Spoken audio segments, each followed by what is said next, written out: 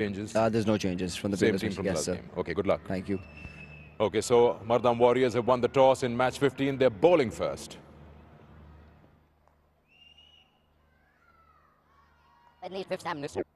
Match 15, they're bowling first.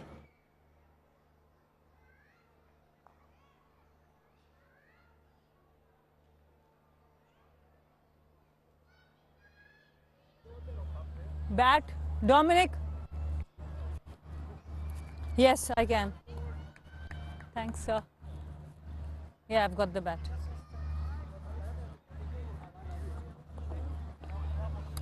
आवाज आ रही है ना एल्विन की? हाँ, सनत? हाँ, आ रही है. वहाँ से होगा? Which camera are we using? इधर से आ जाएंगे, इस साइड से. हाँ. Yeah, just waiting for the camera. Yeah. Yeah. Yeah.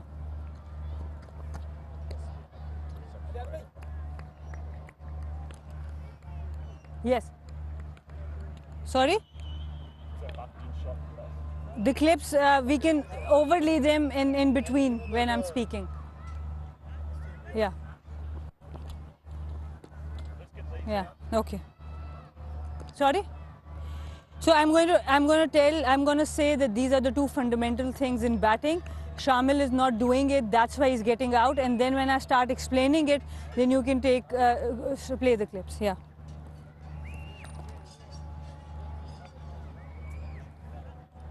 Okay. Yeah. Yeah.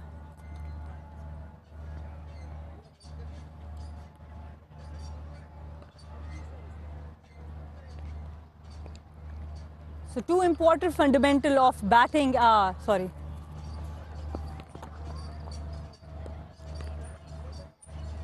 So two important, sorry. Two important. Two fundamentals of batting are a stable base and level eyes. We have been talking about Shamil Hussain and why he's getting out in the manner he is getting out. The number one thing is when the ball is being released, he's not stable. He's still moving while the bowler is delivering the ball. And the other thing what he's not doing right is that his head is falling.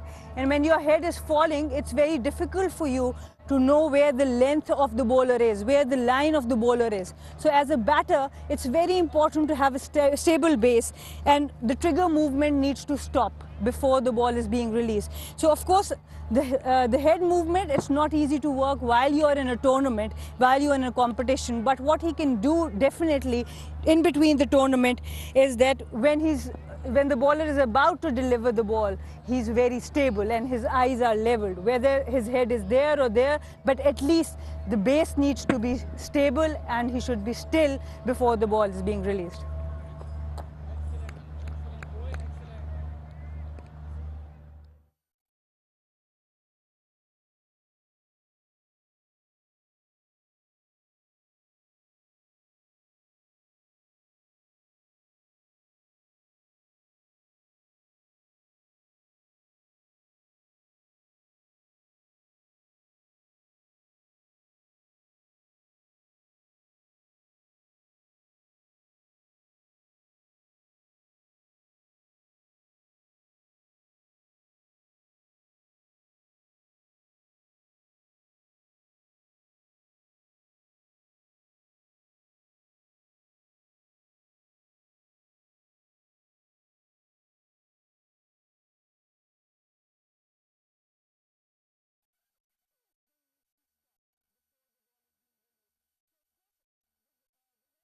It's not easy to work while you're in a tournament, while you're in a competition. But what he can do definitely in between the tournament is that when the bowler is about to deliver the ball, he's very stable and his eyes are leveled, whether his head is there or there, but at least the base needs to be stable and he should be still before the ball is being released.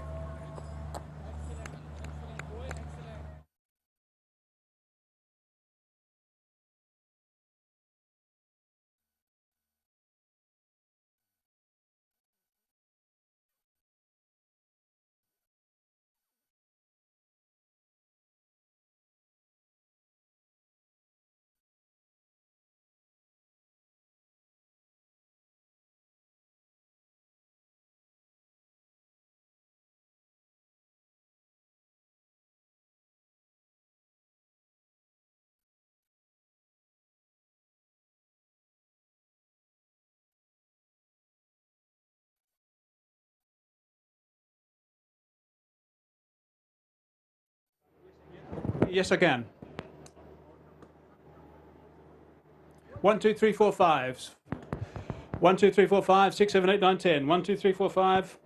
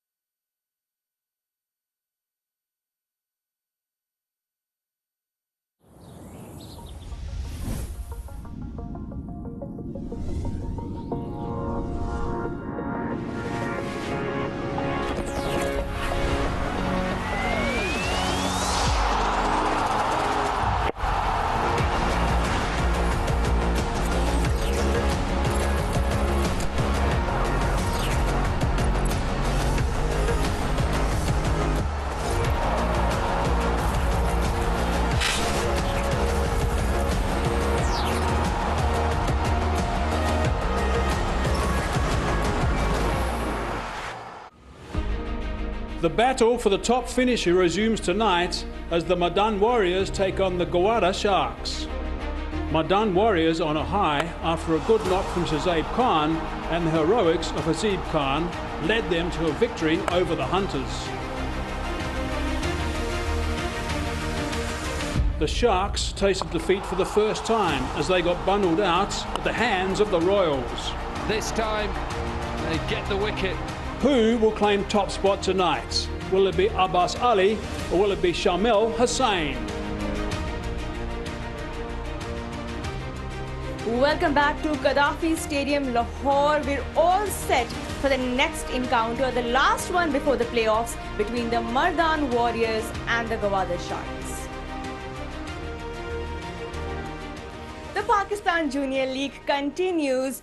Good news is we have our top four, but we're very close to finding out who plays who. That's what we're here for tonight. I've got Sanam Mir and Mike Hazeman with me. Mike, welcome to the Pakistan Junior League. It's lovely to have you on the panel. Raha, thank you. Very nice to be here. Sana, nice to be with you too. Nice to be with you here. Sana, now let's talk about that last game before we dive into the playoffs and who's playing who.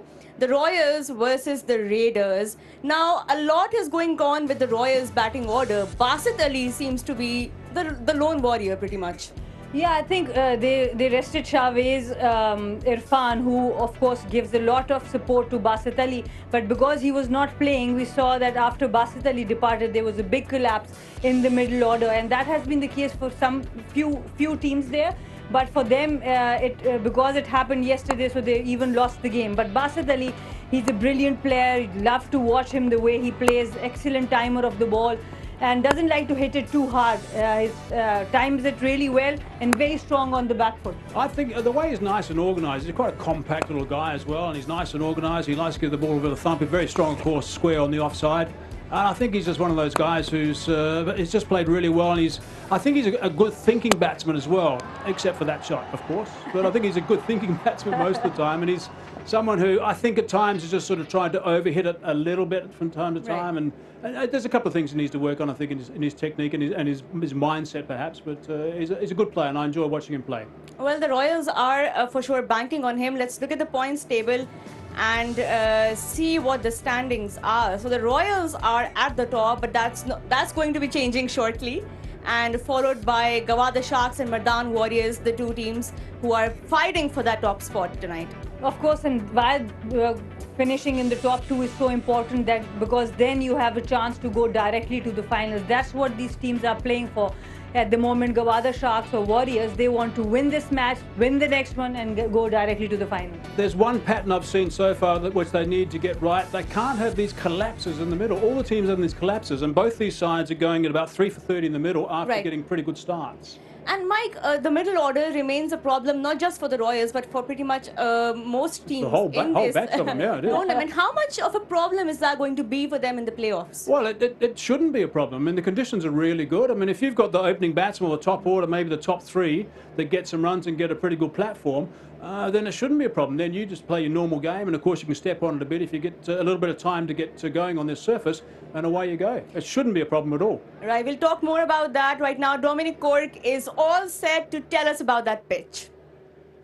Match 15 sees second place up against third place. It's a beautiful evening here at the Gaddafi Stadium. It's about mid-20s and there's a lovely breeze once again. We are using the same pitch as we used yesterday with the double header. This is pitch number 1, pitch number Ek. We've used 5 surfaces throughout this Pakistan Junior League, and all the even numbers go this way. So we're on pitch 1, this is pitch 2, and then we go this way, pitch 3, teen, pitch 5 Panch, and then pitch 7 Sart. So you can see that we've used 5 pitches so far. So this is the 3rd time we're going to use this surface. This is the same surface that England played 2 T20s on and scored over 200 in one of the games. It is test pitch. these actual services have only been relayed for 2 months, so they're playing beautifully. The average score is 137 in night games. 11 night games, 3 sides have won batting first, 8 sides have won batting second. It's a must-win game for a lot of reasons, because whoever wins the game has 2 opportunities to go through to the final. So it'll be interesting to see what they do at the toss, but I expect this to be an absolute brilliant wicket. It has been zabardast all the way through this tournament. Well, Dom certainly has picked up on his share of Urdu with all those numbers and the Zabardast. Thanks, Dom. The pitch looks good. Yeah, Mike, what do you think would be a good total for the side batting first? Well, I mean, Dominic's talking about the average scores and that sort of stuff. And there's no reason why it shouldn't be higher. In a game and leading into the finals and the eliminator and all those sort of games, they should be stepping on it now and raising the bar. They need to sort of talk initially about the 150 mark and adjust from there. Well, let's find out who's going to be batting first. Sikandar Bakht is ready with the 2 captains. Welcome. It's match 15 of the Pakistan Junior League and getting closer and closer to the playoffs. It's an important game. This will decide who will finish in 1 and 2. So the match between Gwadar Sharks, Shamil Hussain, the captain, and Mardan Warriors. Of course, the captain is Abbas Ali and our match referee Mohammad Javed Malik. Let's have the toss, and Abbas has the coin. Tails. Tails is the call. And it is heads. So Mardan have won the toss. Abbas, सबसे पहले बताएं क्या करेंगे? हम लोग bowling करेंगे। Bowling करेंगे। Important match है क्योंकि जो भी 1-2 फिनिश करता है उसको 2 अपॉर्चुनिटीज मिलती हैं फाइनल में आने के लिए, तो उस लिहाज से पूरी ताकत लगानी होगी आज। जी बिल्कुल इंपॉर्टेंट मैच है हमारे लिए भी, गवादर शार्क के लिए भी। कोशिश करेंगे कि जीत ले। ओवरऑल टूर्नामेंट का एक्सपीरियंस अच्छा रहा है, आप टॉप 3 में रहे हैं। जो हम बात करते रहते हैं यहाँ पे कितना स्कोर अच्छा होगा, कितना डिफेंड हो सकता है, ये जरा ट्रिकी क्वेश्चन है। 140-45 तक ही टीमें रुकी हुई हैं। जी बिल्कुल इसी तरह कोशिश करेगा, हमारी बॉलिंग स्ट्रेंथ बहुत अच्छी है, कोशिश करेंगे 140-130 तक रिस्ट्रिक्ट करे। क्या चेंजेस लेके आए हैं टीम में? जी बिल्कुल 2 चेंजेस है टीम में, जुहैब खेलर है नबील की जगह, बुरहान खेलर है ओली की जगह। चलिए, गुड लक। शामिल, आपसे बात करते हैं। ऑब्वियसली चेस करना ही यहाँ पे प्रेफरेबल है, आपका भी यही प्लान था? Yeah, I would have preferred, but it's not a big deal. The wicket's pretty flat. I think जो अपना रोल बेहतर अदा करेगा वो he's got to win the match. तो कितना स्कोर देख रहे हैं, ये सवाल मेरा सबसे होता है, और ऑब्वियसली सारे कैप्टन्स की ख्वाहिश होती है 165, 170 तक जाए, लेकिन रियलिस्टिक क्या है आप? I think 150 is a very mediocre target. I think 170, when you go to high, you can be very aggressive. Over बंदा confident होके बंदा hit मारने शुरू हो जाता है. But I think 150 is a really good target. Okay, what are the team changes? There's no changes from the same previous team from yes, last sir. game. Okay, good luck. Thank you. Okay, so Mardan Warriors have won the toss in match 15. They're bowling first. Well, the Sharks are going to be batting first. Would you take us through that lineup? Yeah, the Sharks. I mean, they've got a pretty good side. I mean, they need some of these guys to really step up to the plate now. Shamil Hussain's got to get some more runs. I mean, they got 180 in their second game, but since then they've been in real problems. Their last match they only got 119 for 8. So they've got to Benkenstein threw his wicket away in the last game as well. So they've got to make sure they play better. And I think that as a group they should be doing that. And when you get to the sharper end of a tournament, when the games really, really count, it's the more experienced players that are really important. So there's the boys getting the photograph. The other thing I'd like to see is I'd like to see Sir Vivian Richards smile today. And the Mardan Warriors, they have made a couple of changes. Ollie Cox, who was not performing as much as they would have liked, has been replaced by Burhan Riaz. Yes, and he's from Belgium. And then Mohammad Nabil, he has been replaced by Zohaib Khan. So overall, their top order looks sorted. With Shahzeb Khan and George Thomas, they have been really good. Hasib Khan has come in with the runs. So overall, a very good, good-looking unit, and now they're gelling in together as well. Right, well, the Sharks are going to be batting first, and they will be banking on their captain Shamil Hussain, who's struggling a bit so far. Let's find out what Sanamir thinks he should not be doing tonight. 2 fundamentals of batting are a stable base and level eyes. We have been talking about Shamil Hussain and why he's getting out in the manner he is getting out. The number one thing is when the ball is being released, he's not stable. He's still moving while the bowler is delivering the ball. And the other thing what he's not doing right is that his head is falling.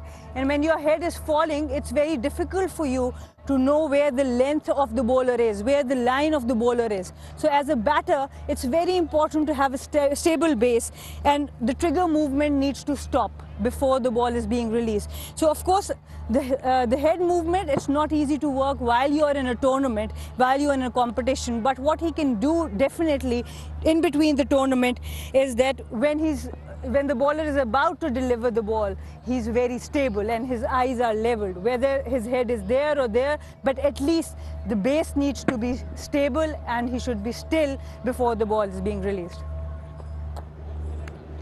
I think that's really nice stuff. I mean, you've picked up something that he can work on, and it's not going to take him long, I don't think, to work that out. I mean, trigger movements, I think, are a really important part of a batsman's game. If you like doing it, it's great. Virtually no one these days stands still. His trigger movement is quite excessive. At the moment, what he can do is actually stand further outside that leg stump, and I don't want to get too carried away with the number 4 batsman at Pakistan Test side, but I think he's a wonderful player, but not getting into those sort of movements. But he can actually be a bit more excessive with his first step, because I can't see him shortening that in the short term. So maybe stand out a bit more. And then obviously he's just got to be a little bit more upright. It's not that difficult to do that. And the timing of the trigger movement, that's important. It needs to finish. No matter what trigger movement you have it, but it needs to finish the time the ball is being released. And that's the number one mistake a lot of players make when they're in bad form. They don't realise that's the problem. Right, well, we've seen a lot of good batters, bowlers, all-rounders already in the tournament. And one of those all-rounders is the Sharks player Arafat Minhas. So let's go and find out more about him.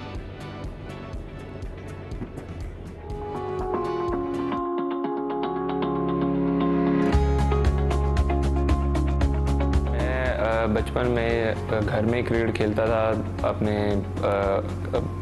भाइयों के साथ, तो वहाँ से ही शौक़ develop हुआ आहिस्ता आहिस्ता। तो जो मेरे फादर थे उन्होंने मुझे देखा खेलते हुए, मैं मतलब गली मोहल्ले में खेलता था क्रिकेट, तो वहाँ से ही फिर उन्होंने मुझे क्लब ज्वाइन करवाया। तो फिर मैं वहाँ से जब क्लब में गया तो क्लब में आहिस्ता आहिस्ता जब जो हमारे क्लब के सीनियर्स थे उन्होंने जब मेरी तारीफ़ की अब्बू को कि ये टैलेंटेड है, इसको आप आगे अपॉर्चुनिटी दें, तो इसी तरह फिर मैं मेहनत करता रहा। जी, मेरे फादर को शौक़ था क्रिकेटर बनने का, तो वो अनफॉर्चुनेटली नहीं बन सके, तो फिर उनका ख्वाब था कि मैं क्रिकेटर बनूं, तो उन्होंने मुझे शुरू से ही ग्राउंड्स में अपने साथ रखा। हमारे साथ सर वेव हैं, मुश्ताक अहमद हैं, ये हम एक्सपेक्ट नहीं किया था हमने कि कभी हम इनके साथ भी ड्रेसिंग रूम शेयर करेंगे, तो ये हमारे लिए बहुत अच्छी अपॉर्चुनिटी है। और बाकी जितने भी कोचिंग स्टाफ के मेंबर्स हैं उन सब का हमारे साथ रहना और उनका जो एक हमारे साथ बॉन्ड है वो बहुत अच्छा है। मैं छोटे छोटे गोल सेट करता हूँ, उनको अचीव करता जाता हूँ, और मेन गोल तो आपको सबको ही पता है कि एक ही गोल होता है कि आप अपने मुल्क को रिप्रेजेंट करें, और मैं चाहूँगा कि मैं मुल्क को तीनों फॉर्मेट्स में रिप्रेजेंट करूँ, और आहिस्ता आहिस्ता छोटे छोटे गोल्स को अचीव करता जाऊँगा, तो मैं एक टाइम आएगा कि मैं पाकिस्तान को रिप्रेजेंट कर सकूँगा।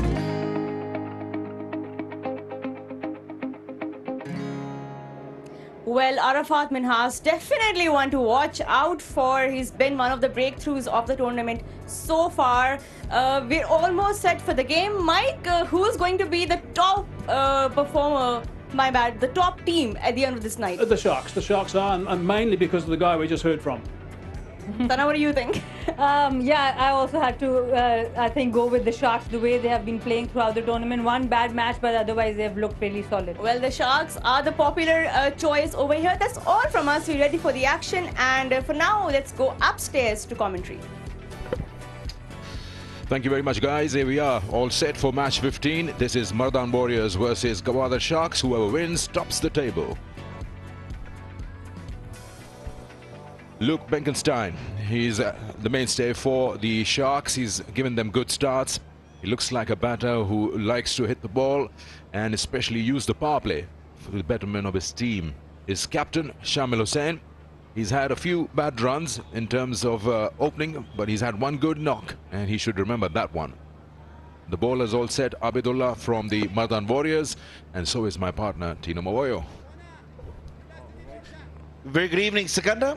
Good evening to all our viewers from across the world, wherever you may be. It's the final group stage game. Whoever wins this will be top of the table, guarantee themselves an opportunity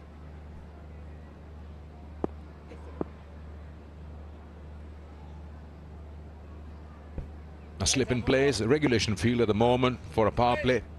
And Luke Menkenstein is on strike from the pavilion end.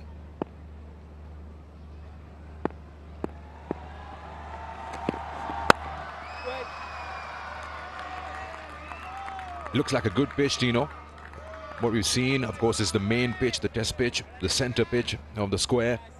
And of course, we've seen a lot of runs between the Pakistan-England series, and this particular pitch was used yesterday for the double headers as well. It's a fantastic surface, Sikandar. Hats off to the men that do all the hard work in preparing these surfaces. They've been good pitches throughout the competition.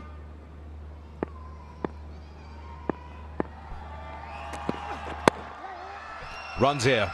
First runs of match 15. And Sharks on their way. It's being sent back. Oh, there is a problem again. Yes and no. It's been the highlight of the league. Should be knowing each other well by now. Other than just knowing each other well, Luke Menkenstein is very annoyed, and I would be too. This is easy 2 runs. Shamil Hussain watching the fielder. He can see what's going on. No problems that would have arisen had he just taken the second run straight away.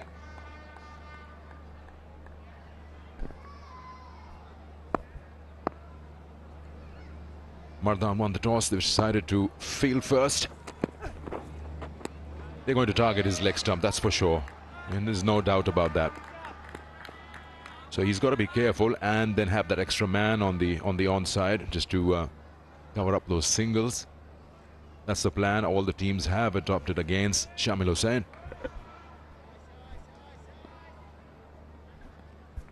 Yeah, we saw a brilliant piece from Sanamir just explaining what he needs to try and do to counteract that problem.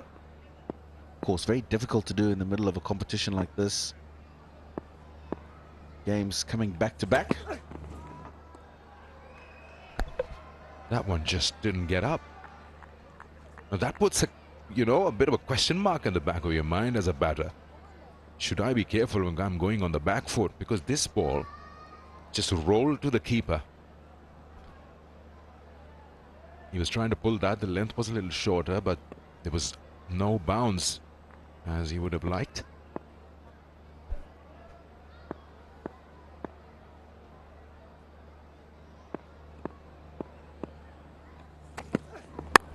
Shorter ball. It's a true bounce now on this occasion. He pulls that away. Won't spare those in the power play.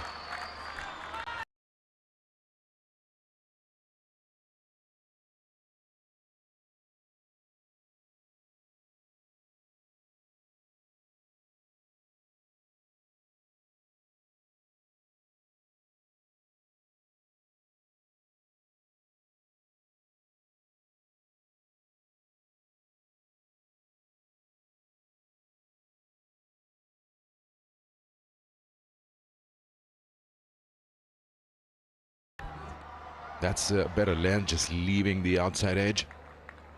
So that shouldn't be a problem for him to ride the bounce. And he stood tall and he played that, watching it all the way. He's a quality player. First time I've seen him play. Been a bit disappointed with the numbers that he's put together, Sikandar, into his 5th match. Just 81 runs. Highest score of 33. He's got all the shots. Play both back foot and front foot. Play seamers and spin as well. Must be looking for him to be a bit more tougher on himself and get some better scores. First over gone. 7 for no loss.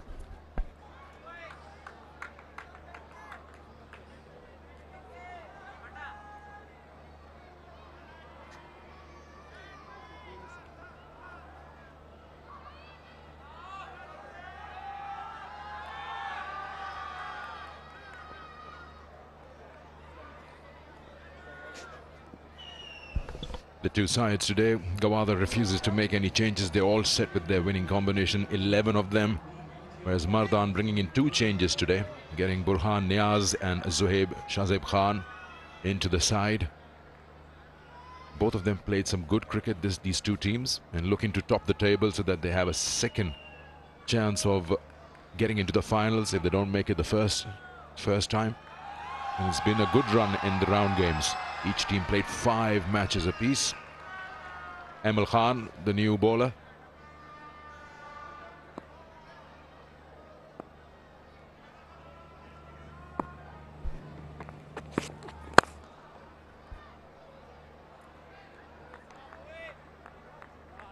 So pretty sure that the sides batting first will now be looking for minimum 150. You get anything more than that, you feel that you're in that comfort zone. Keeping in mind, Mardan Warriors are a very good bowling unit. I think they're a better bowling unit than a batting side. They've got varieties, they've got nice spinners who can bowl economically. Fast bowlers have that swing. It's a nice way of rotating strike. Just play it close to your body, play it down to third. It's got a strike rate of 133 in the tournament, Benkenstein. That's not bad. Someone who plays in the power play. Yes, he's had a good 80, 30 odd. But then when you're an attacking batter, then you are bound to probably lose your wicket once or twice a little early. His best is 33. Yeah, and my point is he's a much better player than that. You've seen him in the power play that you're talking about, the strokes that he plays. Look at that.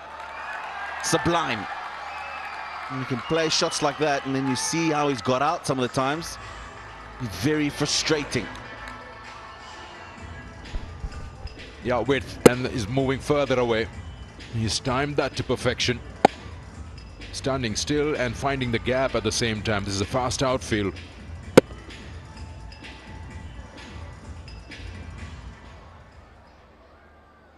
Emil knows that it's got to be a little closer to the body. Yeah, that's more like it. Flying edge down to third. The bowlers have been good from the Warriors, Tino. 5 for Abidullah, 5 for Emil on your screen right now. And then Nabil has got 5 wickets as well. He's not playing the game today. So the fast bowlers have got 15 wickets amongst them from the Warriors. That's the length you want to be bowling to him. Probably 5th or 6th stump. Shaping away. He doesn't quite get his foot going across to the offside when he plays. Benkenstein on the front foot anyway on the offside, so good area for him.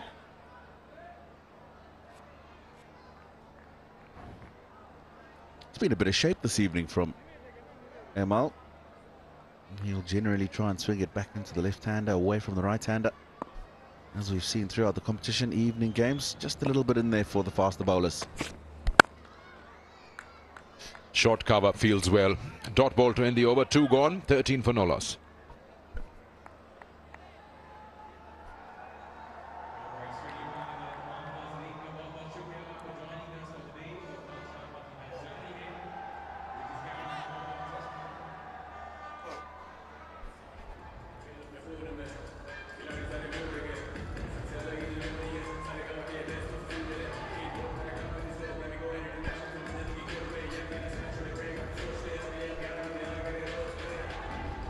They've got a good side. Daniel Ibrahim from England, the overseas player, at number 3. Zulkifal has looked good. Minhas, of course, their mainstay. He's a brilliant all-rounder.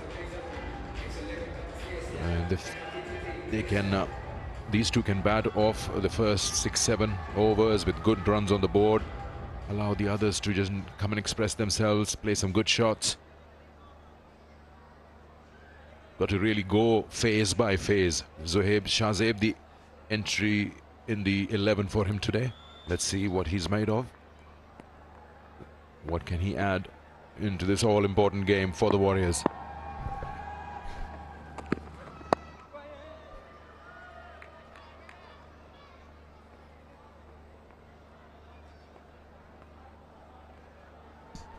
Zek Motor Oil, and you have an opportunity right here. Unveil the real, peel the label to win via lucky draw. Every week, prizes to be won, worth millions.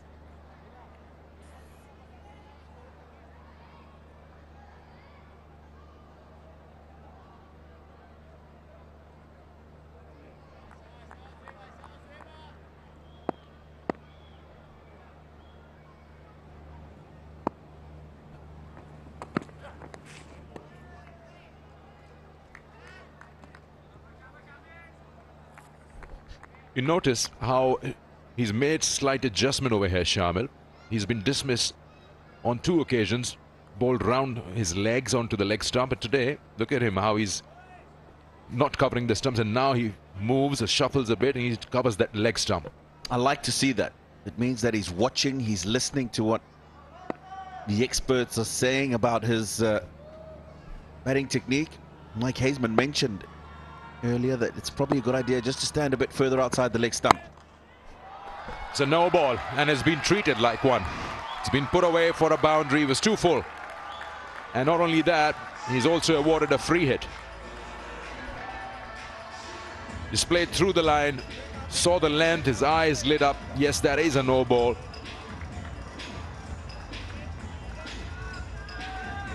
And it was within his reach. He's a tall man, Shamil. He's got a good reach outside the off stump, and he played that deliberately over that 30-yard circle. And then the ball will do the rest. So now it's a free hit. Shamil can hit it wherever he wants with no fear. That's a good ball. He's been hit away. That's well played. Boundary of a free hit. So the first over, and Shahzeb's under pressure. Baptism of fire coming into the team today. That's nicely played. He's picked it up well. Good connection. Finds its way to the boundary. It's been a good over. 11 from it. Just 2 balls bowled in the over. It's the first game for Shahzeb, Tino. First time he's been included in the 11. The captain's there. That's the right thing to do. Just give him the confidence. Just calm him down. I don't know what the umpire is doing in that mini meeting. Something with the shoe he's not happy with, the boots that he's wearing.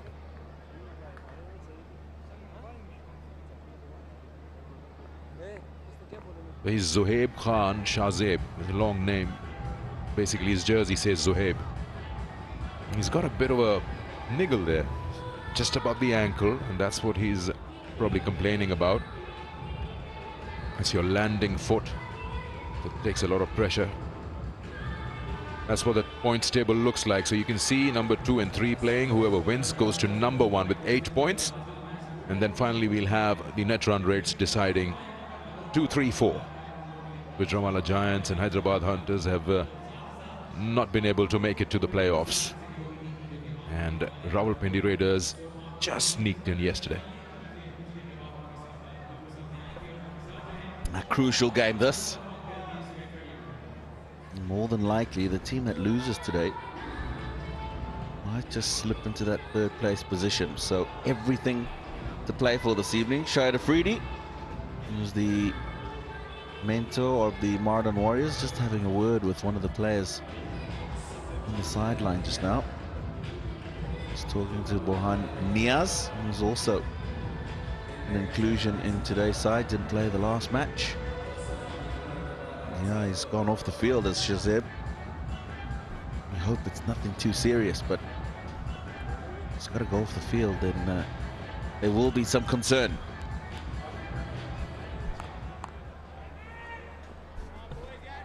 Well, we've seen Shahzeb not being able to complete his over. He probably will get that ankle treated, and meanwhile Abbas Ali, the captain of the Mardan Warriors, will finish his over off. He's got 4 deliveries left in the over. So they're a bowler short now. If he's not coming back, they've got to decide who bowls his remaining overs. There he is. So this first 2 balls of his over have gone for 11, which includes true boundaries and a no ball and a wide ball. So Abbas Ali to continue.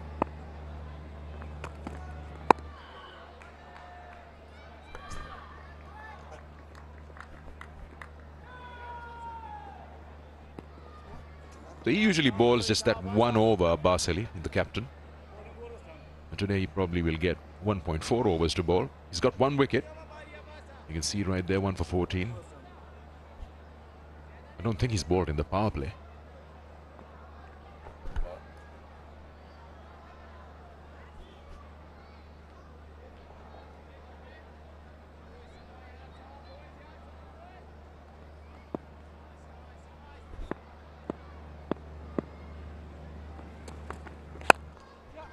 drives through.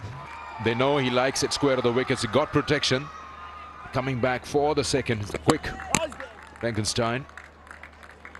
He's so right. If you see his stroke play, he doesn't really move his feet. His hand-eye coordination is good.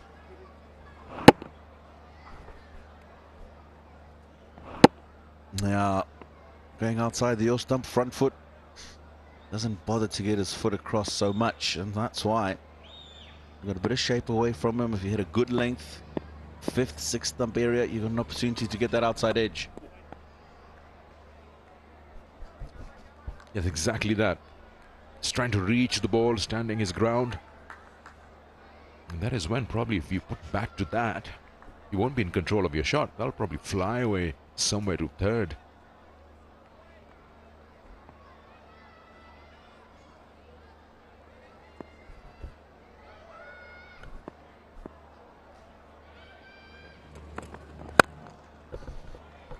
And don't bowl that length to him because he will drive you through. Like he's found the fielder there at short cover.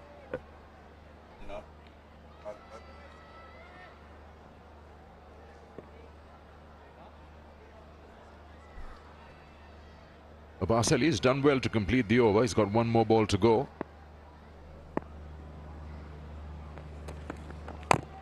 Oh, he almost chopped that back onto the stumps. End of the over, 15 off it, 28 for no loss.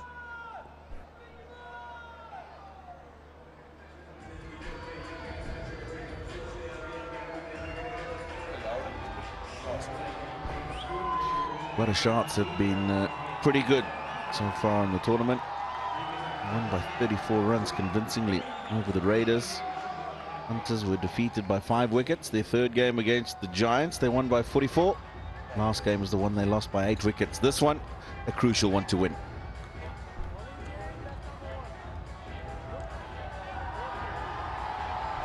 They lost that one game against Bahawalpur Royals. You just could feel a sense of urgency in their batting and shades of overconfidence. And probably a good time to lose one match just before the playoffs, so it just gives you a wake-up call. Spin in operation now. Straight away, we see some changes. Irfan has been given the ball, the left-arm spinner, Mohammad Irfan. He's got 2 for 17, his best in the tournament. In the power play, so that's a bit of a challenge from the FC College end.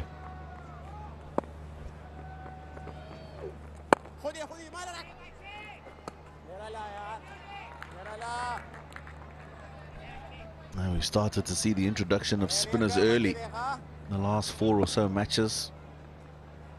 Bowling in the power play.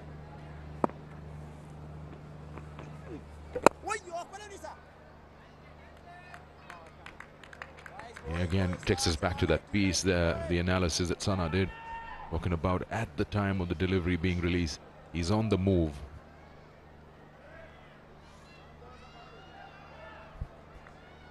It's not a bad start, this. Going at 8.7 runs and over. And they still have quite a few overs left in the power play.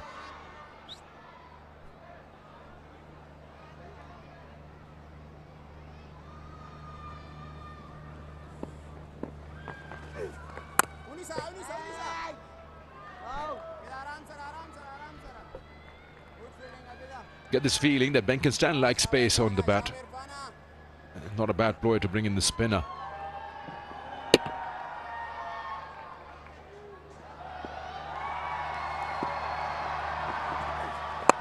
There he comes down the wicket. That's a shot he's created. Very well done. Just over mid-off.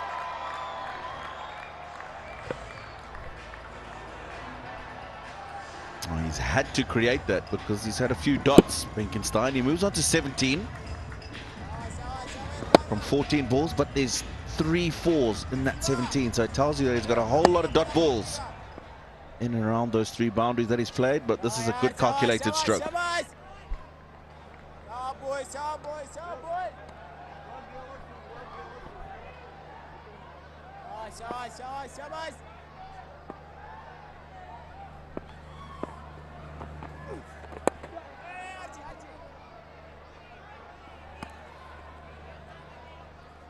That's one way of dealing with the spinners, just creating your own lengths. Saw him coming down and meeting the ball early and then playing that over wide mid-off. And again, the minute he came down, he's got the line of the ball covered and he's played it to perfection. A couple of bounces, another over with 2 boundaries, 37 for no loss. Yeah, just giving himself room outside that off stump and opening up the body so he can access the offside. This is a good shot. Not more control than that first one in the over.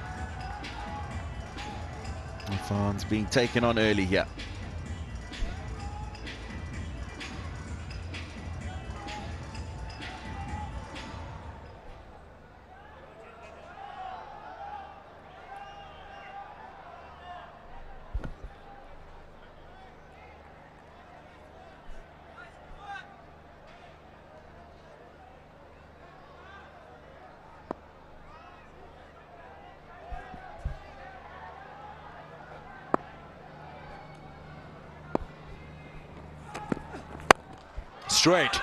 Straight as you like, and hits the parameter boards on the fall.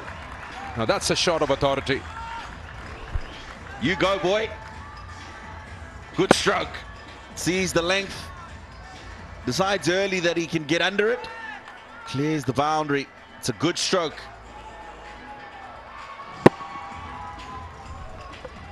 He likes playing that. He's usually very comfortable playing it in the V, and that is probably the right thing to do, especially in the power play when you know mid-on mid-off is up.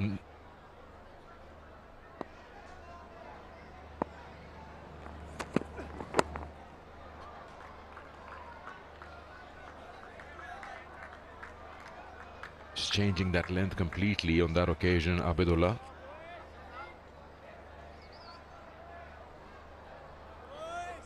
Look at that. I like this boy, Sikandar. He's got something about him. Yes, he struggled a little bit the last 2 or 3 matches, but I like the way he carries himself. Listen to him when he speaks to you a lot at the toss and at post-match. Speaks a lot of sense for a young man. Not surprised that he's been asked to captain this Gwadar team.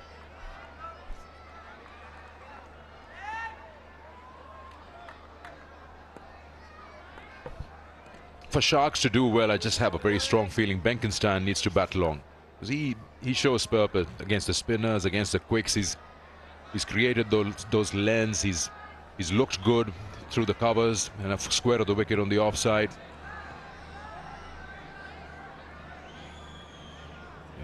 Looks totally in control of his stroke play.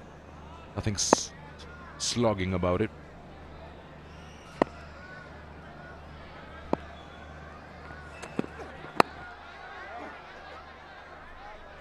It's done well to just keep it down. Holding that grip of the handle is quite loose. Just doesn't want that ball to fly through gully. You got protection. Third is inside the circle as well.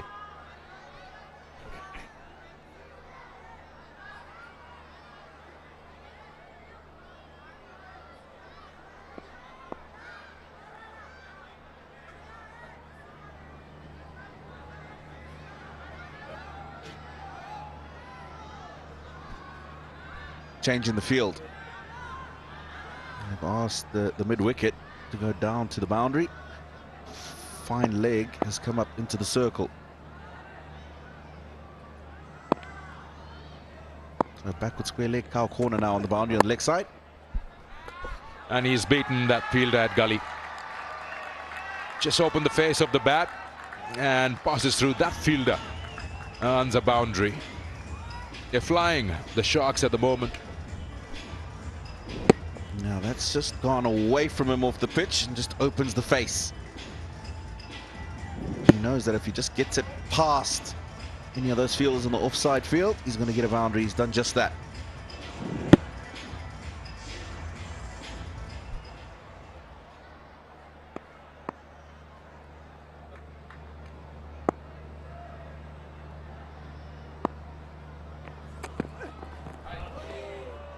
That's not a bad ball. Why be predictable? 5 gone, and the Gwadar Sharks are 49 for no loss.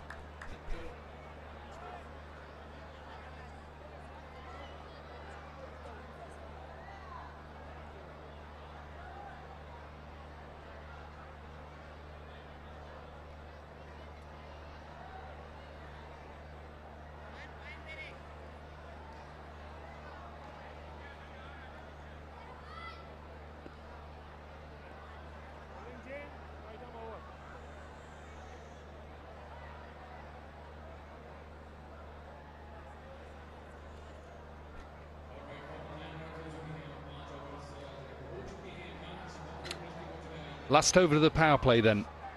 49 without loss. Benkenstein 22 from 17. Shamal Hussain 22 from 14. What a start from the Sharks. Put into bat by the Warriors.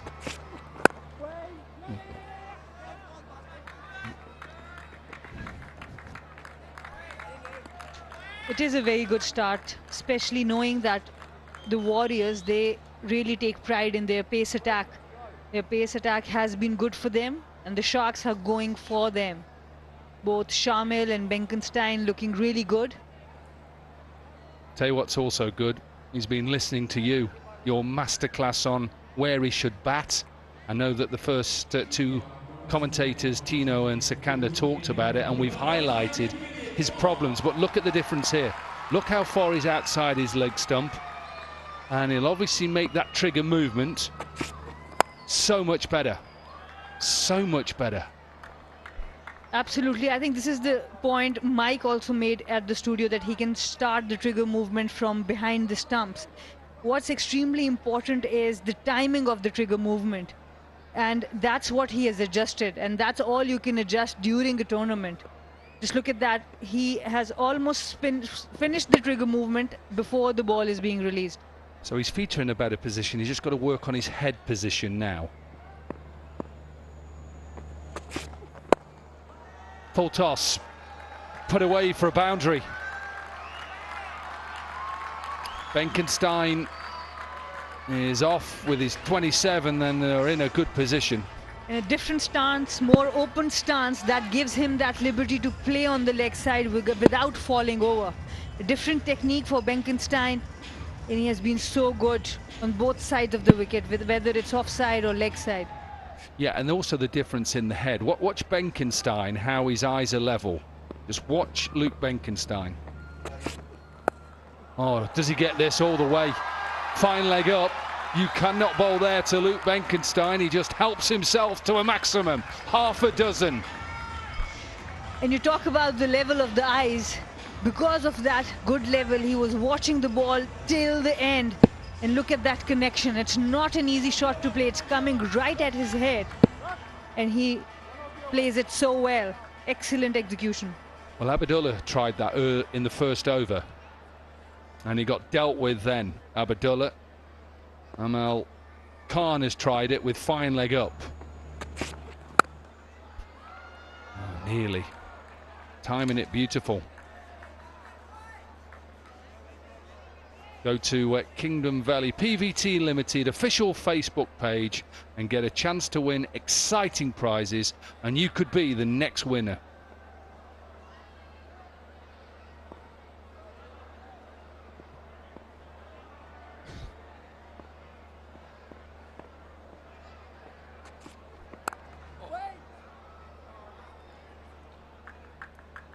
Good over again for the Sharks. It's the end of the power play. They are 61 without loss. Yeah, I was...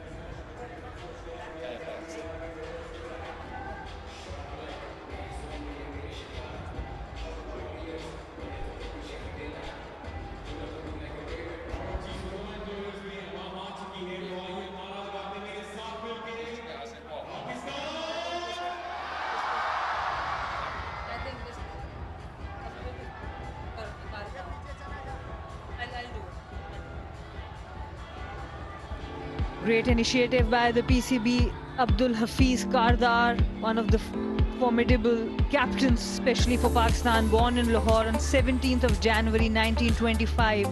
played 3 tests for India on the 1946 tour for England prior to making debut and represented Pakistan and served as the captain and achieved winning maiden series, test series against India.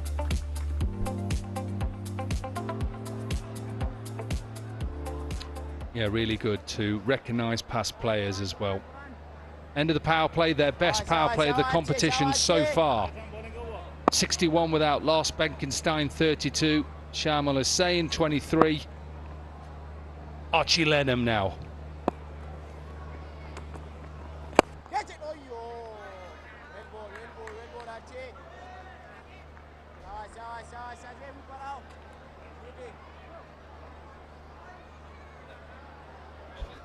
This is going to be interesting.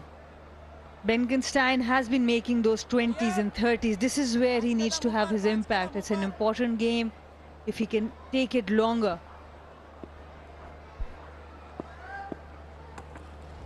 I was just about to say, be careful, Luke Benkenstein, early on against spin, because I know you play the reverse sweep, and they know each other quite well, Luke Benkenstein and Archie Lenham. He'll know that he wants to play the reverse sweep. So a couple of things I want you to look out for here with Archie Lenham.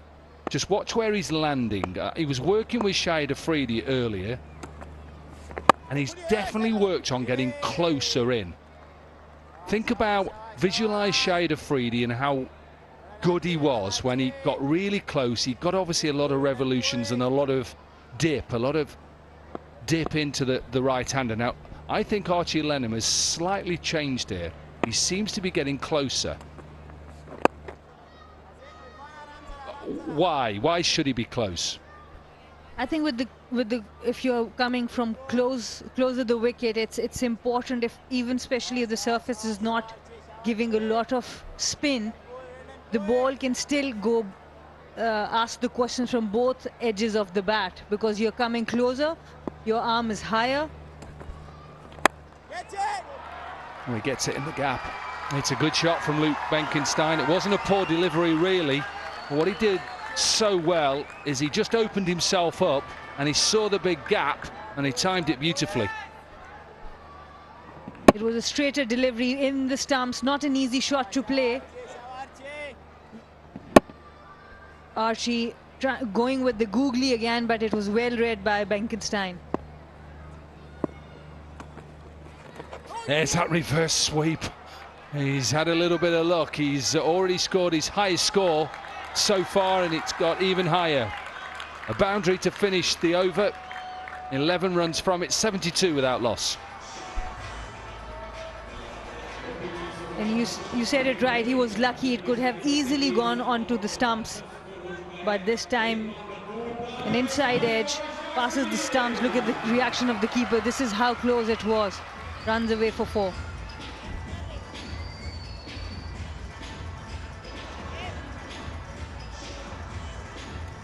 Run rate over 10s.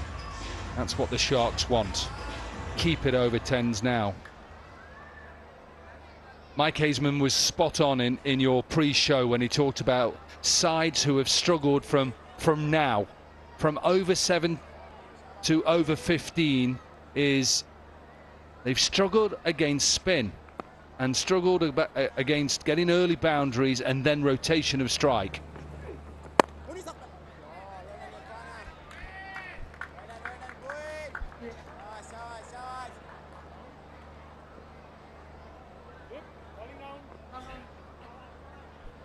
Good to see that there's a few coming in, and crowds have seemed to have got bigger and bigger. It's obviously a Sunday today, so a non-work day. Just remember, it's free to come in. After this game, you've got 4 more opportunities. Tuesday, Wednesday, Thursday, and the final on Friday. Come down. Wherever you are, come to the Gaddafi Stadium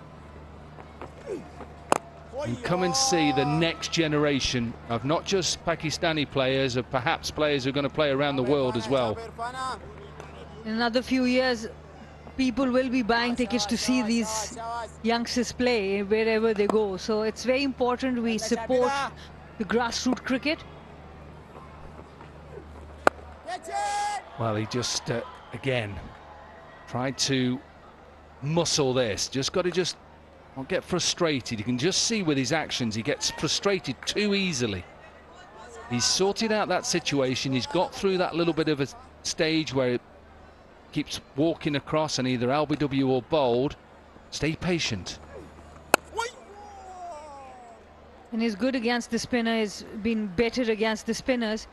But I really like how Irfan is bowling. He's taking the pace off. Decode official smartphone partner for PJL 2022. Visit Decode social media pages and get to win some more fabulous prizes. Just 5 singles so far, and what he has done well is both these batters have looked good against pace. So he's taken the pace off. But Sana, there's nothing wrong with getting 5 singles. There's nothing wrong from over 7 to 10 saying, I tell you what, if we don't get a boundary option, we'll just take 6 and over. Just take 6 and over. Perfect. There's nothing wrong with that. A side are allowed to bowl a good over at you. End of the 8th, 78 without loss.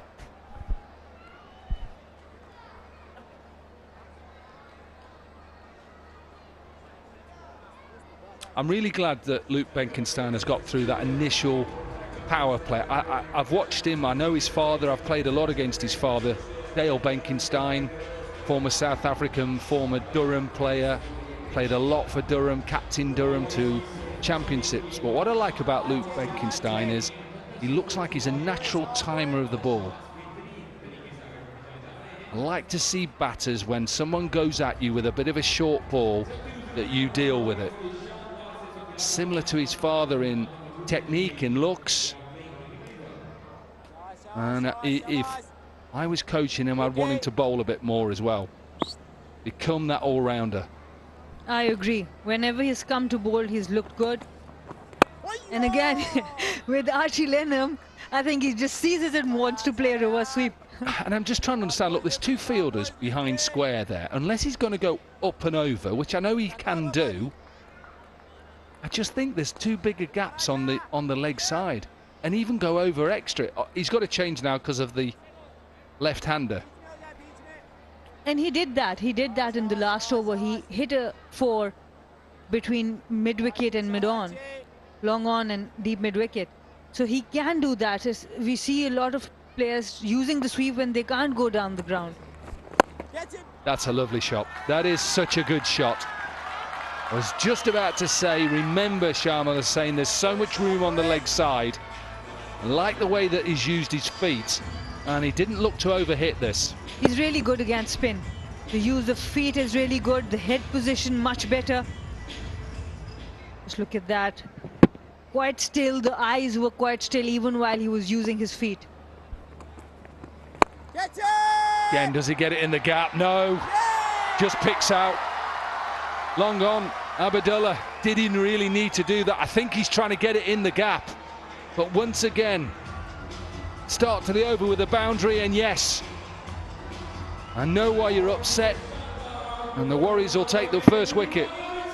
1 too many. He played a really good shot the previous delivery. This time wanted to go to the other gap. He played it straighter the last time, and Archie Lenham, he gets the big wicket. Shamil Hussain has to walk back for 32. Gwadar Sharks 83 for 1.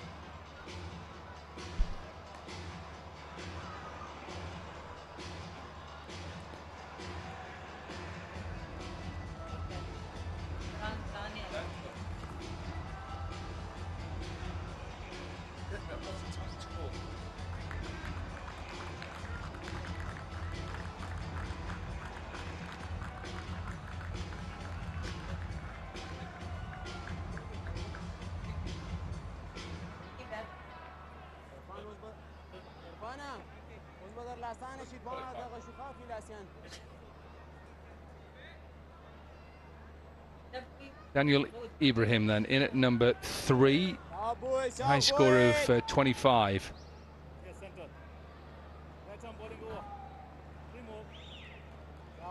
And again, as we've seen throughout the tournament, when sides lose wickets in this mid phase, they all of a sudden just lose that momentum. What they've got to do is make sure they keep... That's out. Absolutely plumb. Goes back to a full ball. I'm talking about losing momentum. This one just stays low. He's definitely got a little bit closer to the stumps, Archie Lenham, and it's working. You called for this wicket, Dominic. We have seen so many collapses in the middle order. Is this the start of another collapse? Archie Lenham coming closer to the stumps. It was plumb in front. It didn't bounce as much as he would have liked, but he was in no position to defend that. Delight for Archie Lenham, delight for Mardan Warriors. Daniel goes for naught. Gwadar Sharks 83 for 2.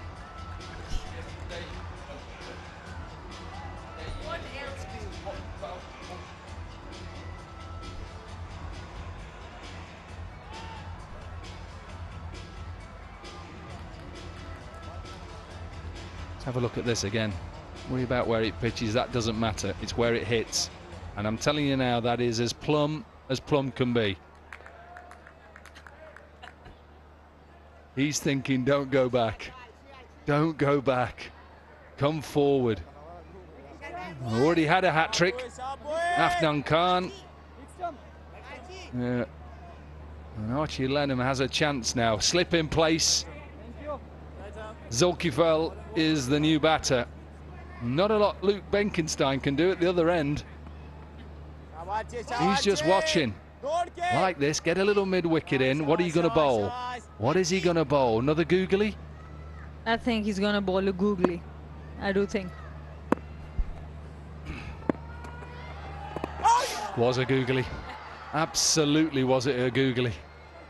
He gets an inside edge. I think it's close if he misses it. And Shahid Afridi would be quite happy as well. The young leg spinner Archie Lenham doing so well. Just look at that, so many revolutions on the ball, directed well, good length, good line.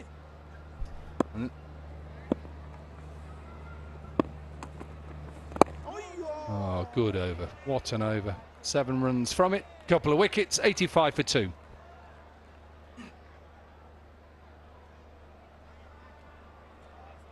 You know, it's great for somebody like an Archie Lenham who can come into a side, and even these Luke Benkenstein are exactly the same. You know, imagine working with Viv Richards. Imagine as a batter like Benkenstein is. Imagine as Archie Lenham working with Shahid Afridi, and the knowledge that he can pass on to you. And it was great to see. I just watched it.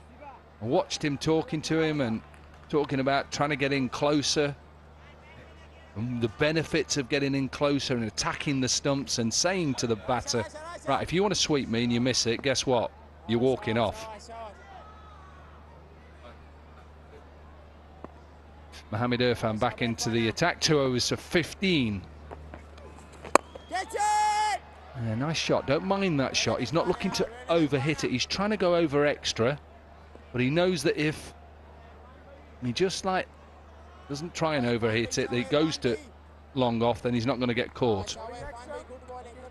When you talk about the role of mentors, we saw their impact even in Shamil's innings. You know that someone is telling him what to do right.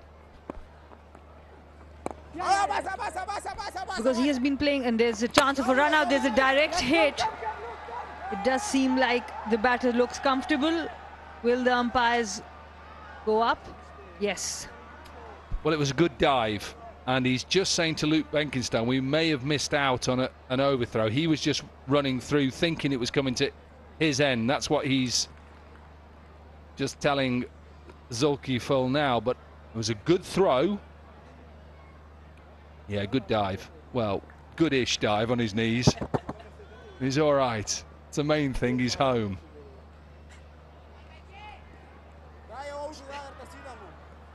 I've seen better dives. So now I know what a goodish dive looks like. Well, it's average. I was just trying to be nice.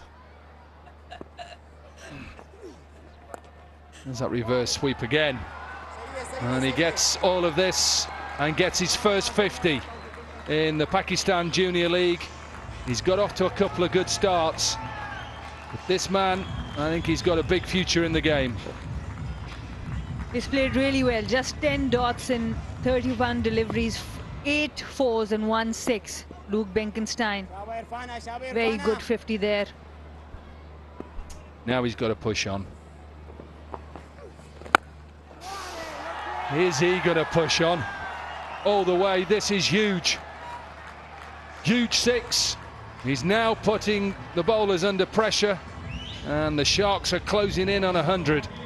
And this is how you make the bowler bowl to what you want to bowl. He has been reverse sweeping them, not thinking that he's going to come down and hit it straight. And that's what he does. After that reverse sweep, uses the feet, goes straight down the ground. What a lovely follow that is by the cameras there. Just watching it sail over. You don't want to see that when you're a bowler, I can tell you.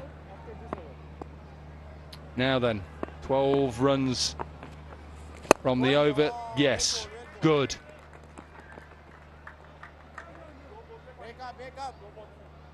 Osaka Battery Tonic. Osaka Battery will give a reward of rupees 10,000 every shot that hits the Osaka Battery Tonic board. Where is it at the moment? It's at long off.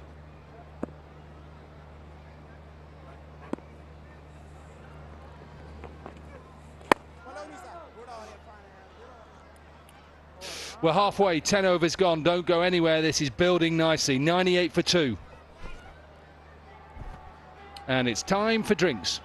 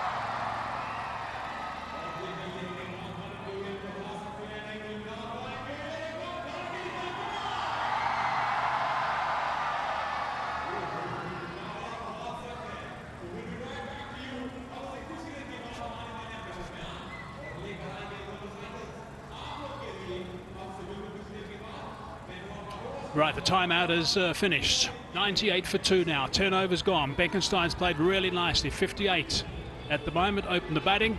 33 balls only. And he's played some lovely shots.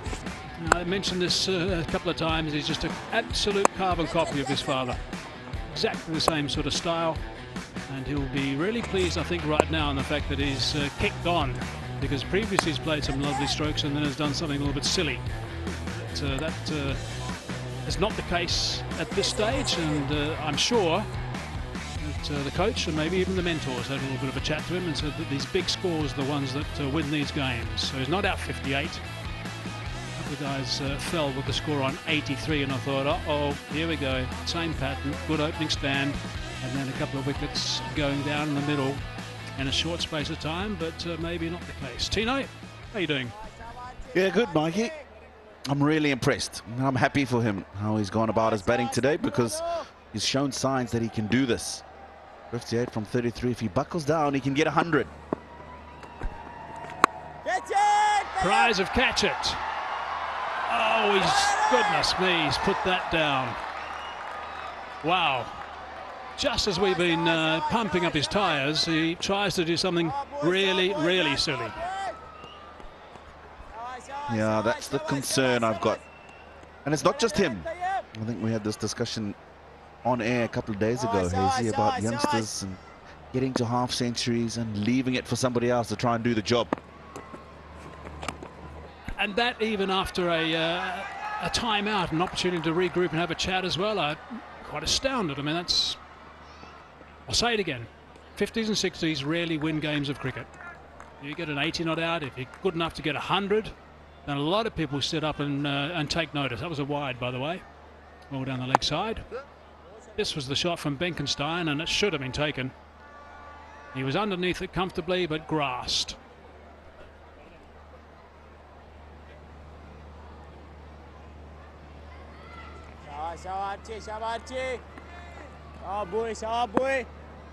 Same as the man that grasped it. It was the wrong one, I think, not just a top. He didn't turn much though.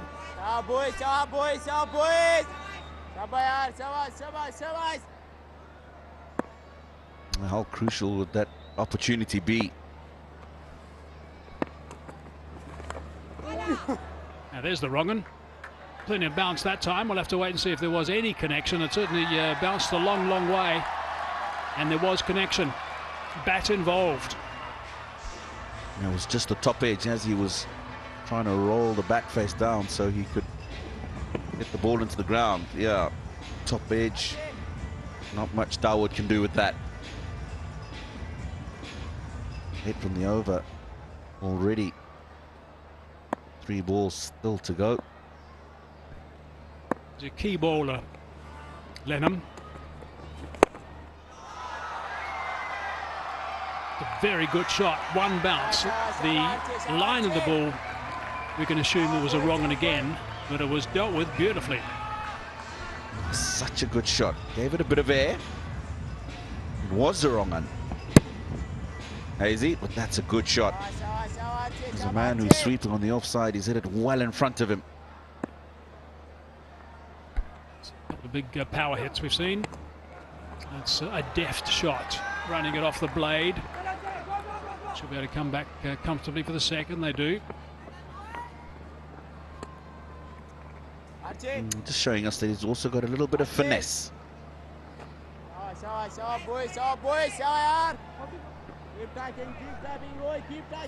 couple of days, the crowds have really been packing in here at the Gaddafi Stadium.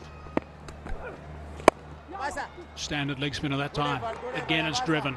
Slightly over pitch. A good indication that the surface is good. We've seen a scramble back for the second, and they certainly think, the Warriors, that that's out. A desperate dive to try and get behind the crease. Well, looking at this with the naked eye, I think he could be in trouble here. Zulkifil, he's decided to come back for 2. I don't know why. Yeah, confirmation well out of his crease. Not necessary at this stage of the innings. Going well, scoring it over 10 and over. You've got 14 in the over already. Disappointed he's given his wicket away here. Zulkifil, he goes for 14. Gwadar Sharks, 1-1-1 for 3.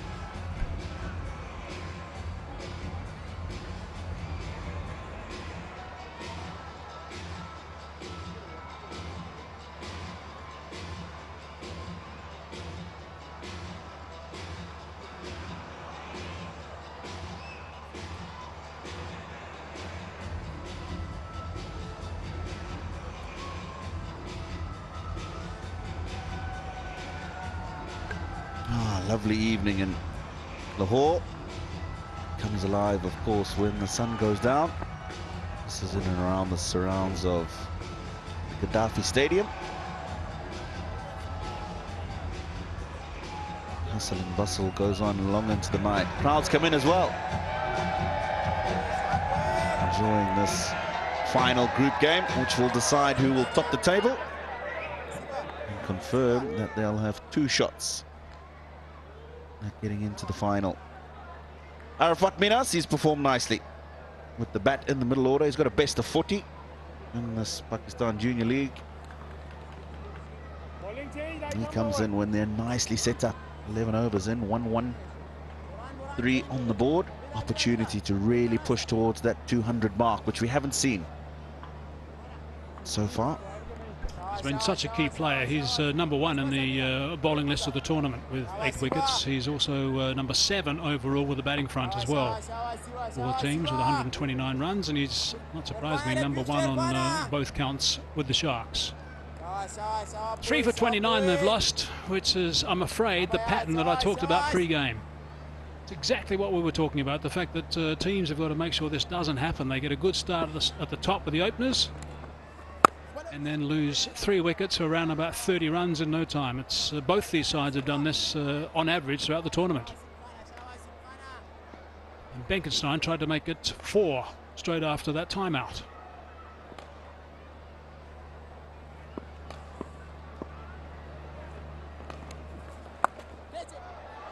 Outstanding, absolutely outstanding.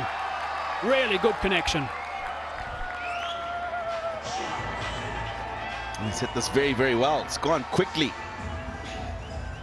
Made the stroke earlier on in the innings. He's executed that well, kept his eye on the ball.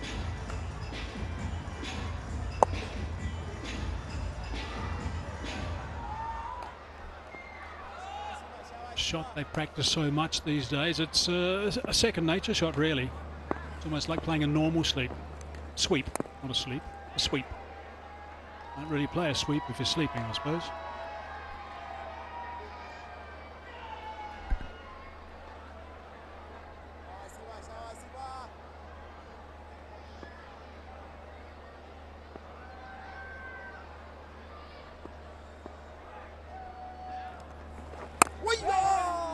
On the back foot, chop that away into the covers. I think we all know by now that these sort of competitions, in fact, no cricket can happen unless we have sponsors involved. In fact, no sport can happen if sponsors aren't involved, and Invrex have been a terrific sponsor. You can visit their social pages and get a chance to win exciting prizes thanks to Invrex Solar Energy. Great that these sponsors have dug deep to get involved in the Pakistan Junior League too. Looking at supporting the younger players, giving them an opportunity, being televised, playing on ideal surfaces, on a big stage.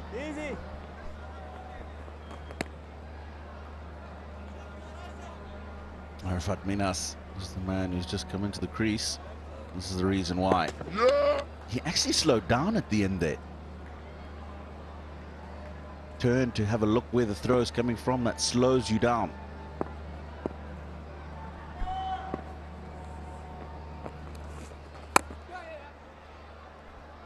Again, looking to give himself some room, but nicely followed. Chased him. Couldn't do too much with him in the end. 7 off that over. 120 for 3.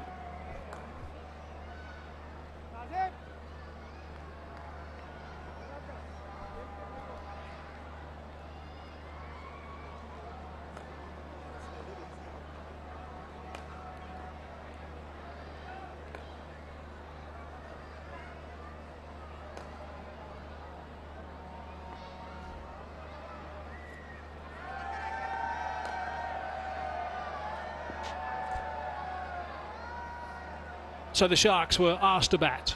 Warriors won the toss. They were happy to do that. Chasing has been the way to go. It's been the most victorious way throughout this Pakistan Junior League. Sharks are talking about a total about the 150 mark. They can certainly get more than that now. If Benkenstein in particular keeps going.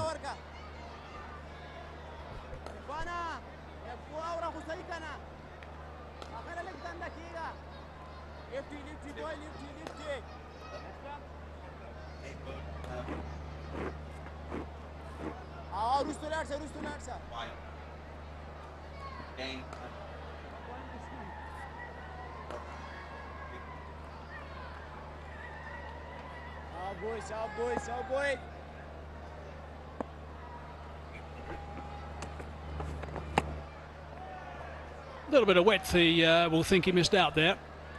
He's been in pretty good nick. Shouldn't take him too long to get going upon first arriving at the crease.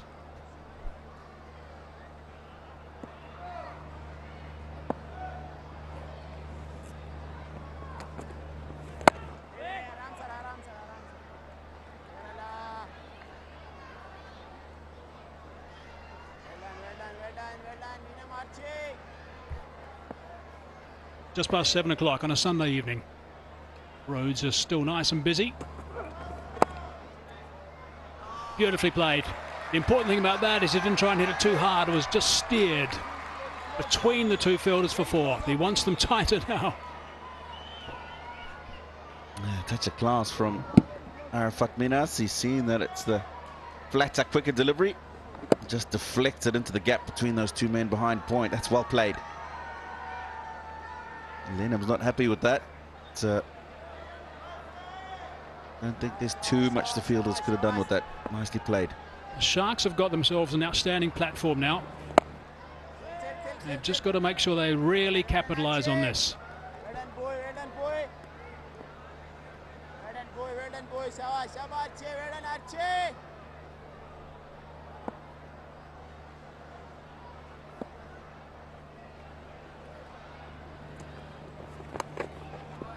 So lovely shot as well, and that's gone for 4. So the boundaries are coming, and coming quite consistently. 9 off the over, a couple of boundaries off that, 129 for 3.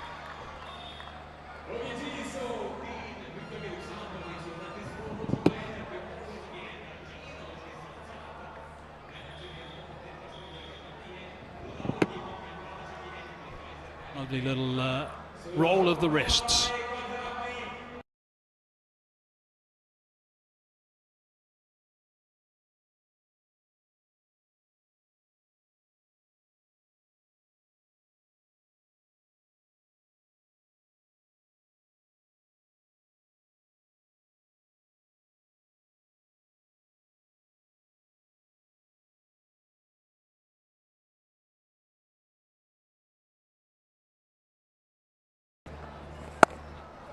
And he was dropped. Yeah, they're going well. Scoring at 10 to the over. 130 for 3. Yeah, still lots of action going on in the streets of Lahore. It's just gone 1900 hours, 7 p.m. here.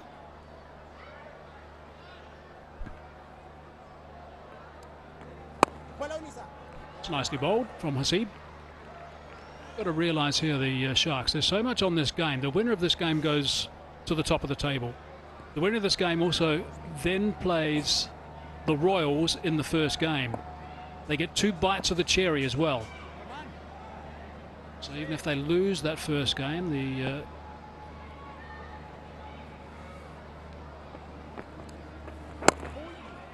correction, the Raiders. Even if they lose that first game, it's going to be on Tuesday, the qualifier, they get another chance.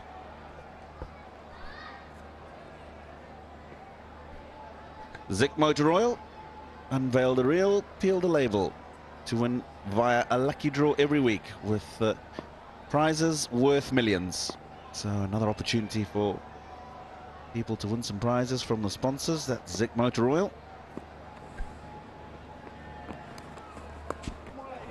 Saw him coming, dropped it short. Got enough wood on it. No, this is well bowled and eventually well played by Benkenstein. Telegraphed his intentions a bit earlier and he saw him and forced it down the leg side. He's done well to make sure he gets something on it. Another couple of runs to the total.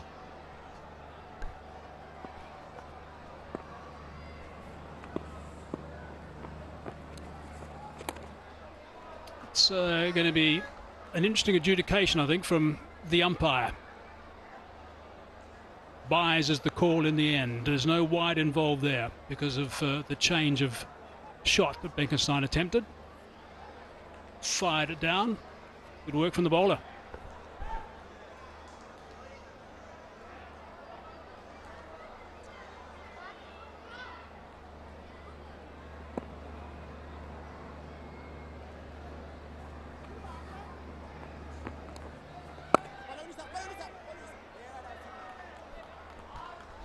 Pretty tidy. Number 14 only goes for 5, 134 for 3.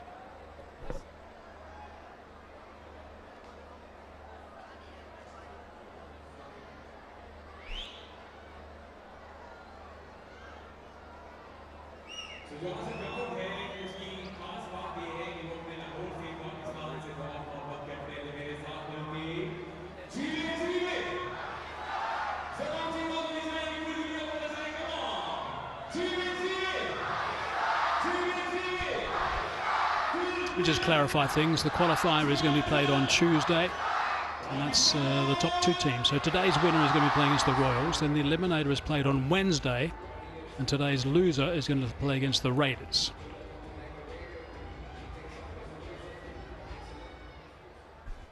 I was just thinking about that and how those final days are set up. So yes, you do get a second bite of the cherry, but it just means you're playing an extra game in there in very limited time. So you just want to make sure you win tonight, you get to the top of the table, win your next game, you've got a couple of days rest. Yeah, it's a big advantage to win that first one and go straight through. Big advantage.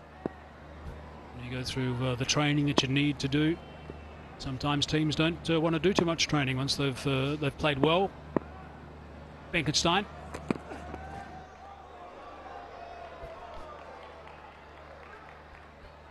Just giving himself some room, trying to exploit that backward point area that he loves so much. He's actually done well here, Abdullah, because he's followed him.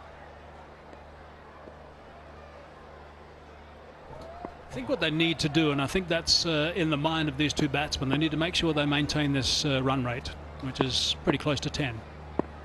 Keep going at that rate. We'll have them right up at a very good total.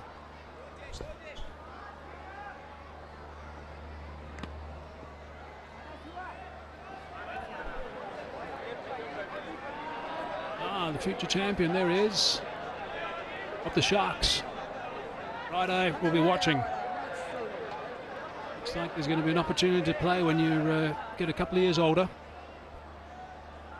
A very serious man. Ambitious, no smile on the face. Sharks don't smile, Tino. They've never, ever smiled.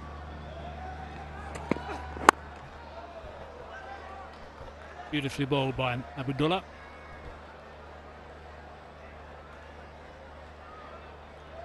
Current rate 9.31 will get them 186. They would like a little bit more than that. That Shark smiling, Hazy? No, that's a snarl. Viv didn't smile once in the last game, and that's why, because he knows.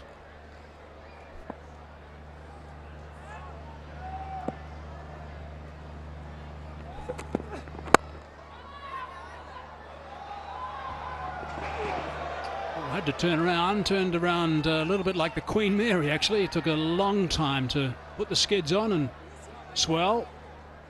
See, no smile. No smile at all.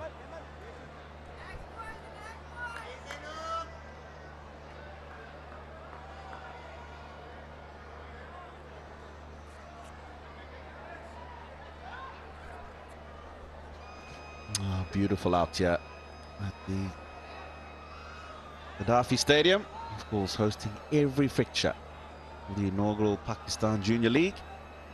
And we're getting to the business end.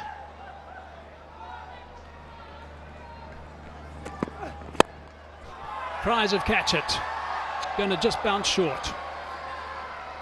Another little mini life. This time Minhouse.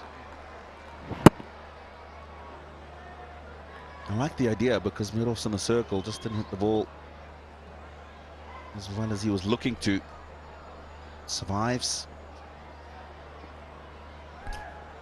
Rather a bit of excitement, I guess, from the batsman's perspective once he saw it was heading his way, but it didn't carry, so there's no life, no chance. Benkestein on strike now. It's a quiet over. 2 from it so far with 1 ball remaining.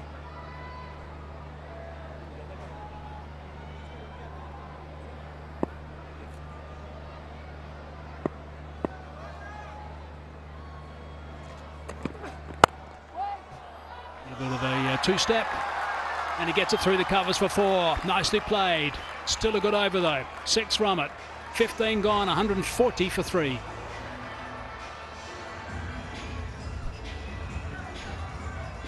Oh, he's giving himself that room again. It's not a bad ball. It's actually a very good shot. He's had to pierce those 2 fielders in that offside. He's done it well. Benkestein looking good. Moves on to 74.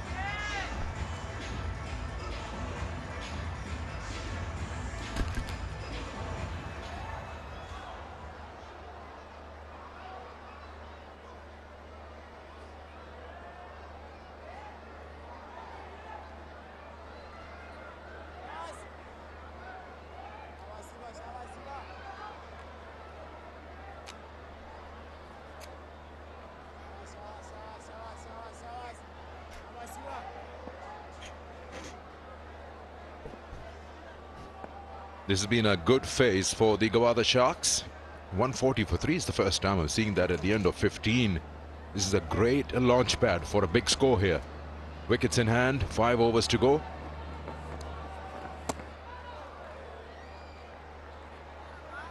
The reason is that they had a very good power play, yes, but Benkestein has stayed. He has stayed for long. But Arafat Minhas not being able to play Hasib Khan this time.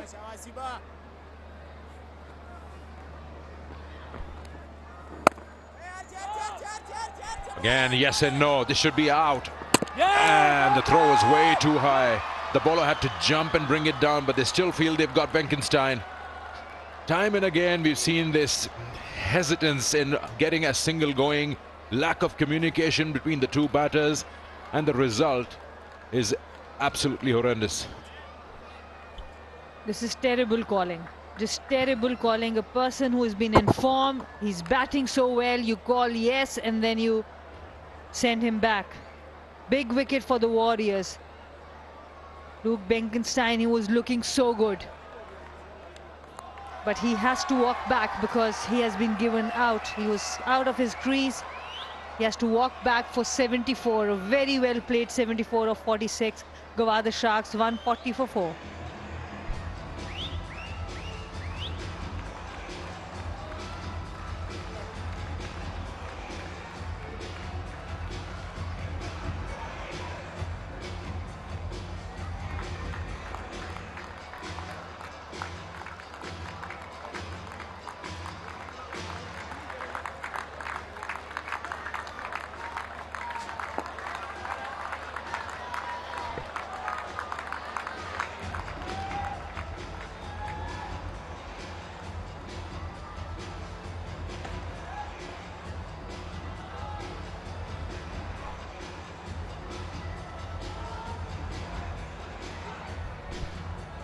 So they lost 4th wicket, and that to the big one. Luke Benkestein out, run out. That brings in Saad at number 6, Saad Masood. 22 his best in the tournament. 5th appearance for the side, so he's been a regular member of the 11. This could be the moment where Warriors can turn it around for themselves and probably end up having them at least 20 short because set batsman is gone. Saad Masood starts with a good looking shot there. Shot of confidence. Sorry, Arafat Minhas, and this is not something good. Arafat Minhas called Luke Benkestein. He was also ball watching, but he went for the call of the partner. Miscommunication there. Look at that. No, you cannot say no halfway.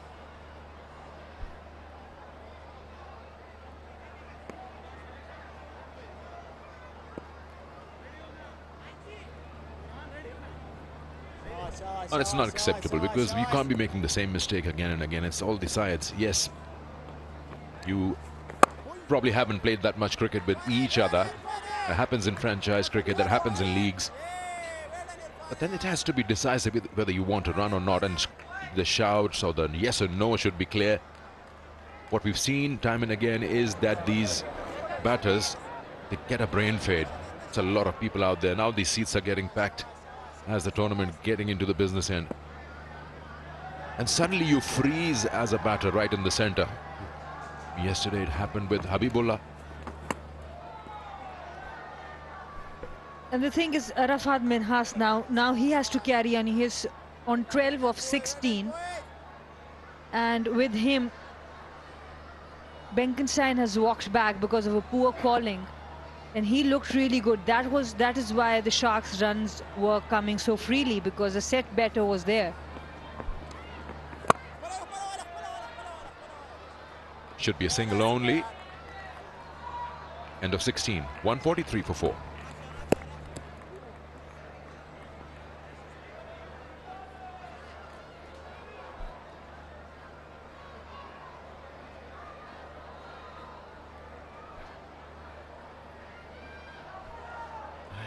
There's a playoffs tree right in front of you. We all know that qualifier 1 allows you to have a second bite of the cherry, even if you lose. Benkenstein has walked back. There is a bit of pressure now on Arafat Minhas. He's trying to hit it too hard.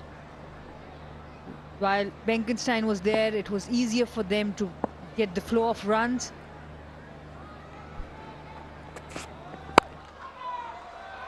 Nice looking shot in the gap, hit hard along the carpet, hits the boundary rope.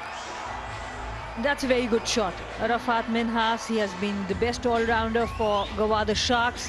He's been trying to play this shot for a while now. This time middles it, rises with the bounce, plays it on the top, back foot punch, and it races away for 4 runs.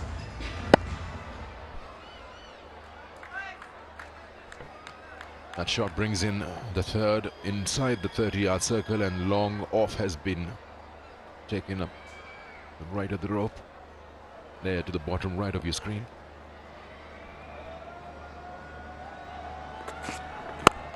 Good shot. The sound of it tells you don't need to look where it's going. It will sail over any ground, no matter how big it is. That's a 6 everywhere. Arafat Minhas showing the range of his shots. The last one to the offside, this time to the leg side. A little falter in the length, and he punishes the bowler for the maximum. Excellent pickup there. Wonderful batting. Bowler under pressure now long on in place. It's getting spread out in front of the square now, the field.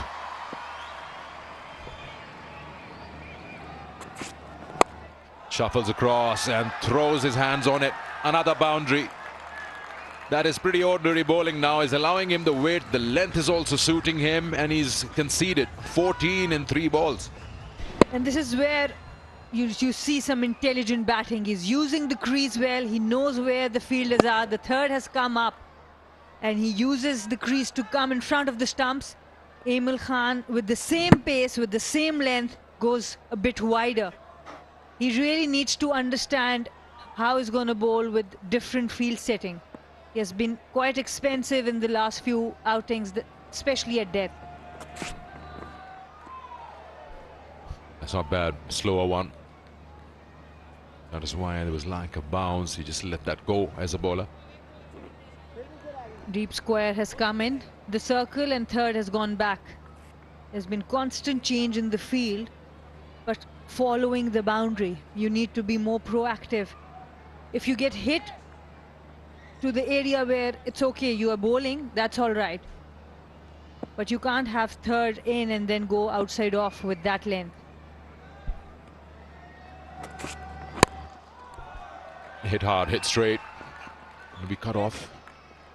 Yeah, that's what you call symptomatic treatment. Wherever the boundary is hit, you place a player. 17 gone, 158 for 4.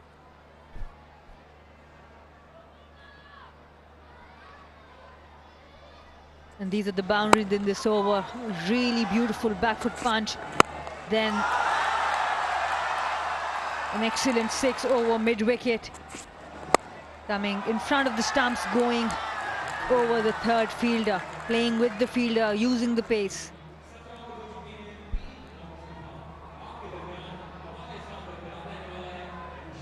Gwadar Sharks have been on the attack, just in the middle. Just lost a few wickets, but they didn't lose any momentum because Luke Benkenstein was there. Only after the 15th over you saw a bit of a dip, but otherwise you see big overs, at least 5-6 of them in this innings.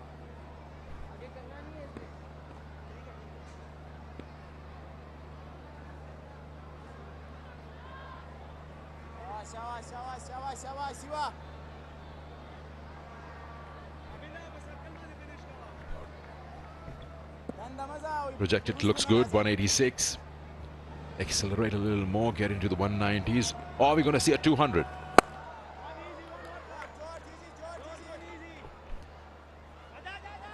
I do think that they should, on this pitch, look for that 190, 200 mark. They have the platform. But because of that wicket of Luke Benkenstein, they might be looking at 180, 185 from here.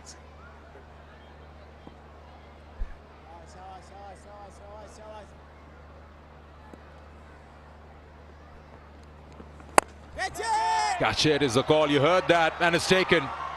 Very well judged. Very good catch from George Thomas down at wide long on. Dismisses another batter. This will help the Warriors.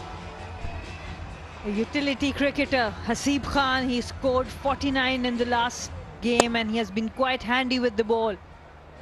Very well supported by George Thomas on the boundary.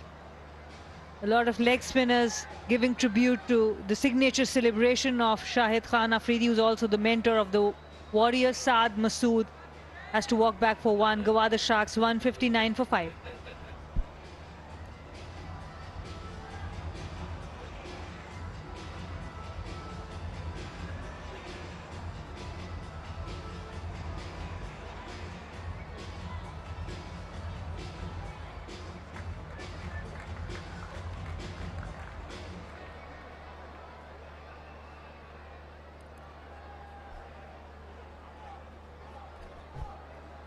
Hasib Nazim, the new batter in. 26 not out his best. He's also one of those players who's played all 5 games till now for the Gwadar Sharks. Gwadar Sharks is one team hasn't really made many changes in a particular game. They like to stick around with the 11 that they've chosen.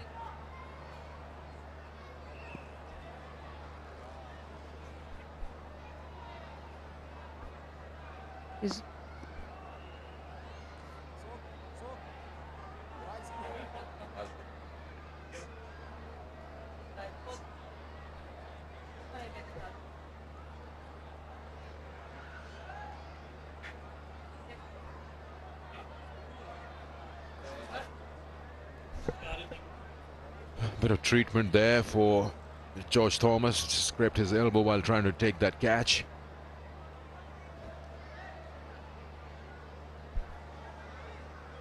Minas is probably going to lead the attack if they need him till the 20th. Love the number of people coming in to watch these matches here. Of course, it's Sunday, day off, but the matches do start around 6 o'clock, the first ball, so the kids can come in.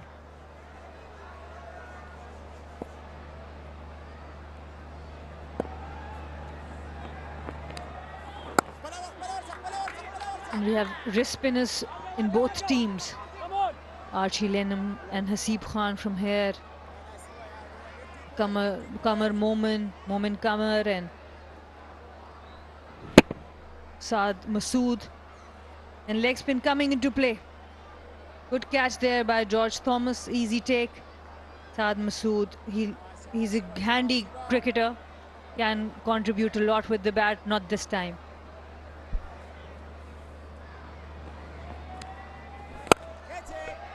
Oh, he's dropped it.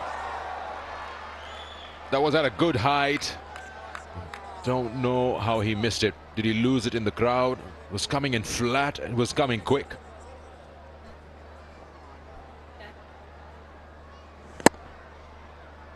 Arafat Minhas, he has been looking good. Easy catch there. Mohammad Irfan dropped it. Hasib Khan getting the batters play the shot.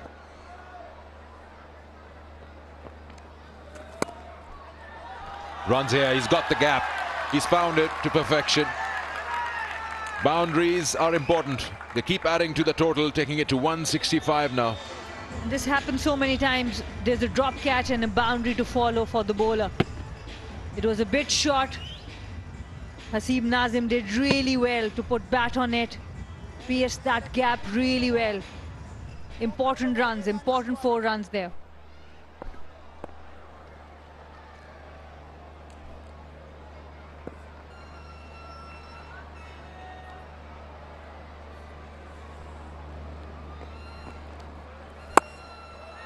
Not shying away from flighting it.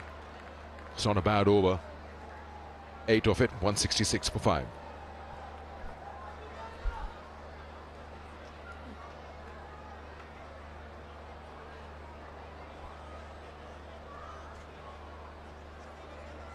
This has been the story of Gwadar Sharks so far. Luke Benkenstein, 74 of 46. What an innings that has been. That was cut short by a run out. Shamil Hussain with 32. Arafat Minhas also looking dangerous, 30 of 25. So 12 balls to go now. They've been scoring well, Gwadar Sharks, at just above 9 runs and over. So in 12 deliveries, if they can add double that, 24, that would be a good score. That's bare minimum. You're talking about 12 and over.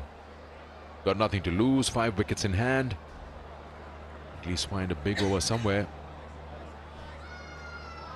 Yes, with that they can reach up to that 190 mark, and they would want to reach that mark after the start they got. But that's the worst one. Goes to sweeper cover, just a single. Abdullah in his last over, he has been pretty good with the new ball for Mardan Warriors. Their seam attack has been quite impressive. Emil Khan, I think the problem with him is only the field setting. He doesn't know exactly which field setting, which ball to bowl. Otherwise, he has been good. Abdullah has been good both with the new ball and with the old ball.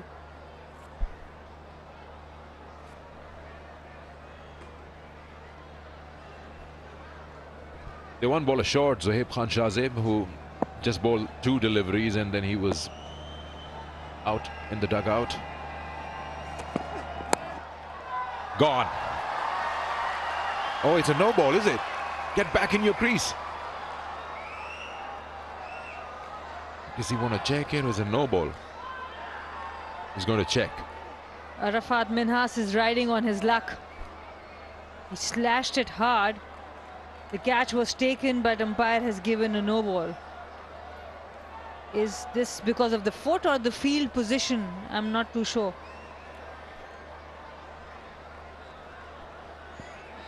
Well, He's taken his decision back. The umpire has taken the decision back, and Arafat Minhas has to walk back. The bowler was all right with the front foot. Not as lucky as we thought for Arafat Minhas. He has to walk back for 30. Gwadar Sharks 167 for 6.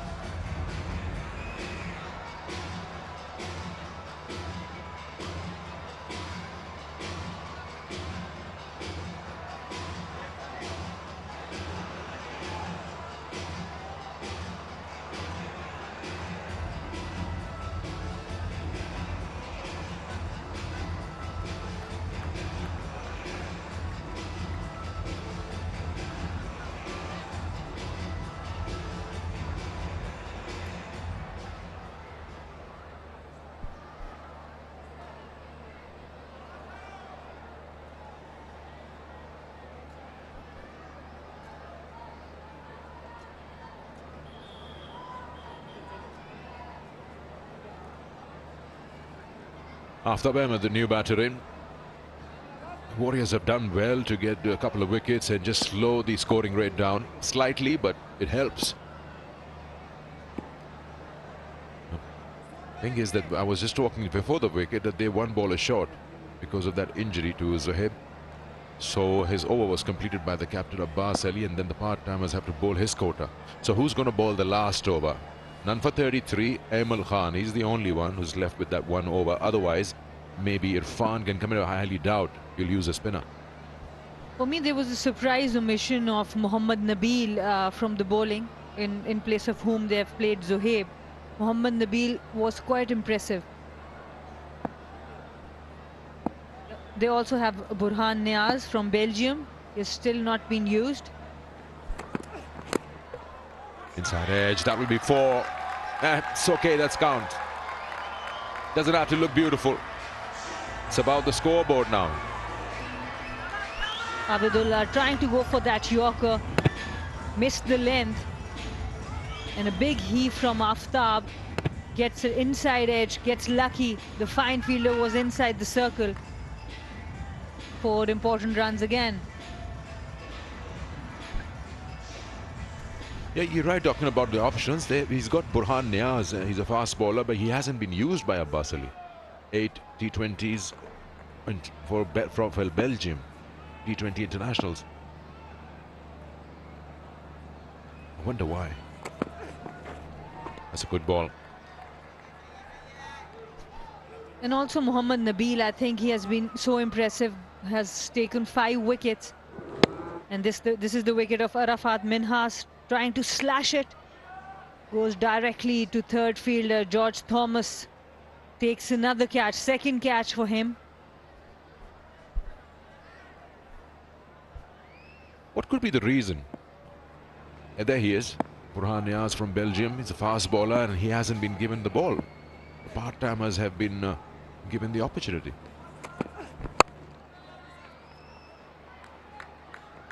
I think you'll have to ask that in the presentation from the captain, whatever the result of the match is. Yeah, I would, but by then the match would be over. I'm thinking about the last over. Someone is going for more than 10 runs and over, and he has to bowl the last over. They have other matches to come. Important questions. Mohammad Nabil, I do think he was bowling pretty well for them, for the Warriors. They are missing him at the moment. The Gwadar Sharks, even while stumbling in the middle, they have still managed 172. Shot. That's a good shot. He's launched that over extra cover. 19 gone, 176 for 6. Haseeb Nazim, just look at that shot. For someone who has come at number 7. Up and over. Such a good contact. It was outside off, up and over. As easy at it as you like.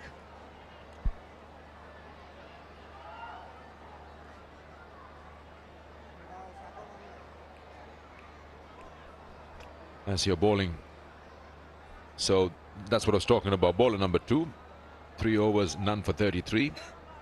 He's probably the one who just been the expensive, and then of course they've got Abidullah, who's got 1 for 35 and is done with this quota.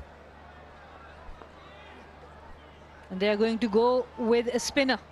The last over of the innings, Mohammad Irfan, he has given 28 for 3. Not many times that we have seen a spinner bowling the last over in Pakistan Junior League. Mohammad Irfan will be given that responsibility from the Warriors.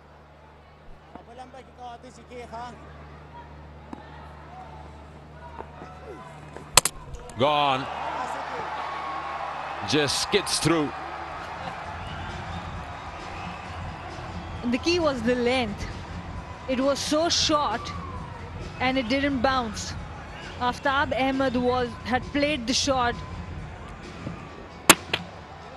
much before. Just look at that length. It's really short, but directed right at the stumps. Very flat.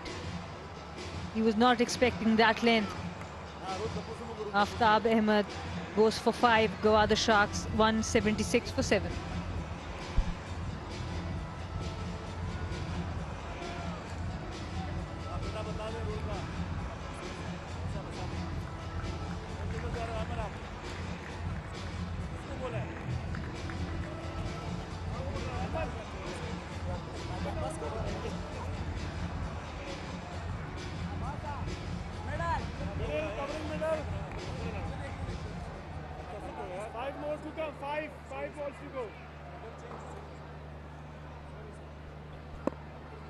5 balls to go in the innings. And 176 for 7. They've managed to score 37 and they lost 4 wickets since over number 15. That should be out. That's got to be out. Yes, it is. It just takes that front pad and just goes right through. Would have hit middle off. And they're going for the review, checking if he has any kind of slug. Mohammad Shoaib. He knows he's out. He's just using the review. The only luck he will have is if our equipment breaks down. That's the only luck. He's been given out on field, and I don't see that ball missing the set of stumps. Unless he's got an inside edge or something, which none of us have seen. Yes, that is middle off. Hits him on the knee row.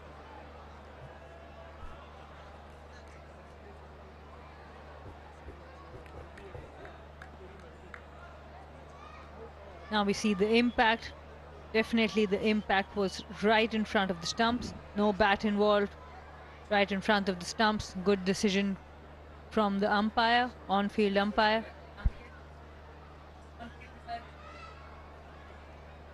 Imran Javed, the umpire, getting it right. Irfan Khan is also giving it out. Mohammad Shoaib goes on the very first delivery he faces. Gwadar Sharks 176 for 8.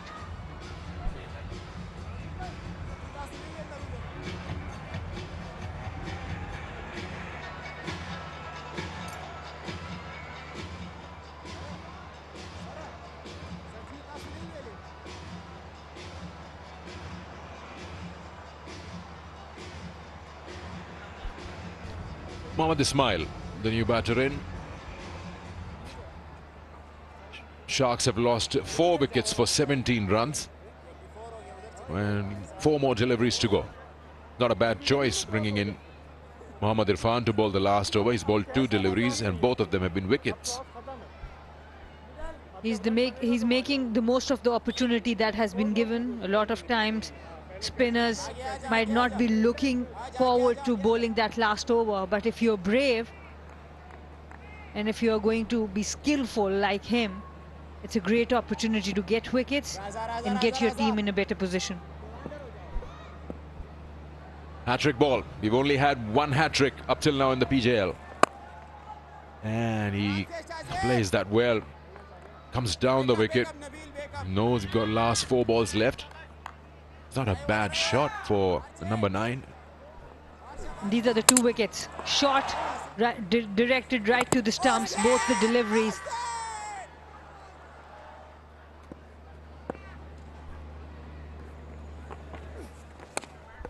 Almost had a 3rd wicket in the over. Inside edge, short fine in action. 4 balls gone and just 1 run, 2 wickets. Excellent over so far.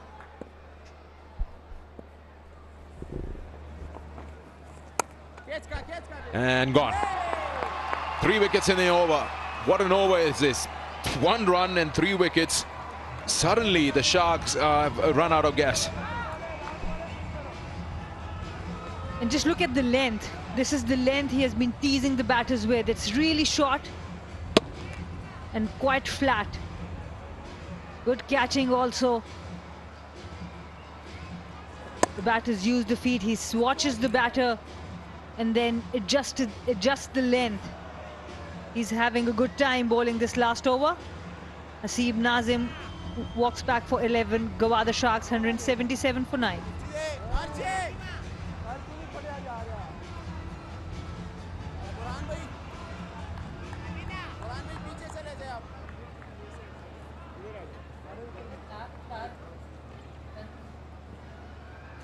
Extra में 1 more 2 ball. 1 ball बाकी 1.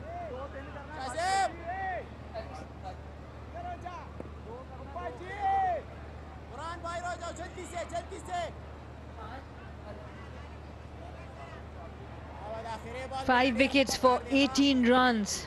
That's what Warriors have taken and the Sharks lost. Last ball is a dot ball. And this over will be remembered. They have taken the momentum away from the Gwadar Sharks. Just 1 run and 3 wickets in that last over.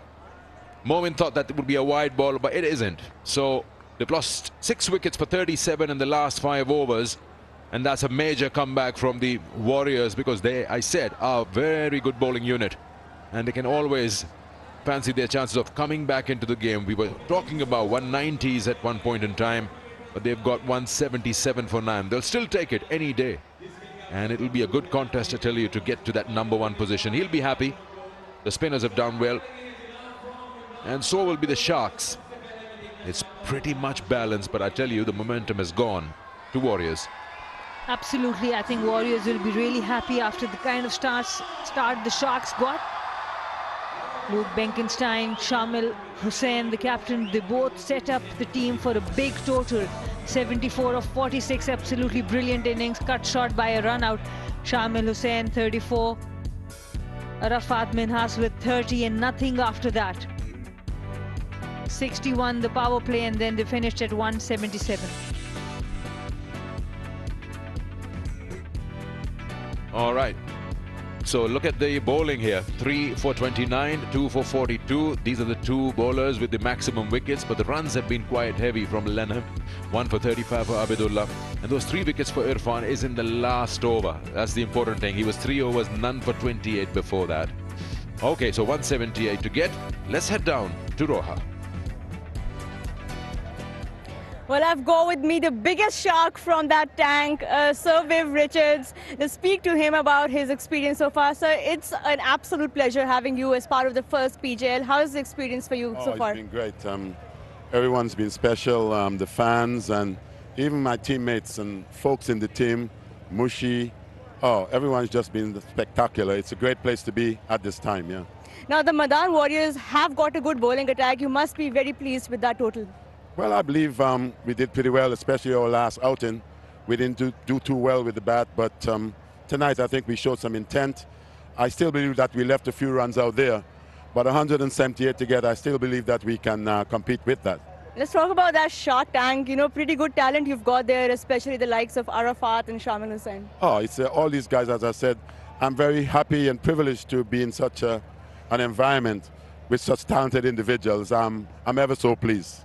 Well, we keep seeing you going through all sorts of emotions in that dugout. What do you tell the boys when they come back and things don't go according to plan out there? Listen, it's not all the time things are going to go well, but the most important thing that the last time that we were beaten, to let them know that we can be beaten.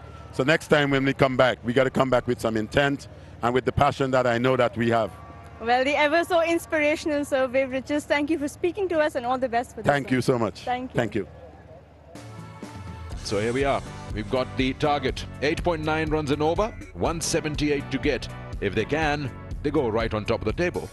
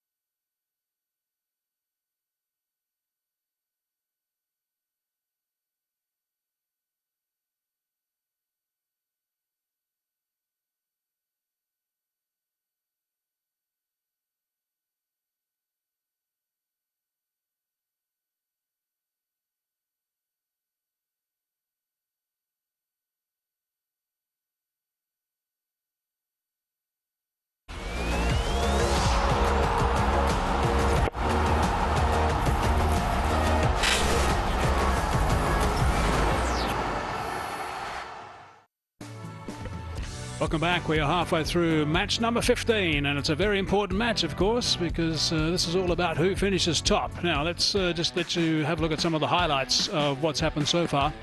Benkenstein played very nicely at the top, along with Hussain. It was sprinkled with some boundaries, particularly from Benkenstein, one or two over the top from Hussain as well.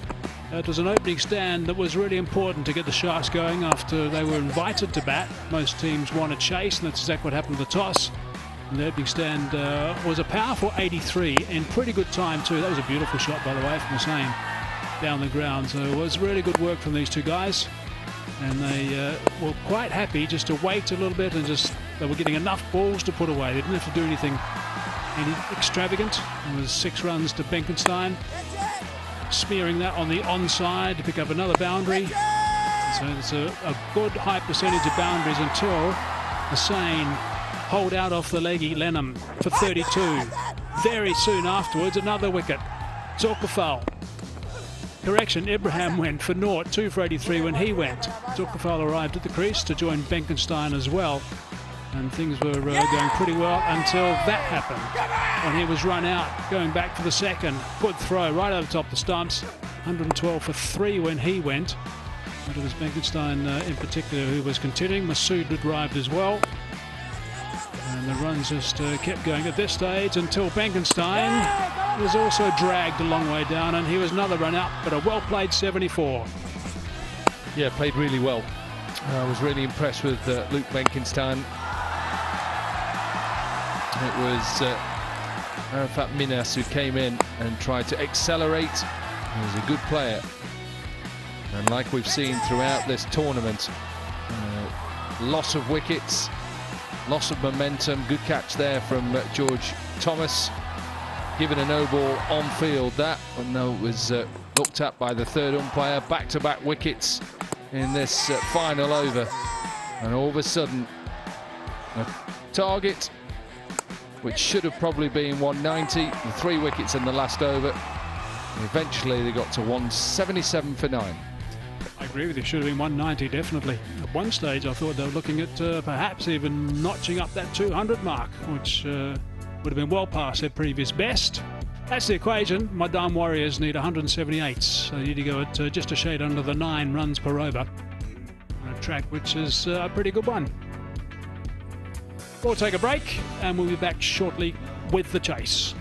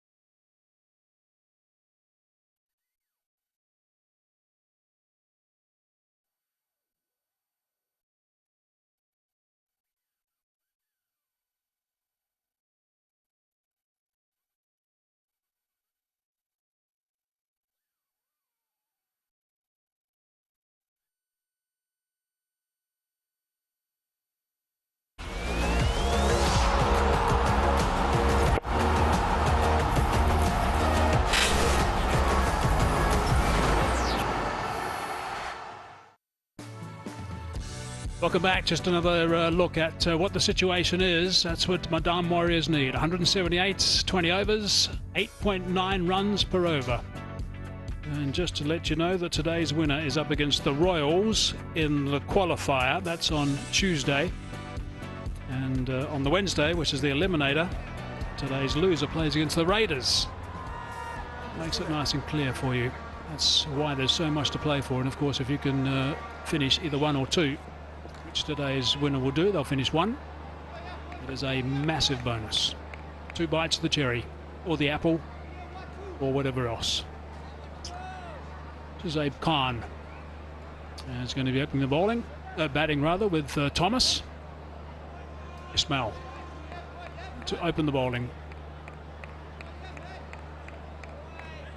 An attack, the Sharks. It's based around a couple of quicks. And then they have used 4 spinners throughout the tournament, but they've got 3. It's going to be in operation today. Kamar, Masood and Minhas are the 3 spinners.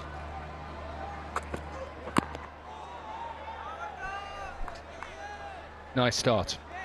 A wide slip in place as well. Hasn't got too many wickets, Mohammed Ismail, but what I've liked about him is he's set a tone. He's run in every time I've seen him bowl. He's hit back of a length. He's got a little bit of swing as well.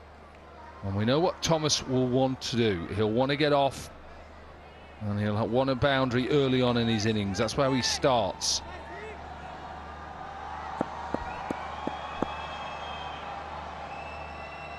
Both are in the top 10 batsmen of the tournament. It's nicely bowled. Yeah, a little stare as well, and a smile. Smile probably for the way he pulled out of this. Just got a bit big on him. He played it well in the end. He wanted to just play at it and then pulled his bat away. And straight away, there's lots of encouragement for the bowlers. The Sharks are circling after each delivery, getting close towards the batsman, just making him feel a little bit unwelcome. The encouragement is at their own bowler. There's a wide slip, a solitary slip in position. Brings the 3rd man into play, and they open their accounts. The Warriors. I like that shot as well, that he just used the pace and just let it work down to 3rd as well. Lovely scenes. Gaddafi Stadium, Lahore. Remember, if you're in the area, come down. It's free of charge. Come and see the next generation of Pakistani players who will, I'm sure at least one of these players will go on and represent the full side. That positive about it. I've seen enough talent there that you are now watching the next generation. Yeah, there's certainly been some shining lights, that's for sure. They've had 2 50-plus opening stands in 4 games too, of the Warriors. They want to ensure that they continue that vein of form. That's sliding a bit leg side. No, the umpire stood still and just raised that finger. You could sense he was having a good long look at that. Yeah, I think you're spot on. It just didn't look right, did it? Given out on field, so the 3rd umpire will have to have conclusive evidence that it isn't going to go and hit the stumps. That's fine, we run that on. Look at the angle that he creates from going around the wicket. Yes, Shahzaib goes across, a little bit similar to Shamil Hussain goes across. Where does it hit him? Hits him knee sliding. I look at that and I look at the angle. I reckon that's just sliding. He's hit him on the outside of the pad. And this angle will show you. When we put this angle in here, what do you think at home? What do you think at home? What do you think, Mike Hazeman? Well, I think it's going to flick the bottom of that thigh pad, which is in essence missing leg stump. So this is going to be an interesting call for the umpire. The angle from delivery. He was getting some movement back across the batsman. Was it going too far? And that's what the umpire's thinking about. Up it goes. Finger has been raised.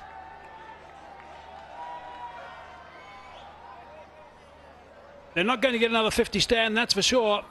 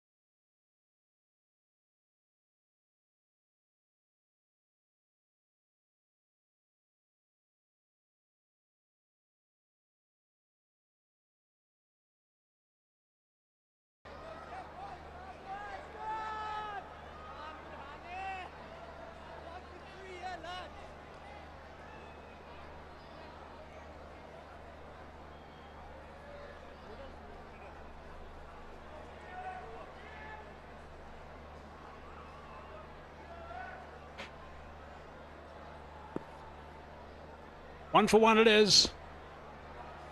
Nyers now facing the music.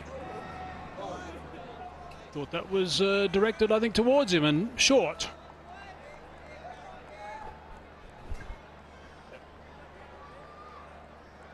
There's one thing you pick up on as a bowler. When a batter goes down early and thinks it's a short ball, I think he may go short again.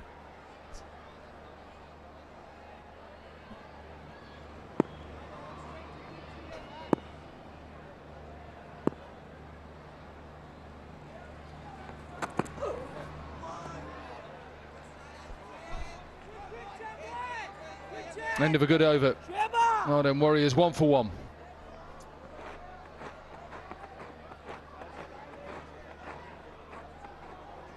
Playing his first game, Burnham Niaz. Shahzaib, who went first ball and judged LBW. Good from Mohammed Ismail. They've done it all the way through. Mohammed Ismail and his partner Mohammed Shoaib as well. They've run in. They've hit back of a length. They've put all the opening batters under pressure. And remember that they've set 178. The Warriors.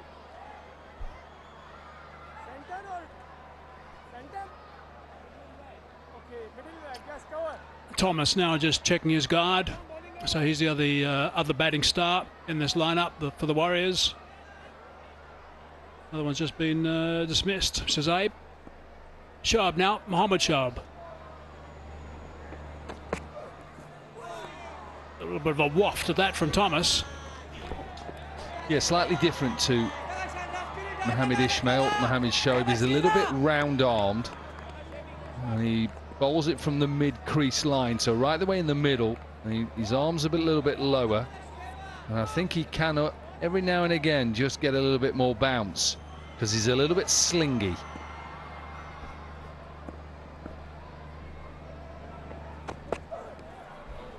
He's going to have to bowl that one again.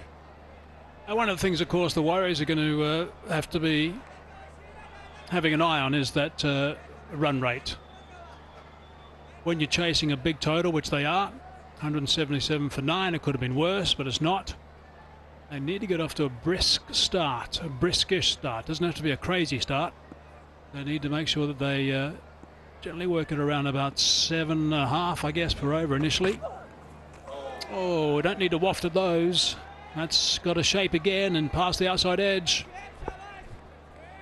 Yeah, George Thomas, like you say, it's neither here or there, that shot. It's not trying to hit it on top of the bounce, and it's not a cut.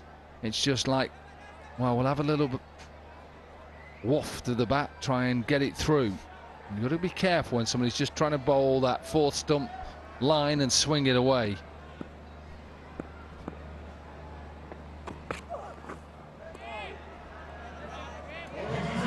called a wide.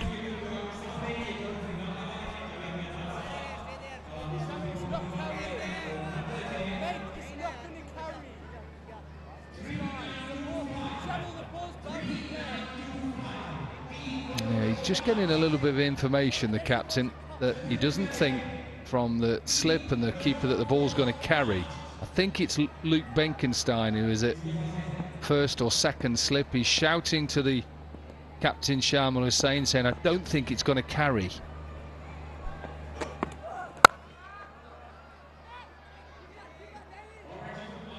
Yeah, you can just tell. You can tell the hustling. You can tell the way that they're running about. Luke Benkenstein, who's running from first slip to... They seem really busy. They realise, as you said, they have an opportunity here to go top of the table and have 2 chances to get to that final.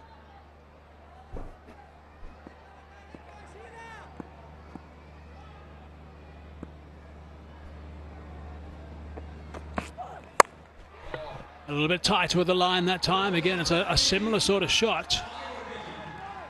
I think about 2 to side against it. Good call from George Thomas as well to send him back.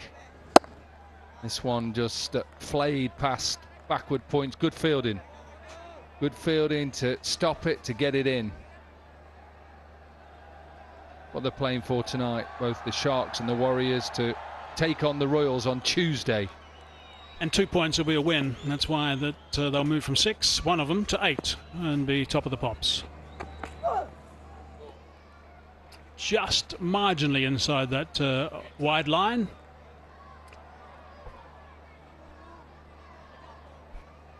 Zic Motor Oil. Unveil the reel, peel the label to win via a lucky draw. Every week prizes worth millions are on offer.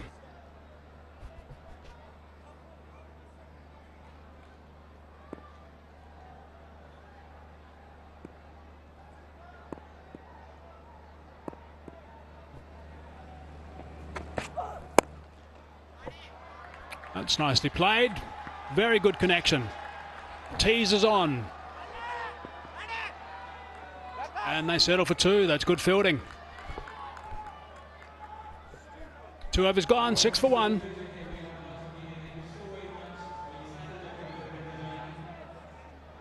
Off and running in his first game then.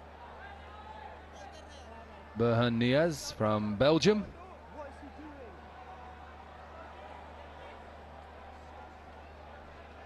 There's a good start this from the Sharks as well, defending this total of 177, just 6 runs off the first couple of overs. The wicket of Shazib as well. And that game on Tuesday, we'll see Team 1, whoever that will be. It'll either be the Sharks or the Warriors tonight, take on the Royals. And the winner of that goes direct to the final.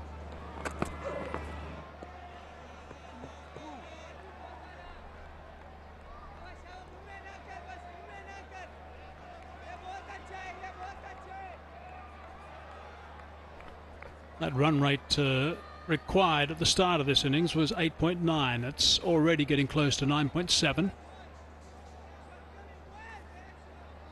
All it takes is a couple of economical overs right at the top and somewhere around about the middle to make it a really tough challenge.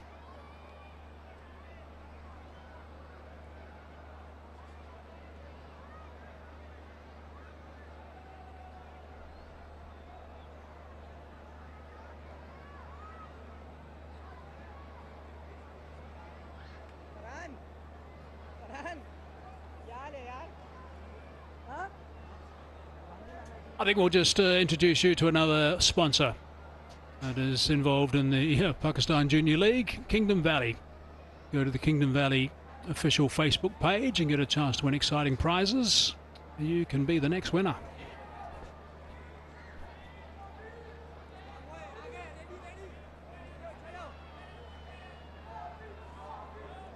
Yeah, you can just see Luke Benkenstein talking to the captain, saying, look, this ball isn't going to carry. Do we need a slip? I think he's been saying it now for a couple of overs, and he's probably spot on because the ball just seems to be dying in the surface. Yeah, and he's not winning though. Captain says no, get back there, Benke. Get back in that slips cordon and just catch whatever comes your way.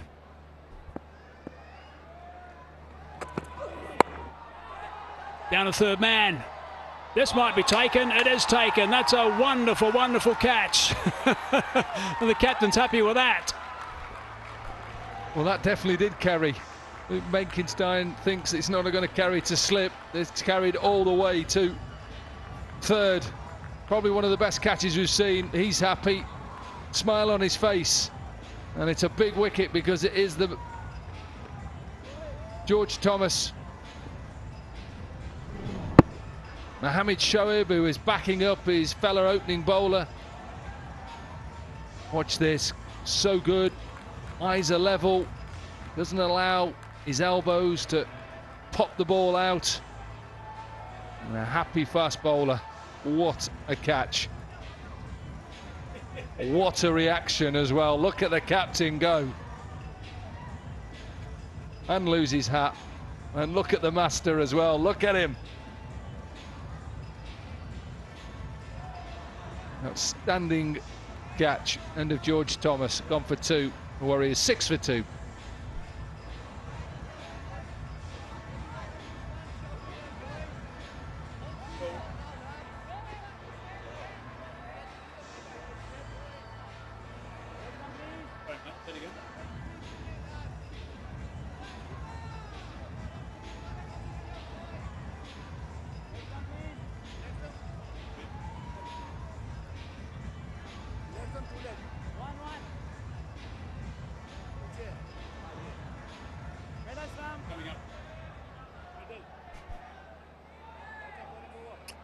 Six on the board and they've lost 2 wickets.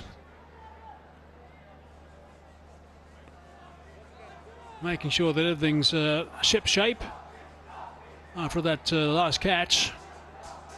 Scrambling around, picking up some turf as he was going. Extraordinary. Ismail's got his tail up as well. Yeah, it's such a good catch because he's got to get himself into a position, top edge. These arms out, high hands. So he's taking it actually at level eyes and really high, his arms and his hands. He's not allowing the ball to bobble out. Such a good catch. A little bit leg side and that's whipped away. Just the one.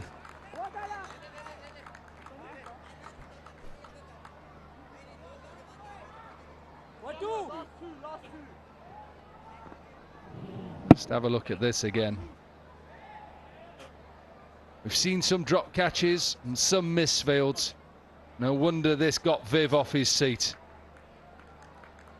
And the celebration and the delight from the captain and his fellow players and his fellow opening bowler.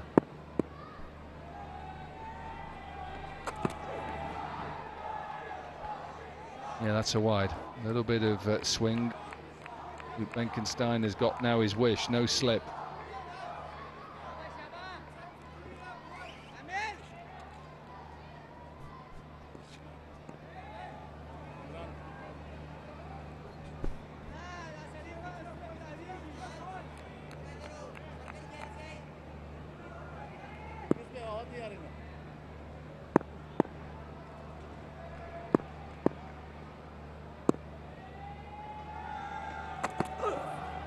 I think he can keep a slip for Niaz. I think he's wafting his bat. All need one of these. Decode is the official smartphone partner of the PJL 2022. Visit Decode social media pages and get to win some fabulous prizes. What figures he's got at the moment, Mohammed Ismail, coming towards the end of his second over. 2 for 3 he has at the moment. Oh, that's nicely bowled.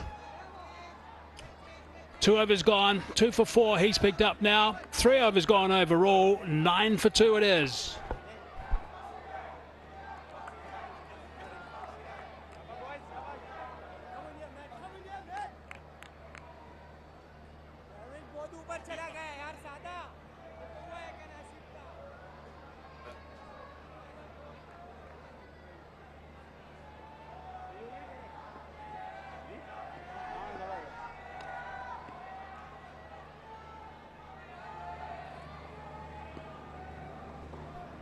It's a good little split. The Sharks 28 for none at this stage. The Warriors 9 for 2.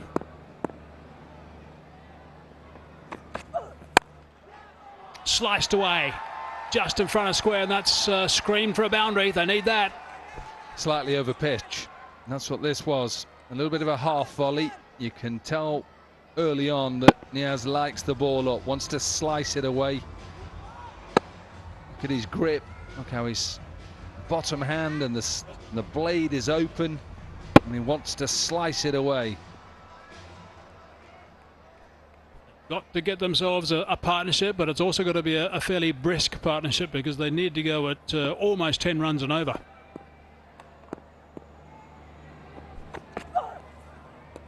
Reaching for that exercise for the umpire. Wide called.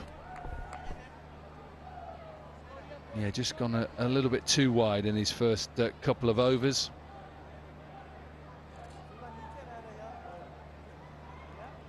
Just got to use that front arm a little bit more. Don't allow that front arm just to fall away, drive it through.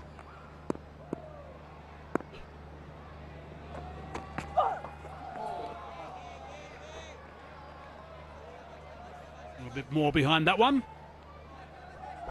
Yeah, that's what I like about Mohamed Shoaib. He's just got this ability just to bowl a quick delivery. Look, cross seam. Maybe that's why it's flown through. He can use that left arm a little bit better. Can drive it through. And when I say drive it through, his left elbow has to hit his left hip and then drive through. And that's where you'll get the pace as well.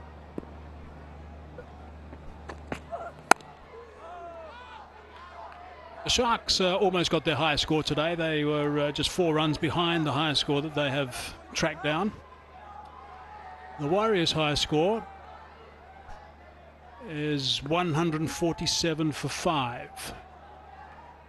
And that was in a chasing cause.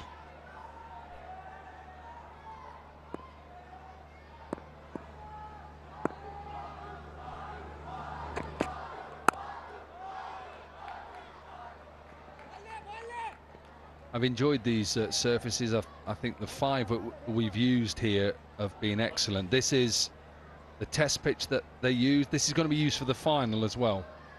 So this is going to be used this Friday coming, whoever makes it. And we've used 5 different surfaces. They've only just been relayed, 2 months old, these surfaces. And they play so well. In England, you relay a surface, it probably takes a year for it to settle.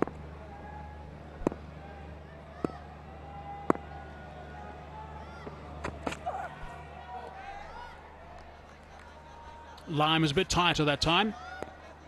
It's been a very good over so far. First went for 4. There was a wide, yes, straight after that, but there's been 4 dot balls. So it's been a good comeback. There's the next 3 batsmen. Abbas, Lenham and Nazar.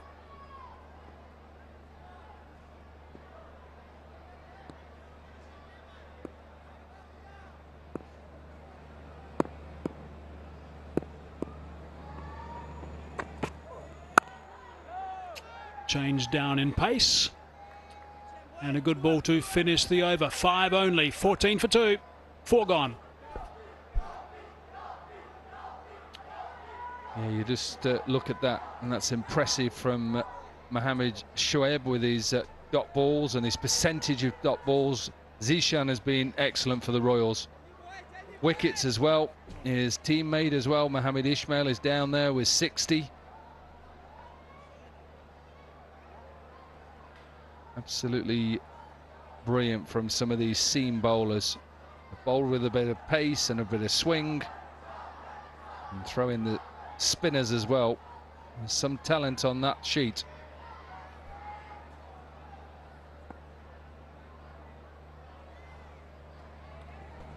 Ismail again. Finds the edge. Very quickly down a 3rd man though.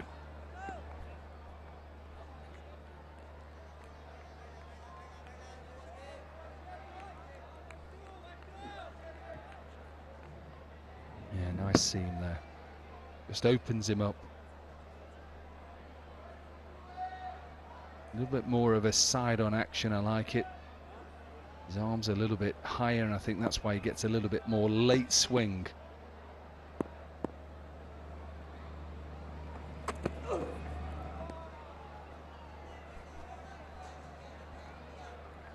Yeah, you just a little bit different action to his mate at the other end. You can just see nice approach. And that left arm just slightly is a little bit more in a better position, side on.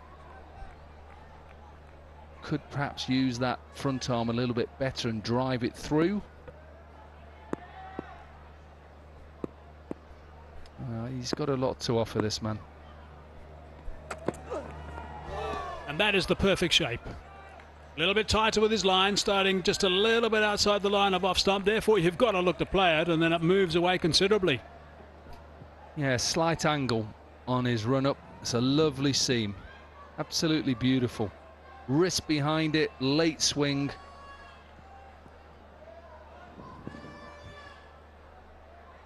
Just love watching these two bowlers as a pair. Completely different actions.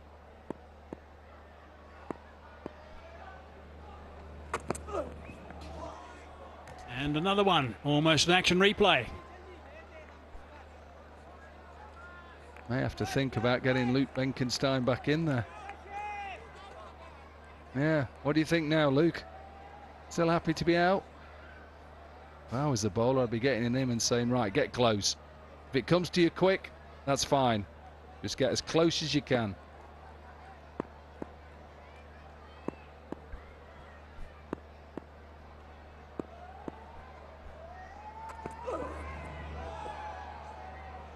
Change of length, looking to ramp it over the top. Made no connection, so another dot ball, just one from this over so far. One ball left to complete the fifth. In the meantime, it's going to remind you about Osaka Battery Tonic. They will give a reward of 10,000 rupees for every shot that hits the Osaka Battery Tonic board.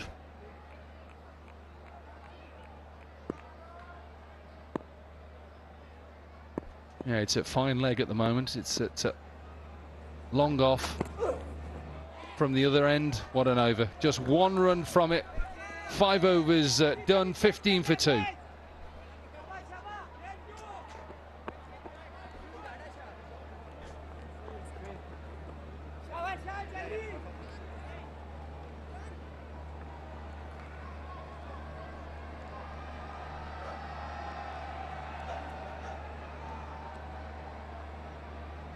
ये पूछा था साजिद भाई आपसे साजिद भाई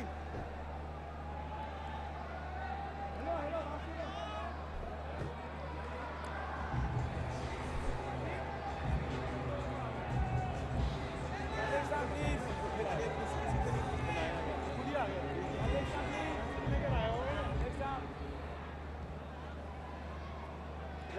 leg stump पीछे करो ये leg stump है सही है मिडल स्टंप मिडिल है middle 15 for 2. Mardan Warriors, it's been a struggle in these first 5 overs. What a Sharks bowlers. Hats off to them. It's been a brilliant start.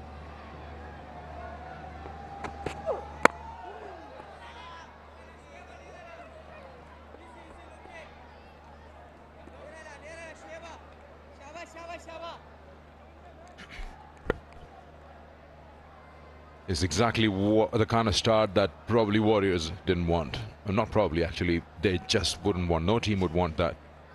Going at 2.9 runs and over.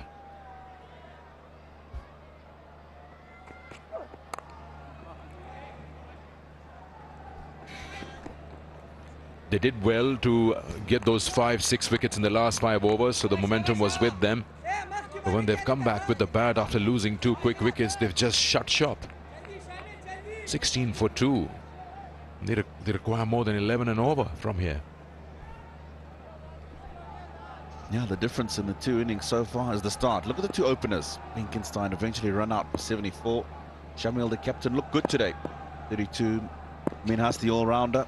Contribution in the middle of the innings.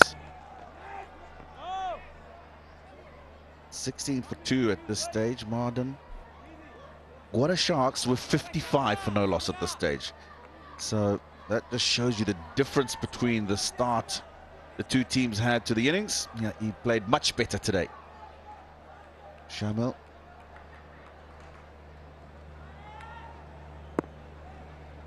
Yeah, they did get all of those wickets. The problem was the top order had already done the damage.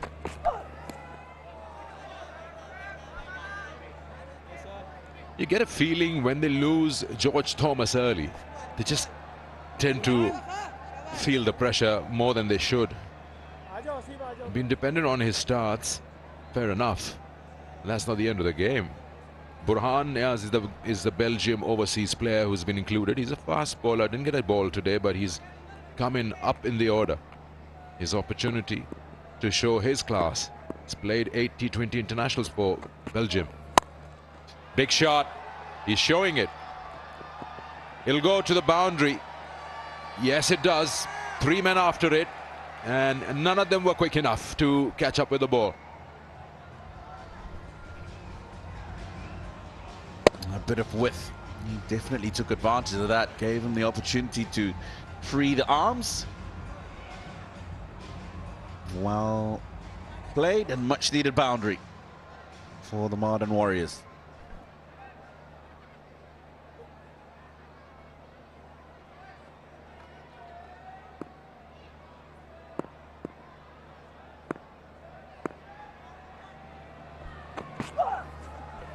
Good bounce, good carry. End of the power play, 20 for 2.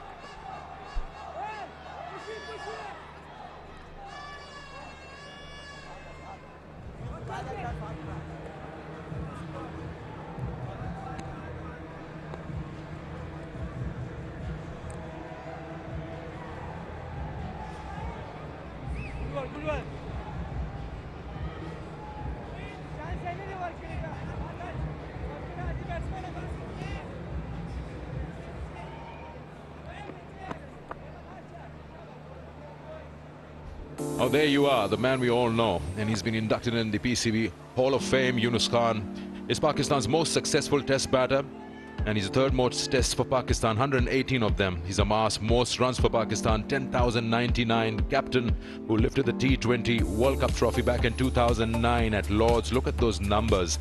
He's been an integral part of the top order for Pakistan, and not only as a player, also as a batting coach for the Pakistan cricket team. Truly deserving induction in the PCB Hall of Fame. That was a signal for the end of the power play.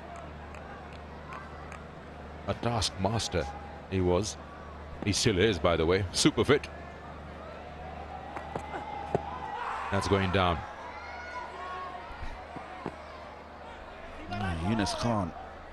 I saw all those international hundreds in there. 41 of them. Really was a great player and well deserved. That induction into the Hall of Fame of Pakistan cricket. His teammates say that he was always very well prepared for everything. Hard worker. His kit bag would have everything. You start from a scissor to anything. You need something, he's got it.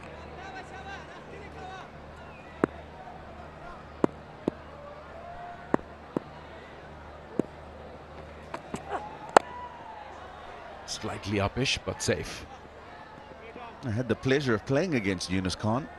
I don't know if I can say pleasure because he batted so long every single time we played against him. Dropped him in a test match in Harare when he was on 60 odd. He went on and got 200 not out, and that won them the test match.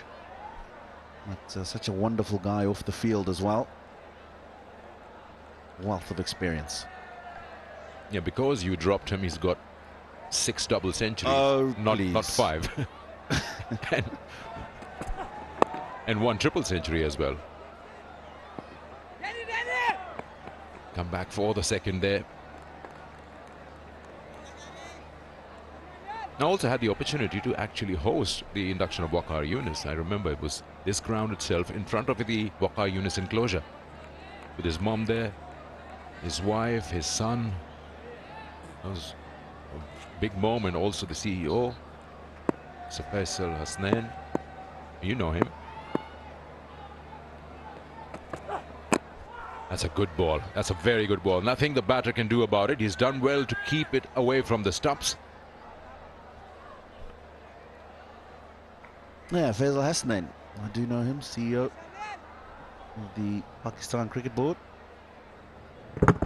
I know a few influential people in Pakistan, I think, Sikandar. One sitting right next to me.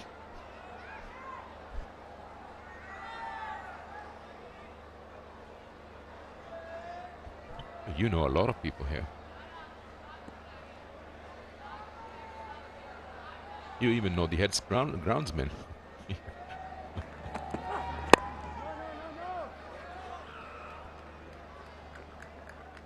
This is not really getting the Mardan Warriors anywhere with this kind of batting display. It's not an unplayable pitch or anything like that.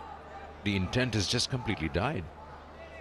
Yeah, this approach tells me that they've probably just settled for second best today.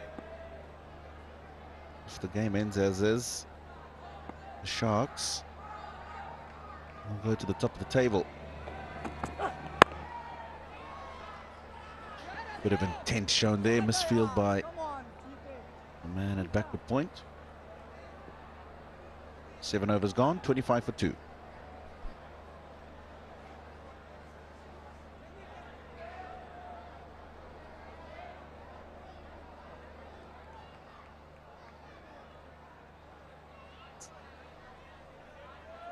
Now a look at that worm. Is nowhere close to the blue one. It's actually going horizontal. There's no climb on it. Required run rate is now 11.7.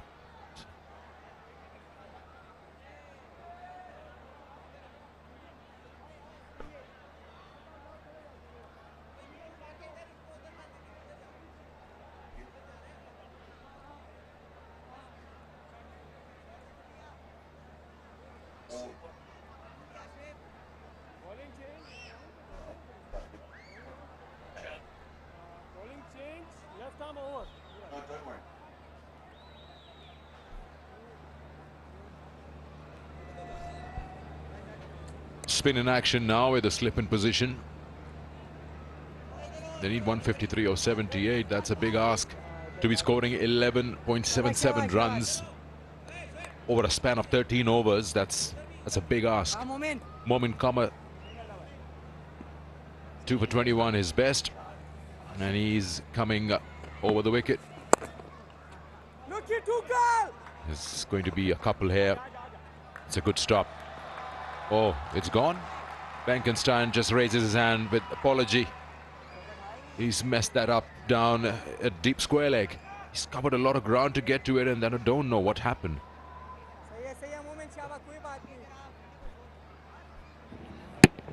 Yeah, he got himself there. He had a long way to run to get there. He's done everything right, except he allowed the ball to go through his hands. Maybe just a bit of dew out there. Accumulating.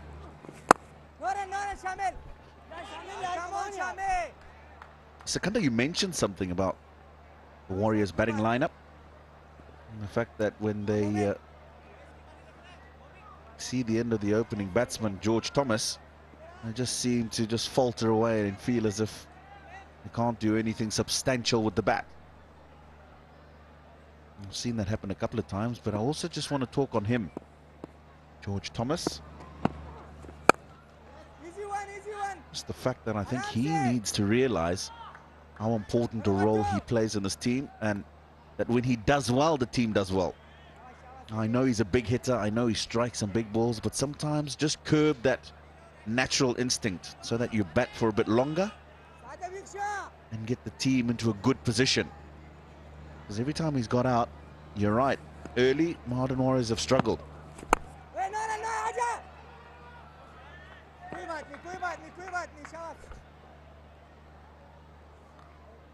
Yeah, it's just a fair and square thing that cricket is a team sport.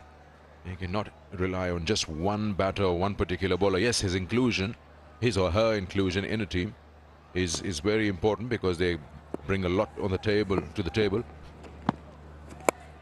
It's in the air, but over the fielders at backward point. Couple of runs here.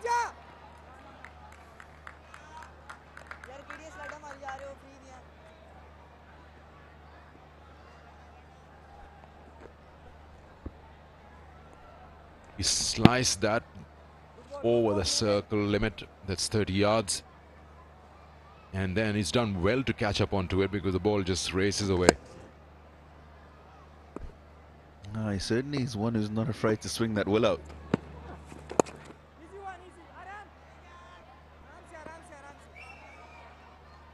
Eight overs gone. It's 35 for 2.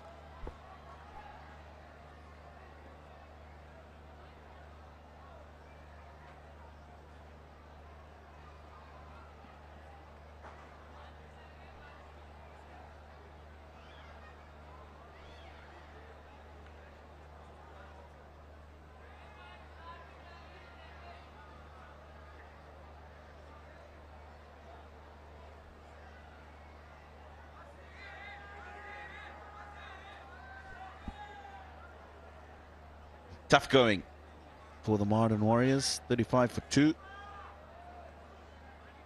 This stage, the Gwadar Sharks, in comparison, were 78 for no loss.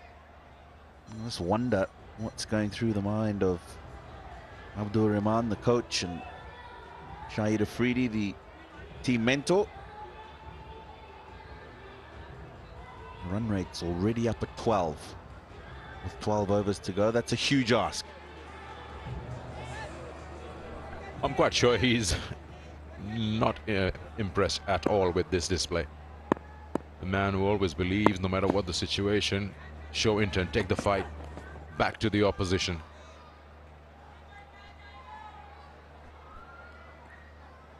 Well, let's talk about if they don't win, what can you win? Visit Inverex Solar Energy social media pages and get a chance to win exciting prizes. That's for you all watching us on telly. I'm liking his approach. Yes, he's got 17 and 27 balls, but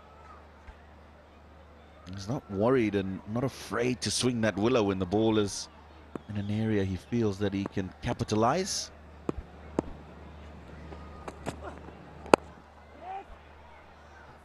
Nice loopy slow ball. And they come back for the second. Done well. Shout, call is all been good. Putting pressure on the fielder there.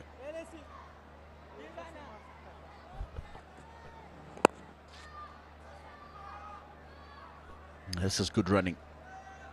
Very good running.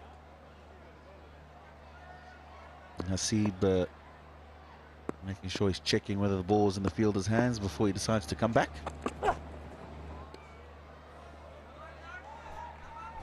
Good call. Wasn't a wide. He's ducked. So not for the height. Height doesn't count. And was angled into him. It's a skyline and of course the city of Lahore. Lots of traffic around this. That's again that Liberty Square. See a bit of green there between the buildings. That's it. Right behind that, somewhere far away, is the MM Alam Road. You can find the best restaurants there.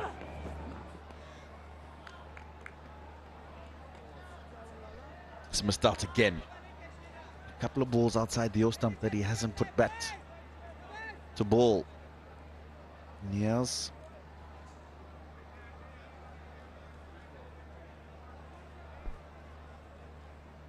Tina, you got a day off tomorrow. I hear you've been going to the Bashahi Mosque or the Shahi Qila or the Minar-e-Pakistan. You want to see those places. The 12 doors that enter into Lahore called the Baradari.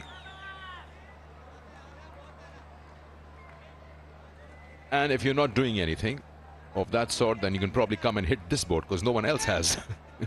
Osaka Battery Tonic. Win yourself 10,000 and every shot that hits that board will be getting that money from Osaka Battery Tonic board. Yeah, Sikandar. Day off tomorrow. A very welcome one. Been a pretty tough schedule. I'm looking forward to go around and see what I can see around the city. Always make it a point to do that wherever I travel. And the dot ball brings us to the end of the 9th over. It's a good one, just 2 from it, 37 for 2.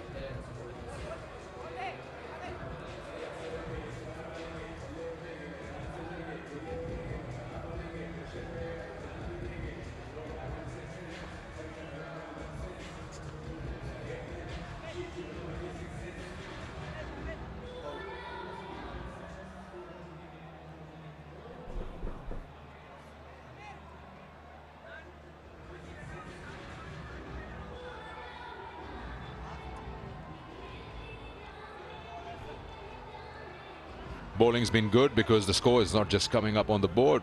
2 for 5, Ismail. He's bowled 3 overs and the captain holds him on for a bit.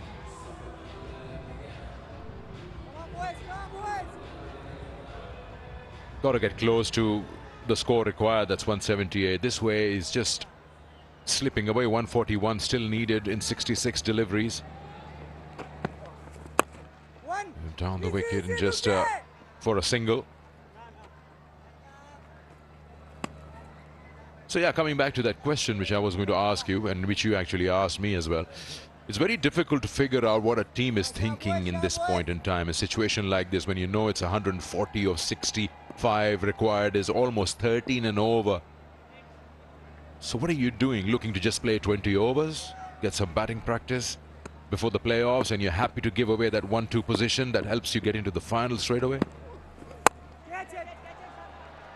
In the air. Put him down.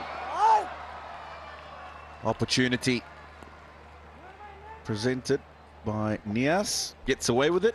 Now, Sikandar, you see the difference between tonight's game and last night's is the fact that they're in the top 4 already. This is a fight for first place, but whether they lose tonight or not, no real consequence in terms of going forward in the competition. Wow, he's hit that hard into his partner, the non-strikers. Hope he's fine. He tried to get out of the way, but it was just coming at breakneck speed. Let's going back to our conversation. Last night, you could see a sense of urgency when the Raiders came out to bat because they knew they needed to win and win quickly. Oh, that's short. There's a fielder on the boundary. He's not going to get it. It's Luke Benkenstein. But, this clears him quite comfortably. Yeah, that was a half-tracker. Had to be hit, had to be put away. And Nazim Niaz, rather, Burhan Niaz is a strong man. And he's put everything behind that. That cleared the boundary by a good 10 meters.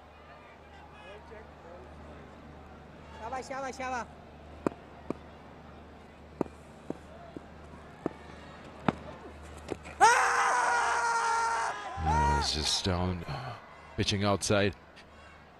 He's the only wrist spinner in this whole Pakistan Junior League, left arm wrist spinner. We haven't seen many of those here in Pakistan. There's one Faisal Akram. He's a young boy, but he's not under 19 at the moment. Yeah. That's almost a foot outside, pitching outside leg. Again, same result. In fact, this is even bigger. Probably one of the longest and biggest sixes in the PJL. 10 gone, 52 for 2.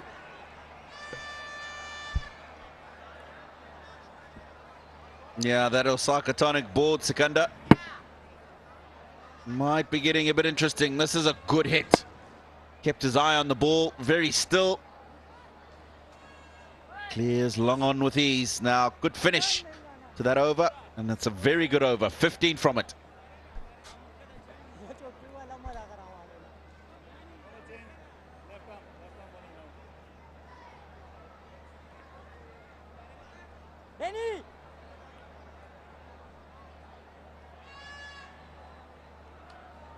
Still a long way behind. Mardan. Warriors 52 for 2. The Sharks were 98 for 2 at this point.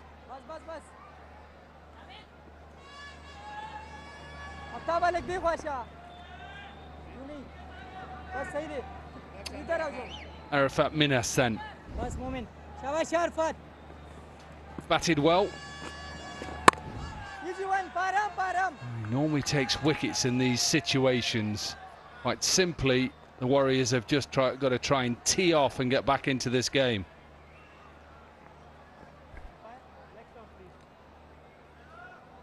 Burhan Niaz, he has to press on the accelerator now. He has faced 36 deliveries for just 32. Well, he goes straight, and once again, he goes long enough. All of a sudden now, Niaz has decided, forget ones and twos, do it in sixes. And it was quite a short delivery. With the horizontal bat, he played it really well. Created a lot of power. And the area he chose was really good, straight down the ground. Yeah, they're just drying the ball. Maybe that's why he just dragged it down. Seems like there's a bit more dew tonight. Yes, keep going. Yeah, now he's in. Just remember how the great Chris Gale would do it. Have a look, leave it till as late as possible, and then win the game. Brilliant, even better this time. It was full. Great swing of the bat. Just look at that. And it's so good to see Hasib and Burhan now having that communication, that understanding in the middle. Russia.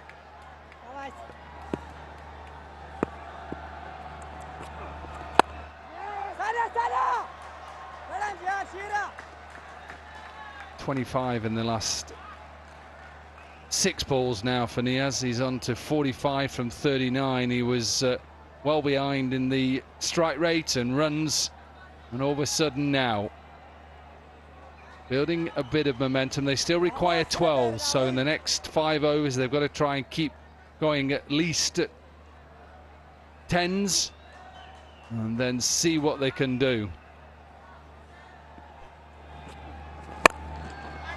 This one, is it in the gap? No. We'll pick up 2. Just. And 16 of the 5 deliveries, this is how they need to play. And they are taking on the best bowler of Gwadar Shark, Arafat Minhas. Good throw from the boundary, but Arafat Minhas was not able to collect it. It could have been close. Yeah, and 16 runs from these first 5 deliveries.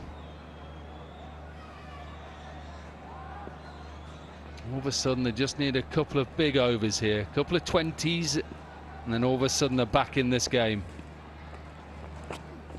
Catch it! Oh, it's a dot ball to finish the over. There's 11 overs gone, it's 68 for 2, and it's time for a drink.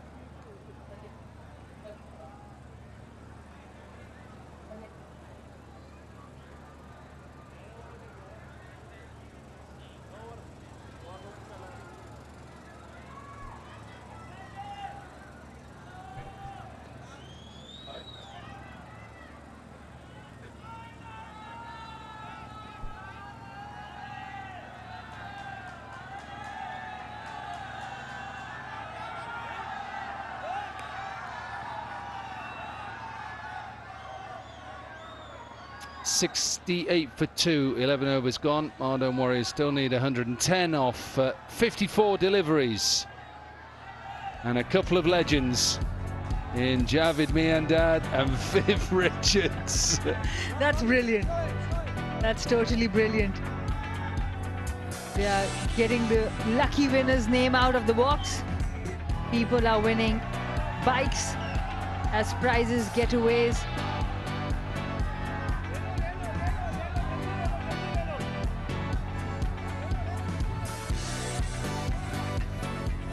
I want to go with that. We should do it tomorrow, Yeah, definitely. I definitely want to do it. There's two things I want to do before I leave Pakistan. Anyway, the worm is getting a little bit closer. One, I want to have a go at Buggy Cam. Every time I go up to Buggy Cam, he just hides the remote control. I want to go with it. It's simple. It's not hard. It's just left and right, forward and back. Absolutely. Look at it. Yeah, you keep looking this way. Come on, look at me. Maybe you can do. You can. You can steer the buggy while Tino is doing the pitch.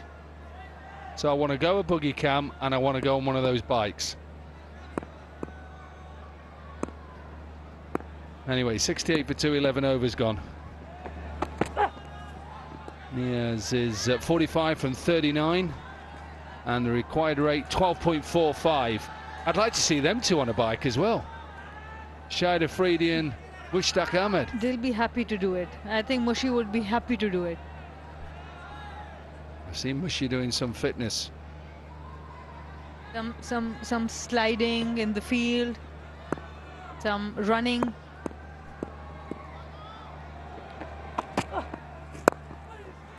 Nice slower delivery. They've got to try and push for 2.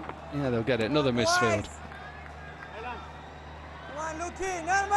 A couple of good overs there for the Warriors. Both the leg spinners exchanging notes. Them two bowled a couple of good overs, didn't they, in their career? Look at them. 2 leg spinners. Yeah, I used to hit you out the ground, didn't I, Mushi? That's what he's saying. Oh, that could be close, you know. That could be close, yeah, I thought so. Niaz went all the way across and adjudged LBW. Good captaincy there, bringing the seamer back. Aftab Ahmed gets the breakthrough. Burhan Niaz was looking really comfortable against the spinners. Seamer was brought in. Aftab Ahmed tried to use the crease right in front of the stumps. Missed it completely. He wanted to work it on the square. Hit it straight in front of the wickets.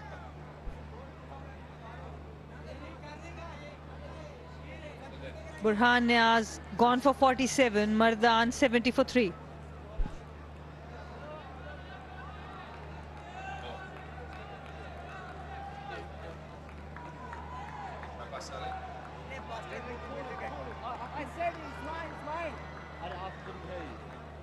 I couldn't see the ball. All the way from Belgium. And he's just got out. Have you just turned up? Isn't he selfish getting out when you've come all that way? It does seem like the family is here from Belgium. His roots are from Pakistan. His father got settled there. The family is over to support. People from Belgium, people coming over from America, England, West Indies.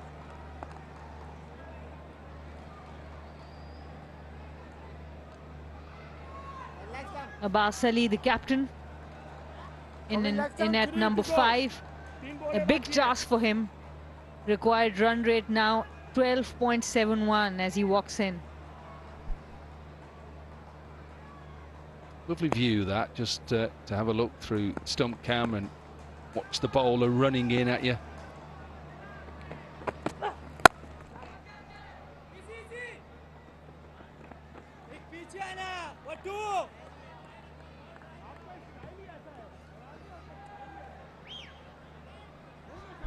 And we see a lot of dot balls against Burhan Niaz when he was facing the seamers. Then on the spinners, he started to get going. good captaincy, good thinking. We saw a timeout before that over, and Seamer was brought in the attack again. Wicket of the first. Good shot there.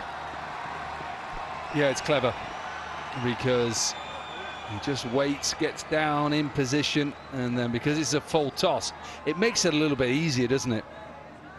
Pace on offer. Look, wait. Oh, it's off his glove in the end. Yeah, the fine fielder was in. Good thinking there. They need boundaries. 7 of the 5 deliveries.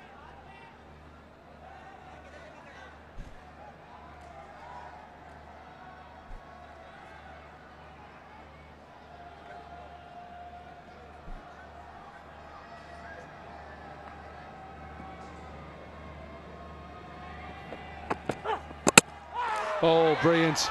Yorker, I think he drags it on. And 2 wickets in the over.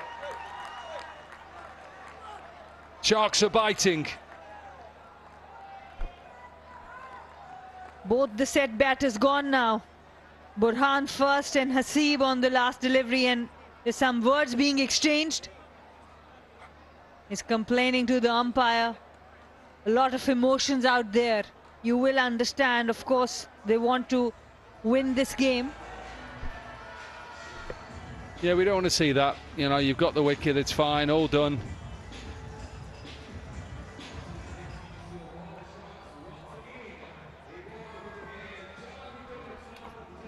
Full delivery, he's just dragged back onto his stumps.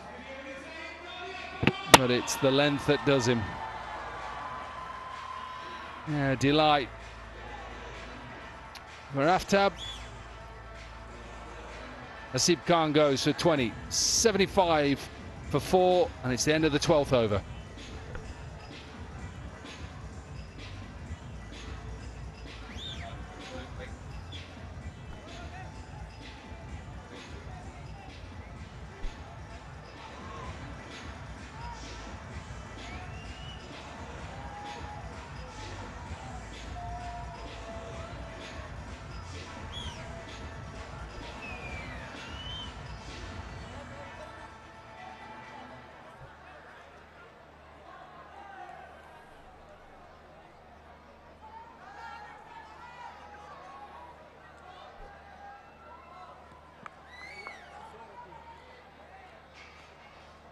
Something is said. Something is said to the batter here.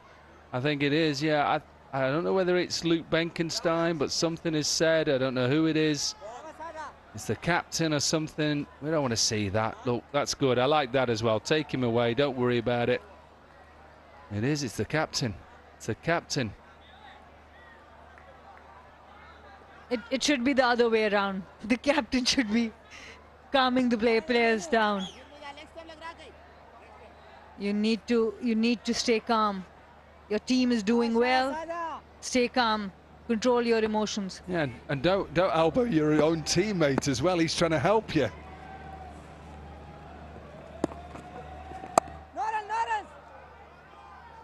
Ali Abbas.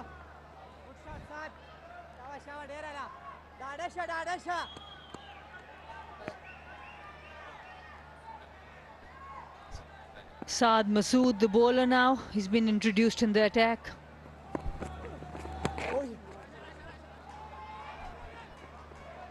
Definitely there's some due. We have seen a couple of half-trackers from the spinners. They've not been able to bowl the length they want to. But there must be some due. There it is. Buggy Cam always tells you, look. Yeah, there's a bit more today. They were a lot drier last night. Easy one, easy one. Easy. Big opportunity lost by the Mardan Warriors. They were able to restrict the Sharks after a great start of 177 on 177. A big opportunity lost from them because there's a lot of due. They could have batted. If they had batted well, there was a big chance for them.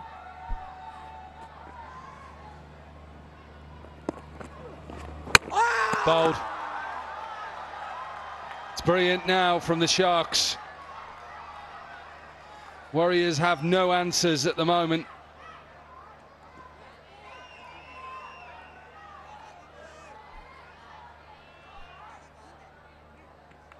Just checking the front foot. Just ask the batter just to hold, it's fine. Absolutely fine, you can run that on. And because of the dew, it's skidding a little bit. Abbas Ali, he went onto the back foot, the ball skidded. And just look at the keeper, he's taking a selfie, he knows Saad Masood is a star. Well, he knows our sponsors decode a smartphone as well, and he's smart. Abbas Ali goes to 2, the Warriors 77 for 5.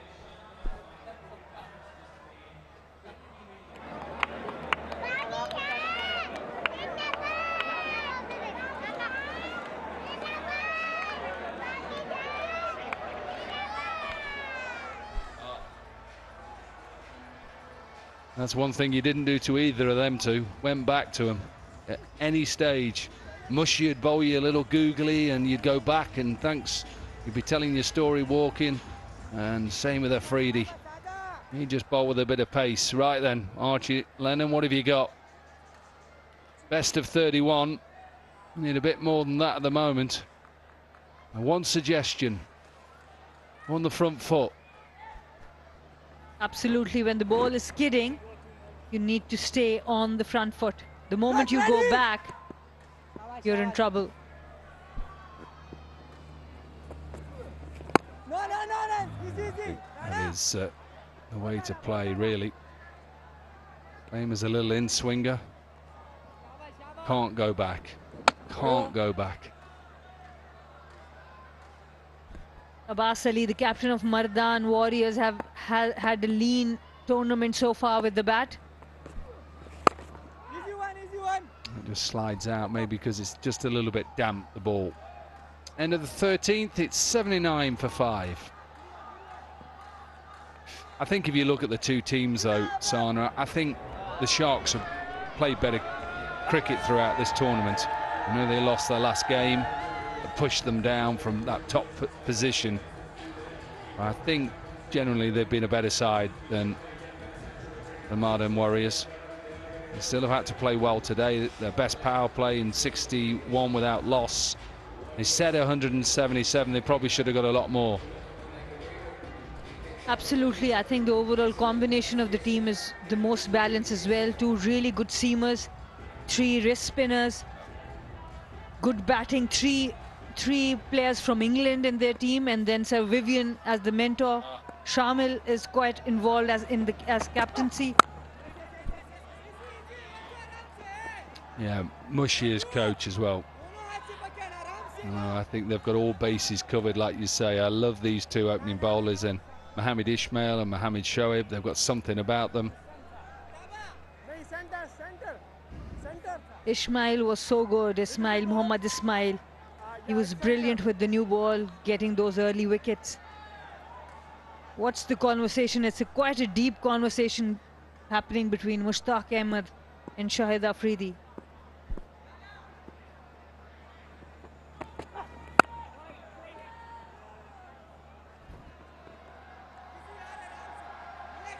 What do you think they're talking about? Well, yeah, well, you know that it'll be a passionate conversation about cricket and about the bowlers. You can see how well the Sharks have bowled there with the 2 seamers at the top there, 3 seamers, 2 for 15 with Aftab at the moment. Look at Mohammed Ismail's figures, 3 overs, 2 for 5, 14 dot deliveries. Oh, that's a good slower ball as well. That's played well as well. Dawood Nazar, the wicket keeper. Momin Kamar, the fielder there. It was a slower delivery. Waited till the end. He kept himself low and he reached with a very low head position. That was the key, that he was able to connect it.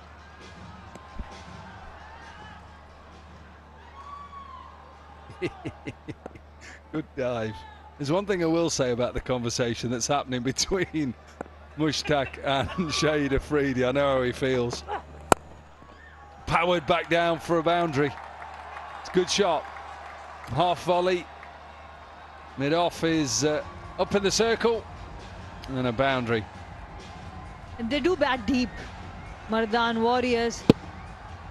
You see Daud Nazar coming, number 7, Archie Lenham. We saw he was pretty good.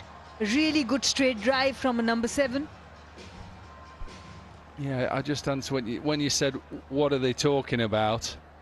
Well, I don't think he actually said a lot. I think he just listened to Mushtaq. Not often you see that. No, I think Mushy just, yeah, hang on, he's found somebody else now. I tell you what, whew.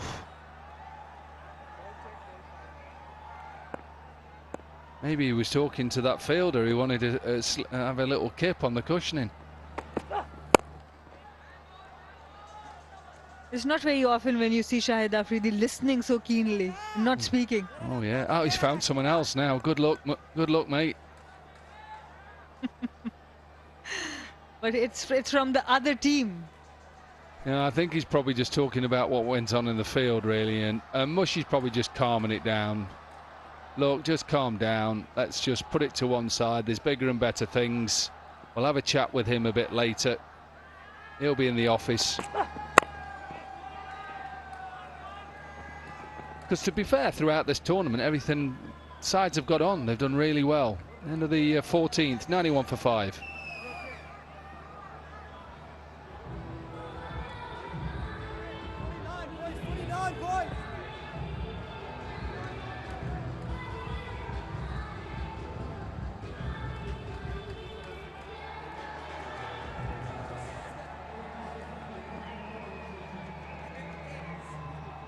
That has been the story. George Thomas wicket got early, and that's the reason why Mardan Warriors never got onto the way. Couple of good innings. Hasib was looking good. Burhan was too slow in this chase. So 91 for 5, and now it's up to Daud Nazar and Archie Lenham.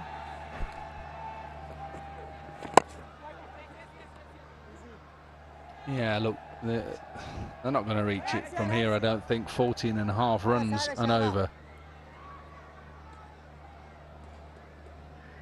It's a big task from here. Quite a steep climb.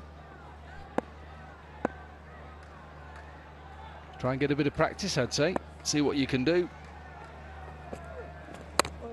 Put yourself in a situation, set a different target, and just try and get that. Just say that you're chasing 140. And just do it that way. Let's see what their approach is. Well, at the moment, they look like they're just having a net. It was a good call. I think the bowler did really well coming across the batter. Pretty quick on his feet. There was no run there.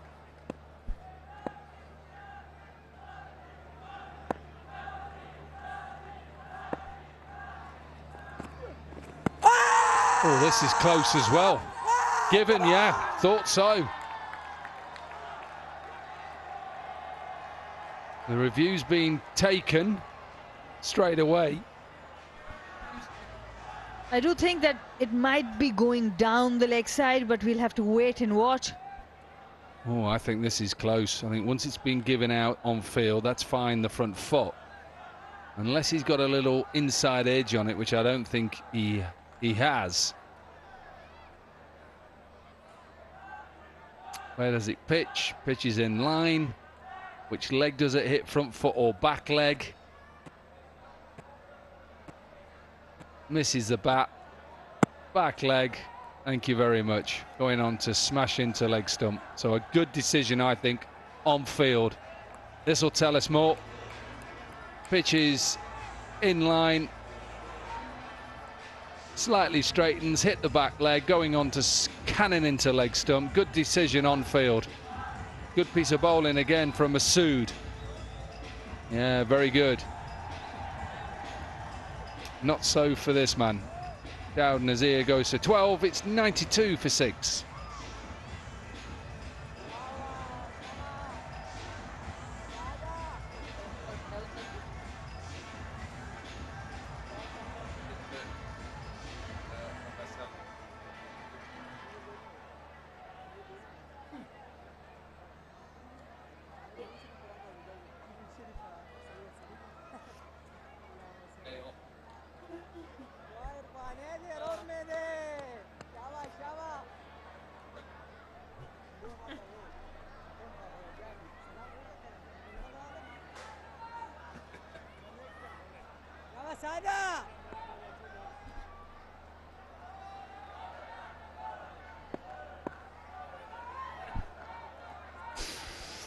Oh, wicket again. Mohamed Irfan. He goes first ball, and guess what? We're on another hat-trick, the third of the game. Decoder in the house again. The Sharks are really enjoying this contest. Excellent bowling again by Saad Masood. That googly back of the hand, it skids. There is dew, it's skidding, and the moment you go onto the back foot, this will be the result. This time Mohammad Irfan, and the keeper making sure he makes Saad feel like a star. Mohammad Irfan faces one delivery, gone for naught. Mardan Warriors 92 for 7.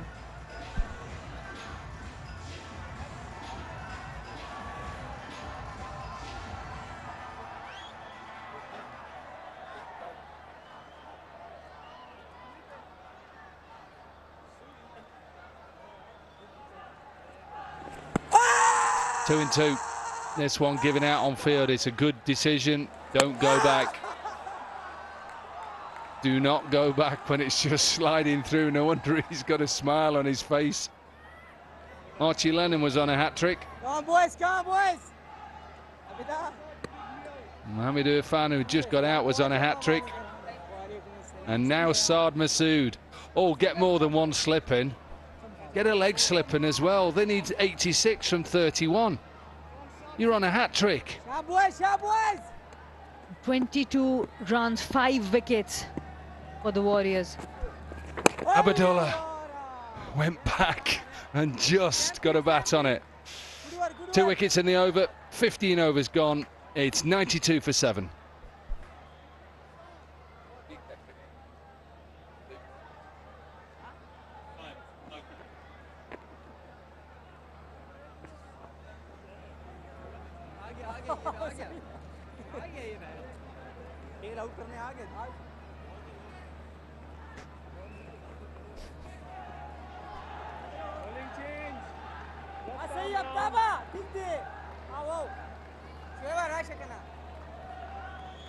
Quick look back at the match summary. Sharks 177 for 9 after being asked to bat. Benkenstein 74, good opening stand again, and they fell away a little bit. Irfan picked up 3 wickets in his last over, and the Warriors now 92 for 7. There's 47 lusty blows in that 47, and they're up against it. It's a good shot. It's going to bring in the sweeper. 85 required in 29 balls. Yeah, it's not going to happen. All they can do is just try and get as much out of this game in terms of batting practice.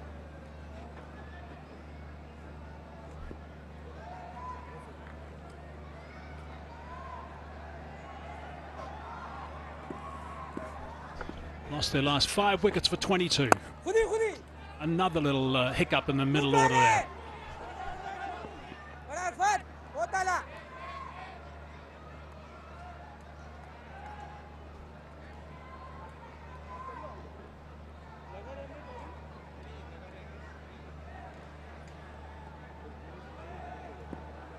Lenham, he can bat. I saw him a couple of matches ago instructing an important 50-odd not out. Got the Warriors over the line. That opportunity won't be there today. Just too many to get.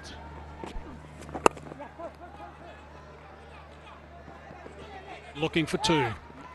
Touch and turn and come back, and they should be okay. Oh, the bat actually plugged, but it just went over the line. That was quite interesting.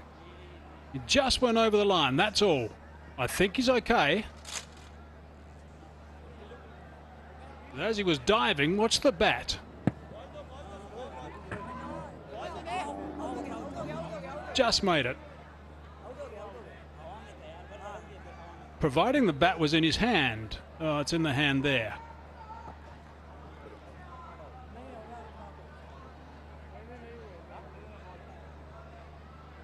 I think once the bat is in his hand and it goes over the line, I'm sure it's okay. And if it comes off, I presume he's still okay, because of the law now that the bat can bounce once it passes behind the line and Oh, they are looking at it, the umpires.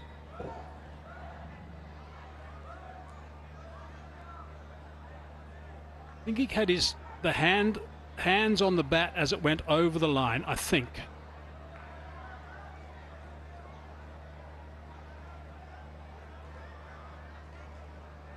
The bat is over the line there, so he's obviously had it over the line at some stage, and it's got there somehow.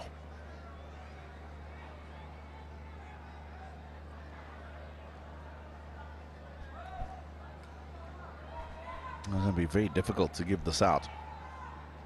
You're right. I think when he gets over the line, he's got the bat in hand, and then the hands come off the bat. But of course, that split second that he's got the hand on the bat over the line means that he's safe, even if he moves out of his crease from there. A little bit of a miss hit. China score as many runs as they can at the moment, which is the name of the game. But gee, it's a lot of runs per over required from this stage. I think what they need to do is just challenge themselves in the middle. When they meet up in the middle, listen, let's try and get 10 to the over. Boundary early if we can. Run well between the wickets, try and get the gaps, maybe boundary at the end of the over. Because they might find themselves in a very similar situation in the matches to come. There's no point in just batting out the 20 overs without challenging yourself.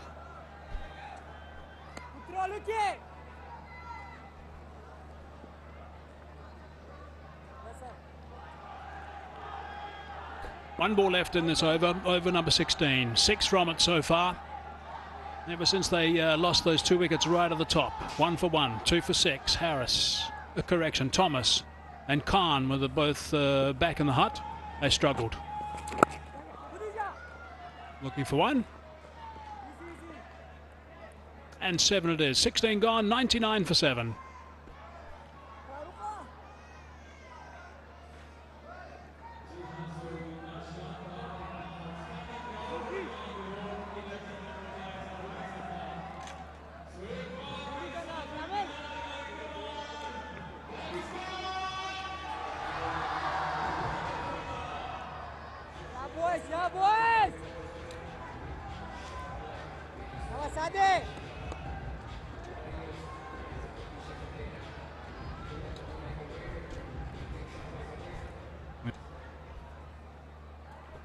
Just to remind you again, today's winner is against the Royals in the qualifier, which is on Tuesday. Hold him. They've lost another one. 8 down now. Masood into the attack, and he's picked up a wicket straight away. Gee, his numbers are looking pretty good now, Masood. He gets his 4th. Lenham here just looking to get on with things. It's the googly. Bit of purchase off the pitch. Snuck through into that inside edge of the bat. And the 8th wicket falls. He goes for 9. Mardan, 99 for 8.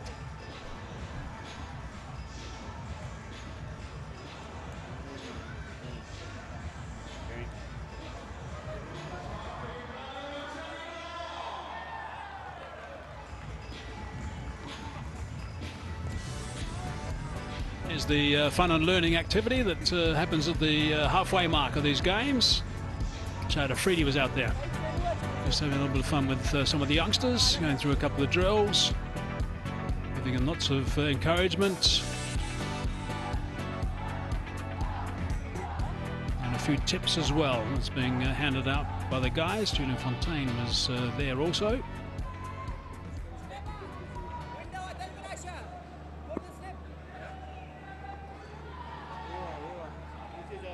So 99 for 8. And they've got no chance, basically. 79 runs required and 23 balls. That's the task ahead of them. Nicely bowled. Masood's got 5 runs. Correction, 6 runs off his bowling. He's picked up 4 wickets. And just 14 deliveries to add to that, and that's the last of those 4 wickets.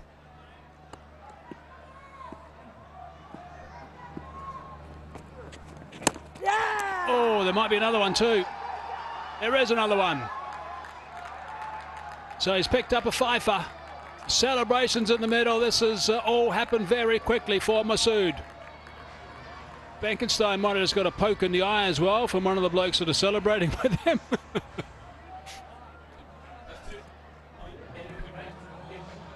All right, this wicket gives him 5 in the game. First one to get 5 in the Pakistan Junior League. And that takes him to the top of the leaderboard for the most wickets in the competition. And it looks like that is the game. 9 down, it's all done. What a really good performance by the Sharks. What a performance it is from the boys in blue. They will be so happy with this, giving them nice momentum going into the really, really sharp side of this tournament.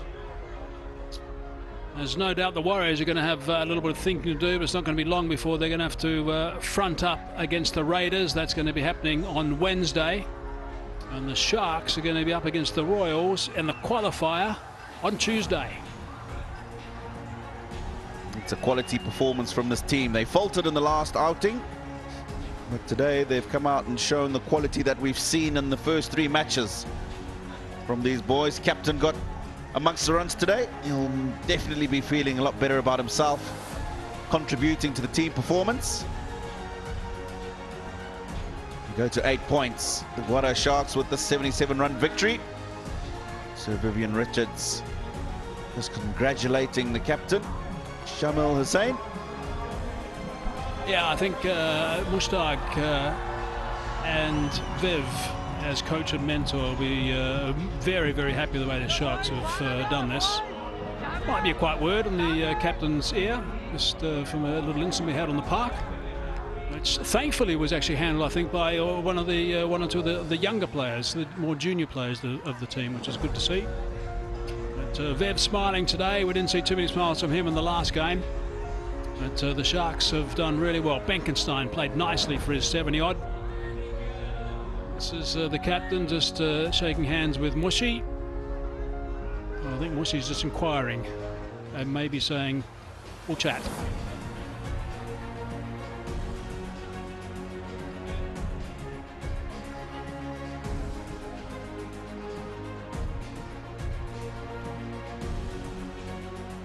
Yeah, just a gentle word from Mushtaq Ahmed.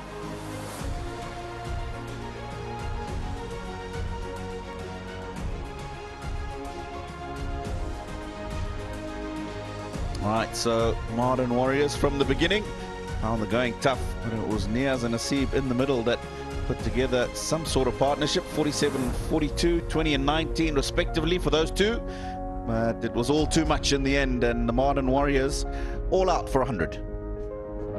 Yeah, wickets at the top, that was their problem, and it'll be reflected by no partnerships. The best partnership was Niaz and Hasib, and that was some thumps of Niaz really, with 64 or 57 that stand, and it dropped away quite considerably, and then just a little bit of a flutter of 15 runs between Nazar and Lanham, and then nothing after that, and then in the end it was 9 down and all outs. 100 on the board exactly. The bowlers did well, and the standout man Masood, first 5-wicket haul of the Pakistan Junior League, 5 for 6 in his 2.3 deliveries. That was good enough to get the opposition, the Mardan Warriors, all out for 100. 5 for 6, that's quite remarkable for Masood, really is. There he is, big smiles, why not? 2.5 overs, that's all he bowled, and he had enormous success. And that's something he's going to cherish for a long, long time. The great man, Vivian Richards. Give him a bear hug.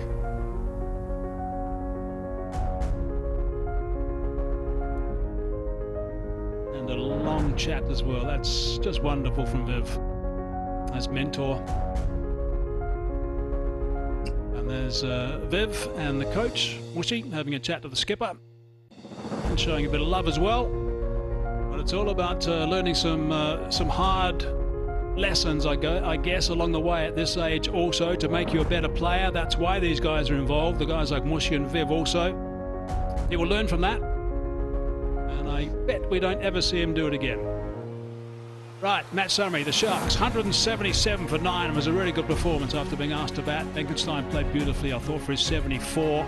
46 balls, Shamel 32, and Afan 3 in the last over that he bowled, 3 for 29. And in reply, the Mardan Warriors 100 exactly, with Nayas 47 and Masood 5 for 6. That is just quite extraordinary. So this is the story then. The Gwadar Sharks with that victory, the only team to win 4 in the group stages. They sit pretty at the top of the table with 8 points.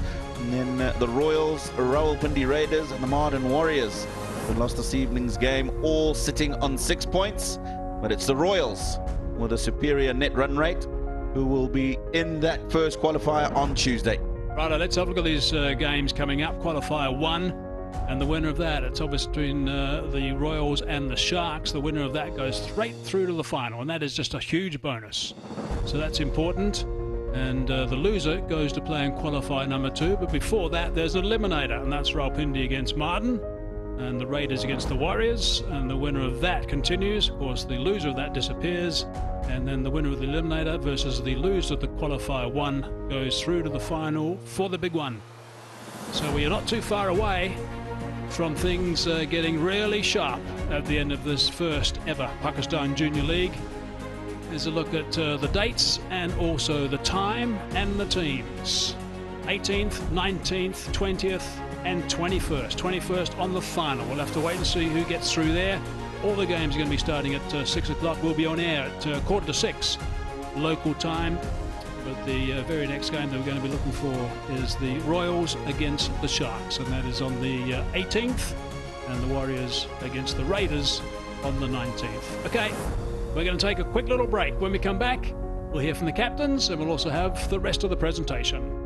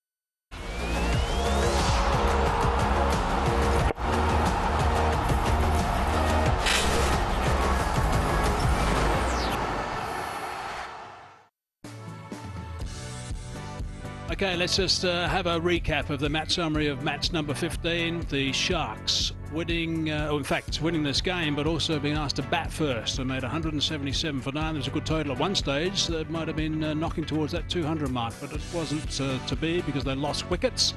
Benkenstein 74 off 46, Jamal 32, Afan 3 for 27. Lennon, the leg spinner, picked up 2 for 42, but on the expensive side. And for the Warriors, they had to chase it down as best they possibly could, but they got off to a poor start, losing both their openers with just 6 runs on the board. And then they were in all sorts of problems after that and went down by a long way. Okay, just to remind you about the playoff tree. The first qualifier is going to be on Tuesday, and that is the Sharks against the Royals. And that's Tuesday. The winner of that goes straight through to the final. And that is going to be an important game to win that first qualifier to get through to the final. There's eliminators as well, and then there's also another game in the middle. And here's a reflection of what is going to happen on that schedule. As the teams stand on the 18th, qualifier number 1, that is Gwadar against the Sharks against the Royals, and the 19th it is the Raiders against the Warriors. All these games starting at 6 o'clock, but on air at 5:45. And then the loser of qualifier 1 versus the eliminator on the 20th, and on the 21st we've got the big final, the qualifier 1 and qualifier 2, the big final. So that's going to be a very important one. Okay, let's go down to the presentation with Sikandar. Thank you, Hazy, and welcome to the post-match presentation. 15 matches done with the round stages, down to the playoffs now. And a big win, a convincing win for the Gwadar Sharks by 77 runs against the Mardan Warriors. They also become the only team to win 4 out of 5 games in the round. So before we call upon the players for the individual awards, let me introduce you to our presentation party, starting with Mr. Nadeem Khan, Director Domestic Cricket and NHPC and Tournament Director, Pakistan Junior League. With him is Mr. Syed Badr Rafai, Director Trans Group. Along with him, Mr. Arshad Ali Memon, Country Manager, Solar Panel, Inverix Solar Energy, and Mr. Tariq Mahmood Sheikh, Zonal Head, Sialkot State Life Insurance Corp. I'll request Mr. Nadeem Khan to please present the first award. That will be PCB Best Batter of the Match, cash award of 25,000. And that is to Luke Benkenstein for his 74 of 44, opening the batting for Gwadar Sharks. Super knock from him and provided a brilliant opening partnership to take them to 177. Next up, I'll request Mr. Arshad Ali Memon to please present the Inverix Energetic Bowler of the Match, cash award 25,000, and that is for the first bowler to get a fifer in the Pakistan Junior League, Saad Masood, for 5 for 6. An overall brilliant performance from the Gwadar Sharks with the ball and then with the bat. Next award will be the State Life Best All-Rounder of the Match, 30,000. I'll request Mr. Tariq Mahmood Sheikh to please give this award to Zulkifar for his and a stumping. He's the all-rounder of the match.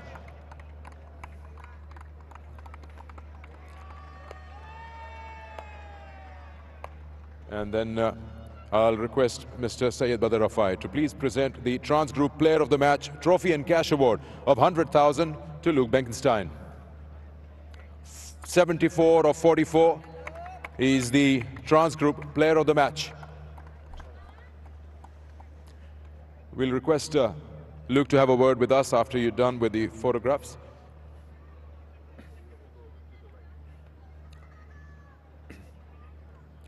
Luke, great to find yourself in good form and a good touch just before the playoffs begin. So as an individual, as a player, pretty satisfied with the knock today?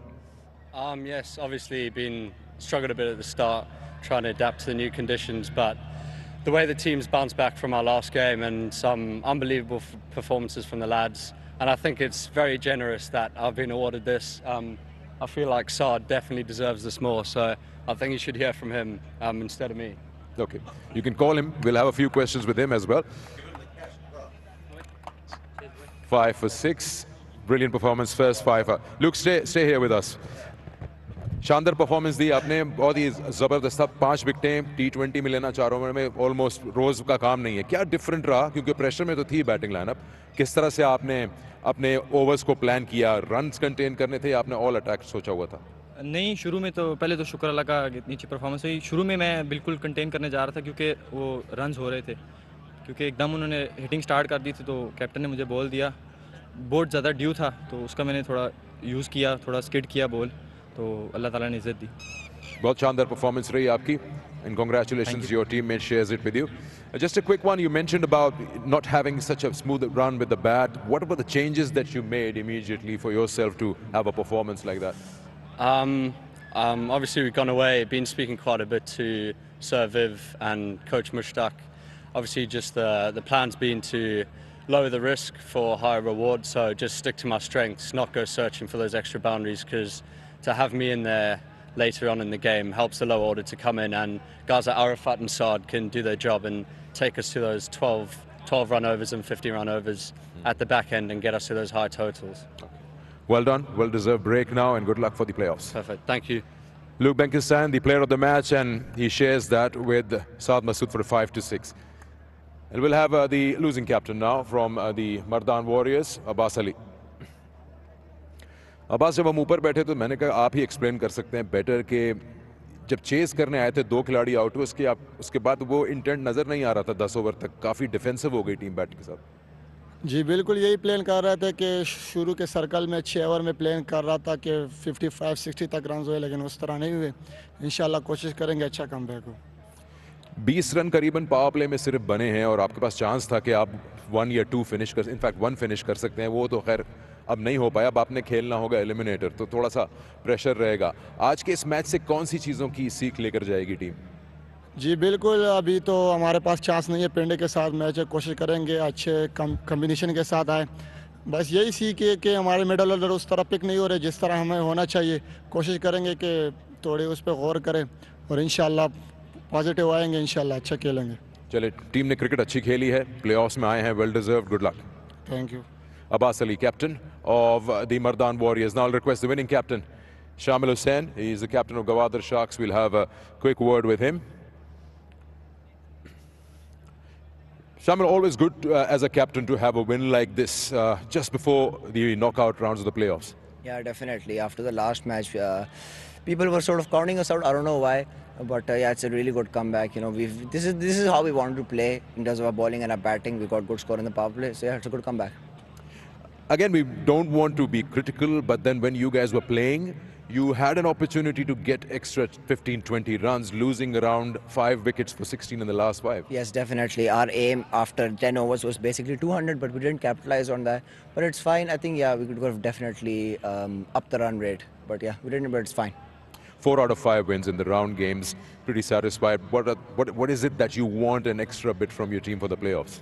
No, this is what I want from my team. I don't really want wins, neither does Sir Mushtaq. He just says, just put in your best effort and that's all we want. In the last match, we were disappointed, not because we lost, but because of the efforts that we put in. So in this match, we put in our efforts in and we won. All right, well played, big win, congratulations. Get some good rest and we'll see you in the playoffs. Thank you. That's, of course, the captain of Gwadar Sharks, and that also concludes the presentation. Secunda, thank you very much. Right, just to again let you know the schedule coming up. This is the sharp end of the Pakistan Junior League 2022. 18th is the first game, and that is the Sharks against the Royals. 19th is the Eliminator, and that is the Raiders against the Warriors. Then on the 20th, we've got the loser of the Qualifier 1 versus the winner of the Eliminator. And then on the 21st, we have the 2 winners that go through to the big final, and all those games are going to be starting at 6 p.m. and we'll be on air at 5:45. So you want to join us for the build-up to find out what's going on, and then of course catch all the action as well. Those 4 games should be absolute beauties. Tomorrow, of course, is a rest day, so everyone can regroup and get fired up for the finals. Alrighty, thanks for being with us. Hope you enjoyed all the action again today. We certainly enjoyed bringing it to you. We'll look forward to your company in a couple of days' time for qualifier number 1.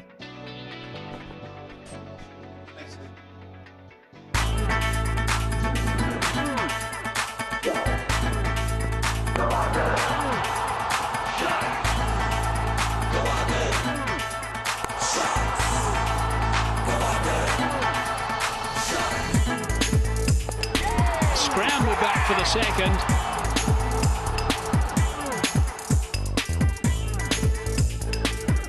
Good shot. The sound of it tells you don't need to look where it's going. Gone. Just skids through.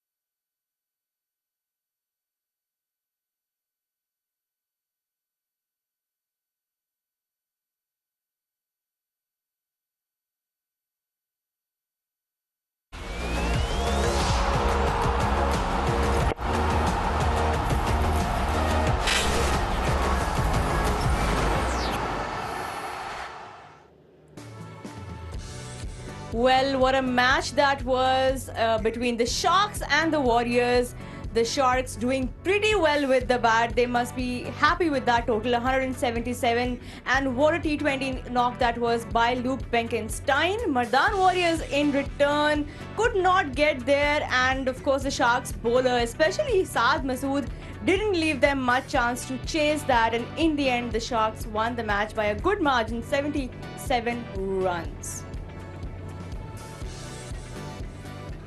Well, we're done with the league stage of the tournament and now we're ready for the knockoffs. I have Sana Mir and Dominic Cork here with me. A lot of action still ahead of us, but let's talk about what we just witnessed. That day, this night pretty much belonged to the Gwadar Sharks. And the dangerous thing is they still didn't play their best cricket on the whole 20 overs of the batting. They could have easily went on to make 200 runs, and then a bowling performance like that. So they are the team to beat, definitely. Outstanding batting from Luke Benkenstein, and then bowling, the seam bowler Mohammad Ismail, he was brilliant, and then Saad Masood came in. Yeah, simply the Sharks are the team to beat. I think when you look at them, the Sharks are definitely the team to beat. The Warriors, look, they won the toss, so they had it in their favour to try and restrict the Sharks. They didn't. They'll have to go back to the drawing board. They'll have another chance to get through and maybe play a couple of games to get through to the final. But the Sharks, to me, look favourites to win this competition. Right. And they are, as are the other teams, but even the Sharks are heavily banking on that top order. And when that top order is done, they're pretty much exposed, especially in the death over. So that seems to be a recurring problem with the teams. It is, yeah, and I think that's not just the Sharks, that's every team. But what I was impressed with today was Luke Benkenstein. And why I was impressed with him is because I think, you know, he even agrees with himself that he's got himself out in silly ways. Throughout this tournament, he's got off to a good start. He's got 10s and 20s, but he's not gone on. Here, he's gone on. It's like maybe the chat with Viv Richards, talking about being sensible, backing himself for his shots, not trying to invent a new shot, play his way. Very similar to his father, Dale Benkenstein, the way that he's very much square of the wicket. He's a very humble man. I like him. I think he's a one for the future, and I'm sure England will have him on his radar going into the future. And just one thing I would like to add, the interview he did, the way he was praising his own teammate and sharing a trophy. I mean, this all shows the kind of character a player is made of. So really impressed by him. And that really tells you a lot about the beauty of PJL. You know, these players from across the world coming and sharing the dressing room with their counterparts from Pakistan, and then, you know, that interaction at the ceremony was quite wholesome to see. Absolutely. You know, and that's what really impressed me as well. And it impressed me for a lot of reasons. The reason why we gave Luke Benkenstein the player of the match is because we believed at that stage he made the difference. But the man that he wanted to share it with, Saad Masood, got 5 wickets. You know, 5 wickets in a 2020 game. Wow. You're the spinner. Talk us through it. What was it like? I think he bowled brilliantly. He used the dew factor to his advantage. He knew there was dew, so he made the batters go onto the back foot. The length was as such, only a couple of batters got out on the front foot. Otherwise, he made sure that the batters went onto the back foot. He used the googly really well. The length, and best part was the length, and it was within the stumps.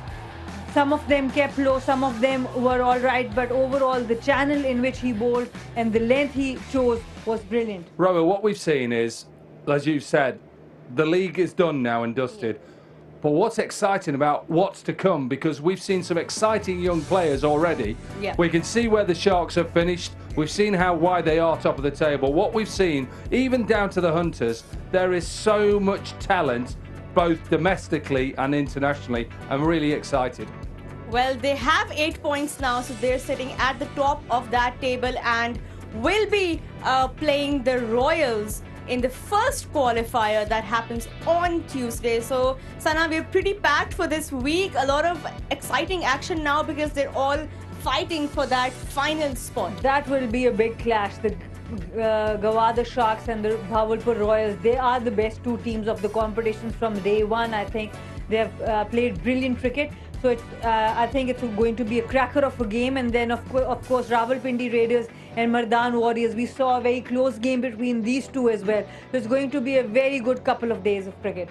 We're all set up for the one on the bottom as well, the final. Who is going to be in the final? You asked us about 2 or 3 days ago our tips for it. I think the Sharks will win this competition.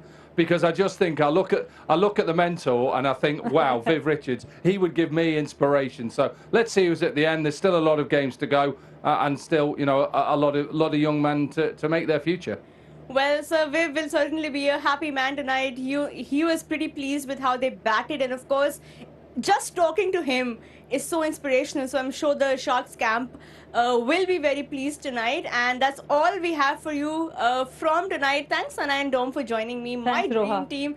And we all set for the playoffs action that starts on Tuesday. Do not forget to tune in because the PJL has just only begun. We will see you on Tuesday. Until then, it's a goodbye.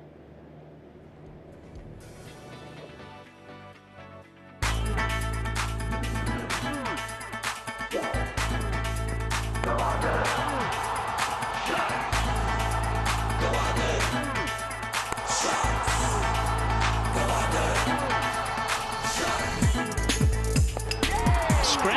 for the second.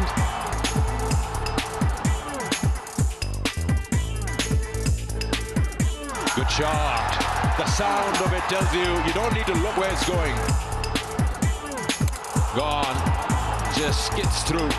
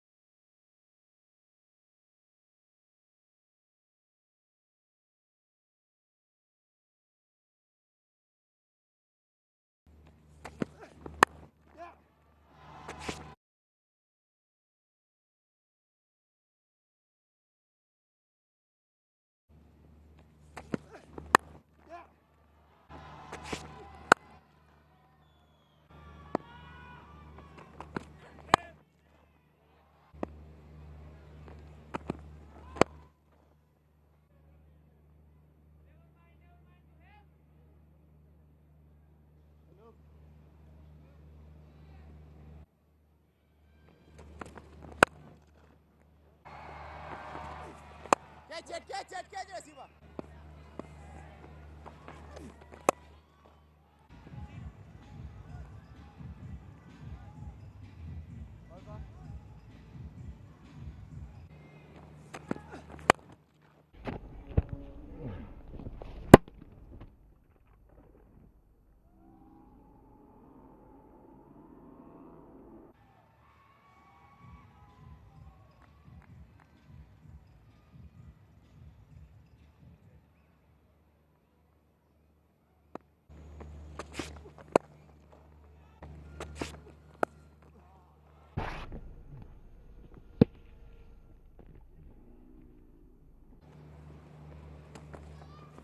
Catch it!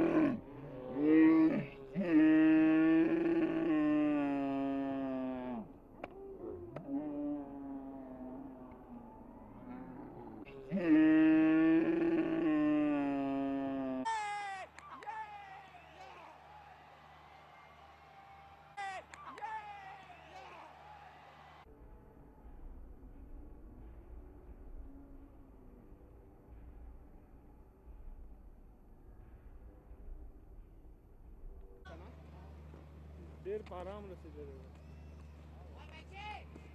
Rai out हो यार सीधा मो out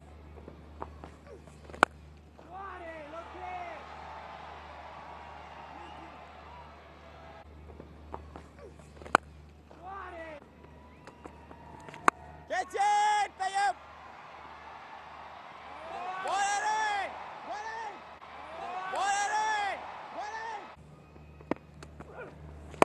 Basa!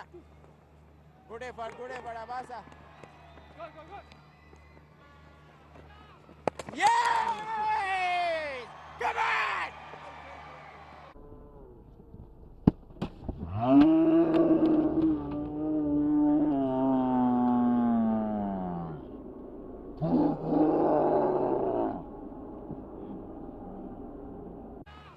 Yes!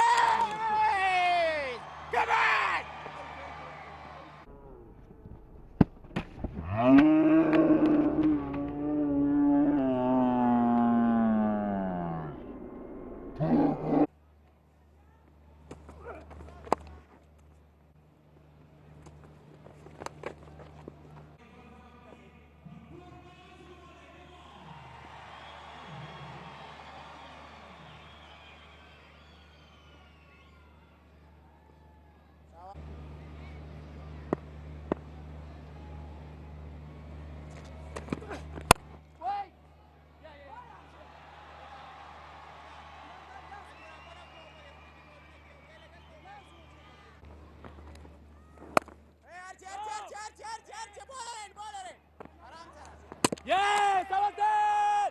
Yes.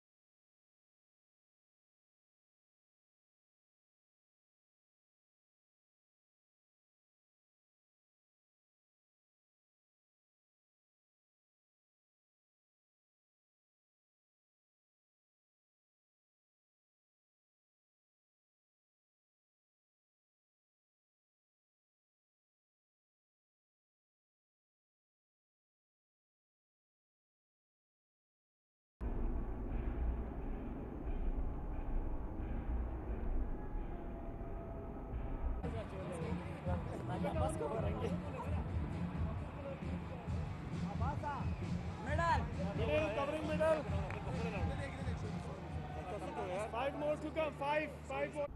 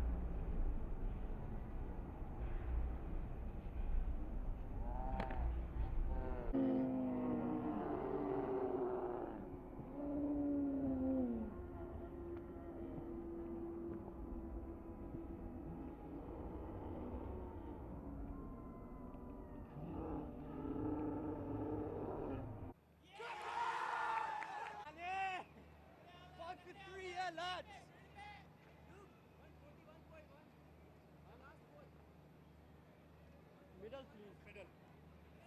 Right hand bowling over. 2 balls.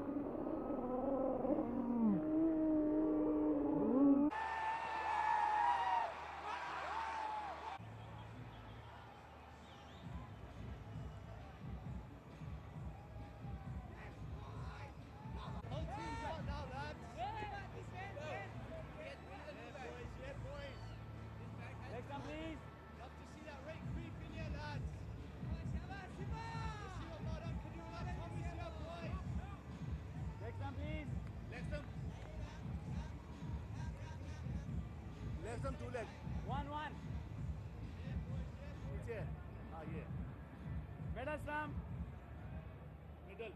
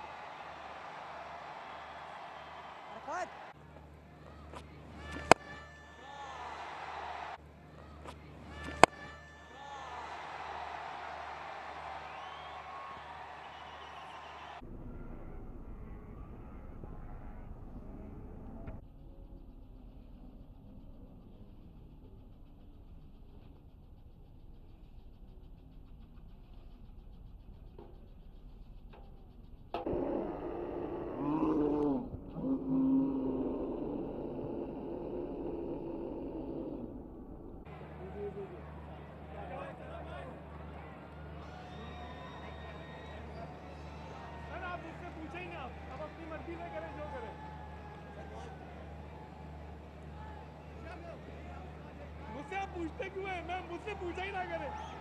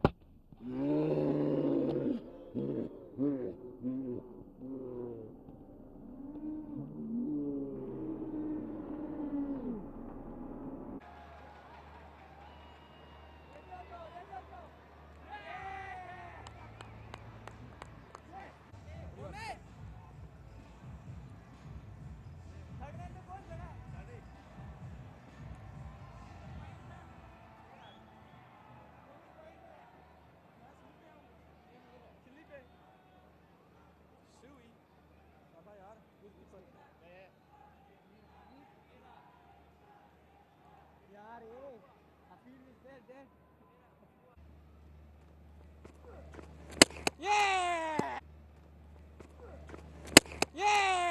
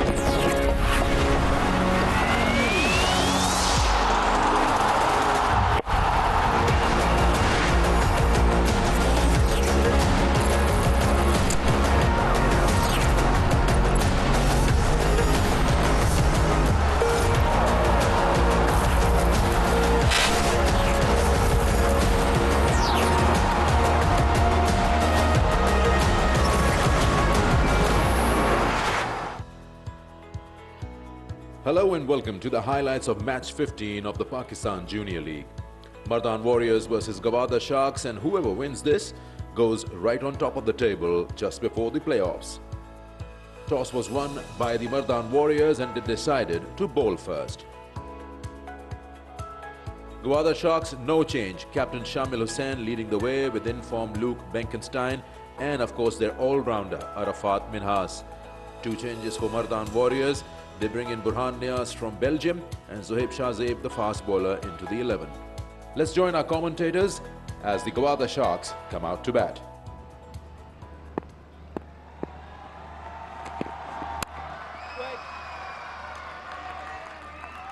Looks like a good pitch, Tino. What we've seen, of course, is the main pitch, the test pitch, the center pitch of the square. Shorter ball. It's a true bounce now on this occasion. He pulls that away. Won't spare those in the power play. Look at that. Sublime. You can play shots like that and then you see how he's got out some of the times. It's a no ball and has been treated like one. It's been put away for a boundary. It was too full. And not only that, he's also awarded a free hit.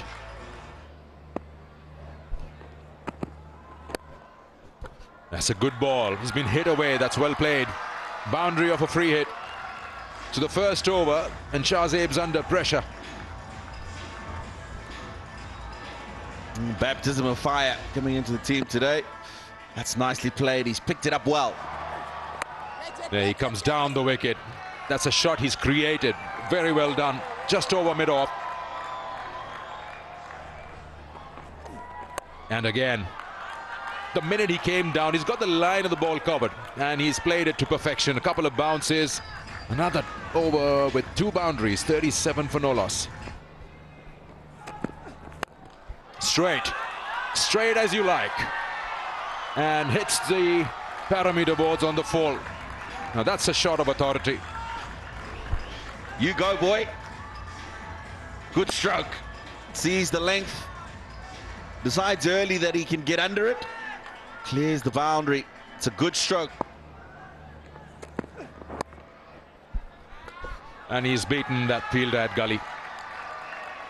Just opened the face of the bat and passes through that fielder. Earns a boundary.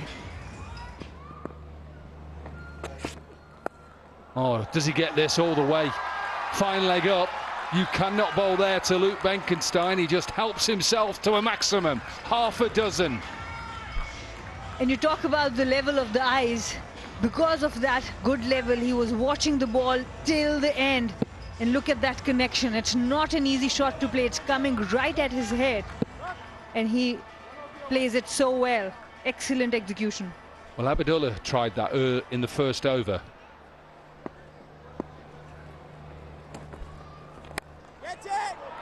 He gets it in the gap.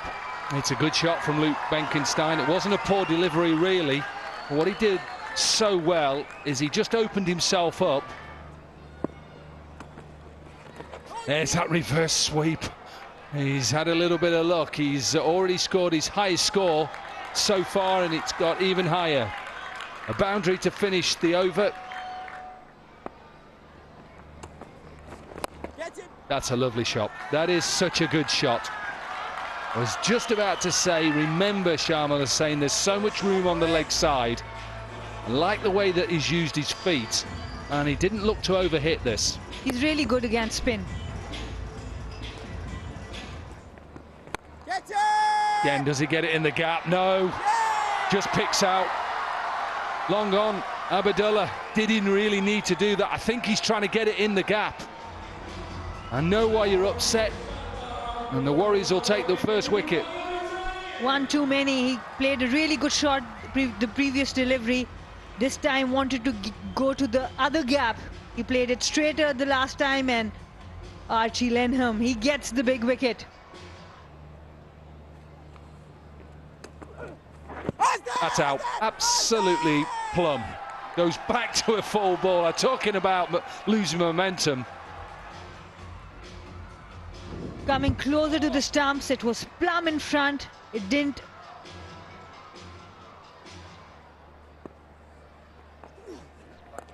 There's that reverse sweep again. And he gets all of this and gets his first 50 in the Pakistan Junior League. He's got off to a couple of good starts. But this man, I think he's got a big future in the game.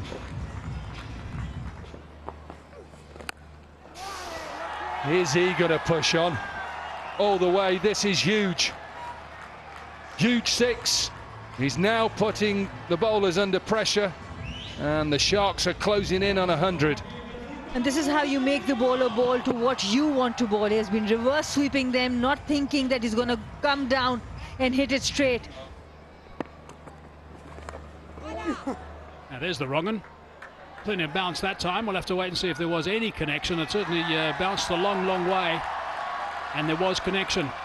Bat involved. Lenham. A very good shot. One bounce. The line of the ball, we can assume there was a wrong one again. Standard leg spinner that time. Again, it's driven. Slightly overpicked. A good indication that the surface is good. We've seen a scramble back for the second, and they certainly think, the Warriors, that that's out. Well, looking at this with the naked eye, I think he could be in trouble here. Zulkifil, he's decided to come back for 2. I don't know why. Going wild, scoring at over 10 and over. You've got 14 in the over already. Outstanding, absolutely outstanding. Really good connection.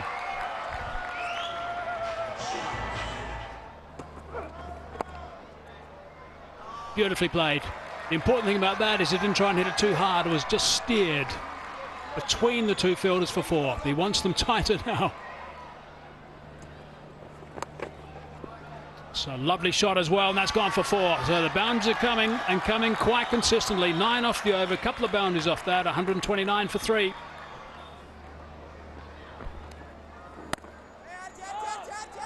Again, yes and no. This should be out. And the throw was way too high. The bowler had to jump and bring it down, but they still feel they've got Benkenstein. Just terrible calling. A person who has been in form, he's batting so well, you call yes and then you send him back.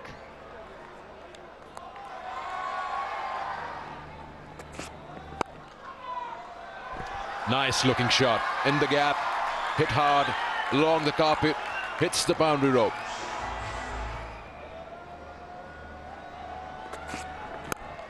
Good shot. The sound of it tells you don't need to look where it's going. It will sail over any ground, no matter how big it is. That's a 6 everywhere. Arafat Minhas showing the range of his shots. The last one to the offside, this time to the leg side. A little falter in the length. Catch it is the call. You heard that, and it's taken. Very well judged, very good catch from George Thomas down at wide long on. A utility cricketer, Haseeb Khan, he scored 49 in the last game and he has been quite handy with the ball. Very well supported by George Thomas on the boundary. Gone. Oh, it's a no ball, is it? Get back in your crease. Is this because of the foot or the field position? I'm not too sure. Well, He's taken his decision back. The umpire has taken the decision back and Arafat Minhas has to walk back. The bowler was all right with the front foot. shot. That's a good shot. He's launched that over extra cover. 19 gone, 176 for 6. Gone. Just skids through. Aftab Ahmed had played the shot.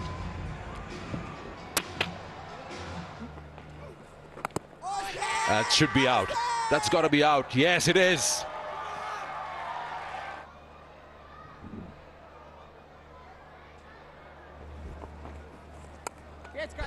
And gone. 3 wickets in the over. What an over is this? 1 run and 3 wickets.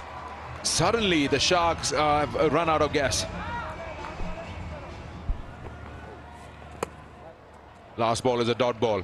And this over will be remembered. They have taken the momentum away from the Gwadar Sharks. Just 1 run and 3 wickets in that last over. At the end of 20 overs, 177 for 9 from the Gwadar Sharks. Quite a good score. They started off so well. Benkenstein once again amongst runs, 74 of just 46. Shamil gave a good partnership, 32 of 23 in that opening. And then later on 30 from Arafat Minhas. They lost quite a few wickets right in the end, could not accelerate as they would have liked in the last 5, but they still managed 177. The bowlers were under the pump through the power play and then over 7 to 15, but the last 5 they did very well. Irfan 3 for 29, 2 for 42 for Lenem, a wicket each for Abidullah and Haseeb. So the target 178 to win this match and to go right on top of the table and get into qualifier 1.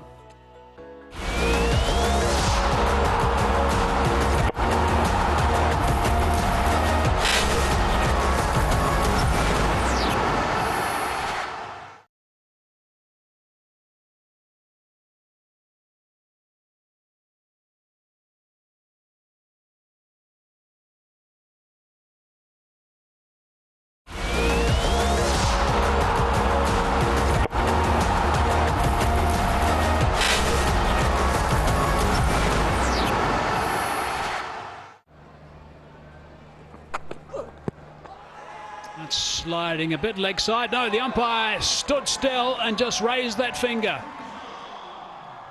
Yes, Shahzaib goes across. A little bit similar to Shamil Hussain goes across. Where does it hit him? Hits him knee sliding. Up it goes.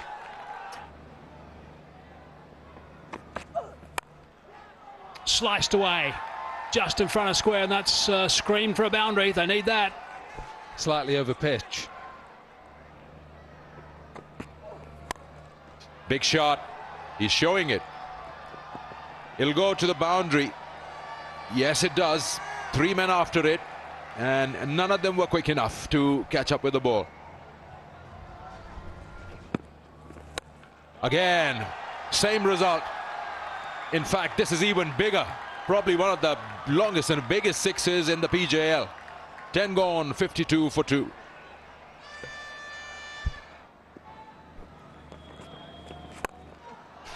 Well, he goes straight. And once again, he goes long enough. All of a sudden now, Niaz has decided, forget 1s and 2s, do it in 6s. Yes, keep going. Yeah, now he's in. Let's remember how the great Chris Gale would do it. Have a look, leave it till as late as possible, and then win the game. Brilliant, even better this time. It was full. Great swing. Great swing of the bat. Oh, that could be close, you know. That could be close, yeah, I thought so. Aftab Ahmed tried to use the crease right in front of the stumps. Oh, brilliant. Yorker, I think he drags it on. And 2 wickets in the over. Full delivery. He's just dragged back onto his stumps. Bowled. It's brilliant now from the Sharks. And because of the dew, it's skidding a little bit. Abbas Ali, he went onto the back foot, the ball skidded. Oh, that's a good slower ball as well. And that's played well as well. Daud Nazar, the wicket keeper.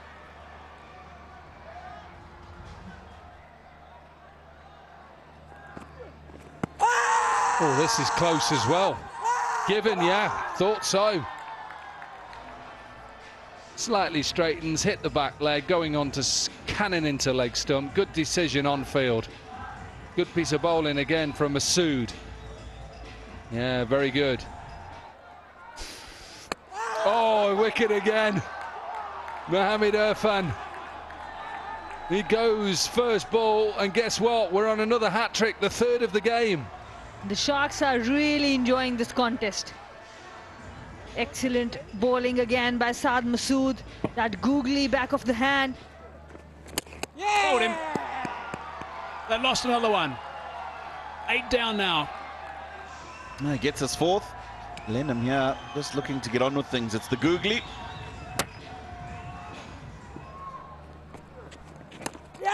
Oh, there might be another one too. There is another one. So he's picked up a fifer.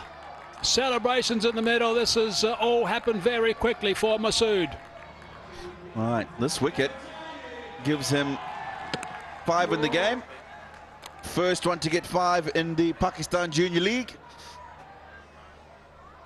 in the competition. And it looks like that is the game. 9 down, it's all done. What a really good performance by the Sharks. What a performance it is from the boys in blue. They will be so happy with this, giving them nice momentum going into the really, really sharp side of this tournament. There's no doubt the Warriors are going to have a little bit of thinking to do, but it's not going to be long before they're going to have to front up against the Raiders. That's going to be happening on Wednesday. And the Sharks are going to be up against the Royals in the qualifier on Tuesday. It's a quality performance from this team. They faltered in the last outing, but today they've come out and shown the quality that we've seen in the first 3 matches from these boys. Captain got amongst the runs today. He'll definitely be feeling a lot better about himself, contributing to the team performance. We're at the end of 16.3 overs. The Mardan Warriors only managed 100 runs and they lost those 9 wickets. The last batter being retired hurt, he wasn't available to bat. Very unlike Mardan Warriors, the kind of cricket they played throughout the tournament. This was a completely jet-lagged performance. Just that one partnership between Niaz 47 and Hasib 20, that looked good, but the rest of the batters were just nowhere close to the required run rate. Well, the Gwadar Sharks bowlers took 2 wickets in the power play and then kept the pressure on. And have a look at that. The first fifer of the Pakistan Junior League, 5 for 6 for Saad Masood. Brilliant performance with the ball, and they never allowed the opposition to get up. Match summary of the last game of the round in the Pakistan Junior League. Gwadar Sharks won this match by a huge margin of 77 runs and topped the table for the qualifier 1. 177 for 9 is what they manage, with Luke Benkenstein 74 of 46. And then his captain Shamil scoring 32 of 23, starting off with a brilliant opening partnership. Kept the pressure on. Mardan Warriors got just 116.3 for the loss of 9. Hope you've enjoyed the highlights of match 15 of the Pakistan Junior League. Until next time, it's goodbye.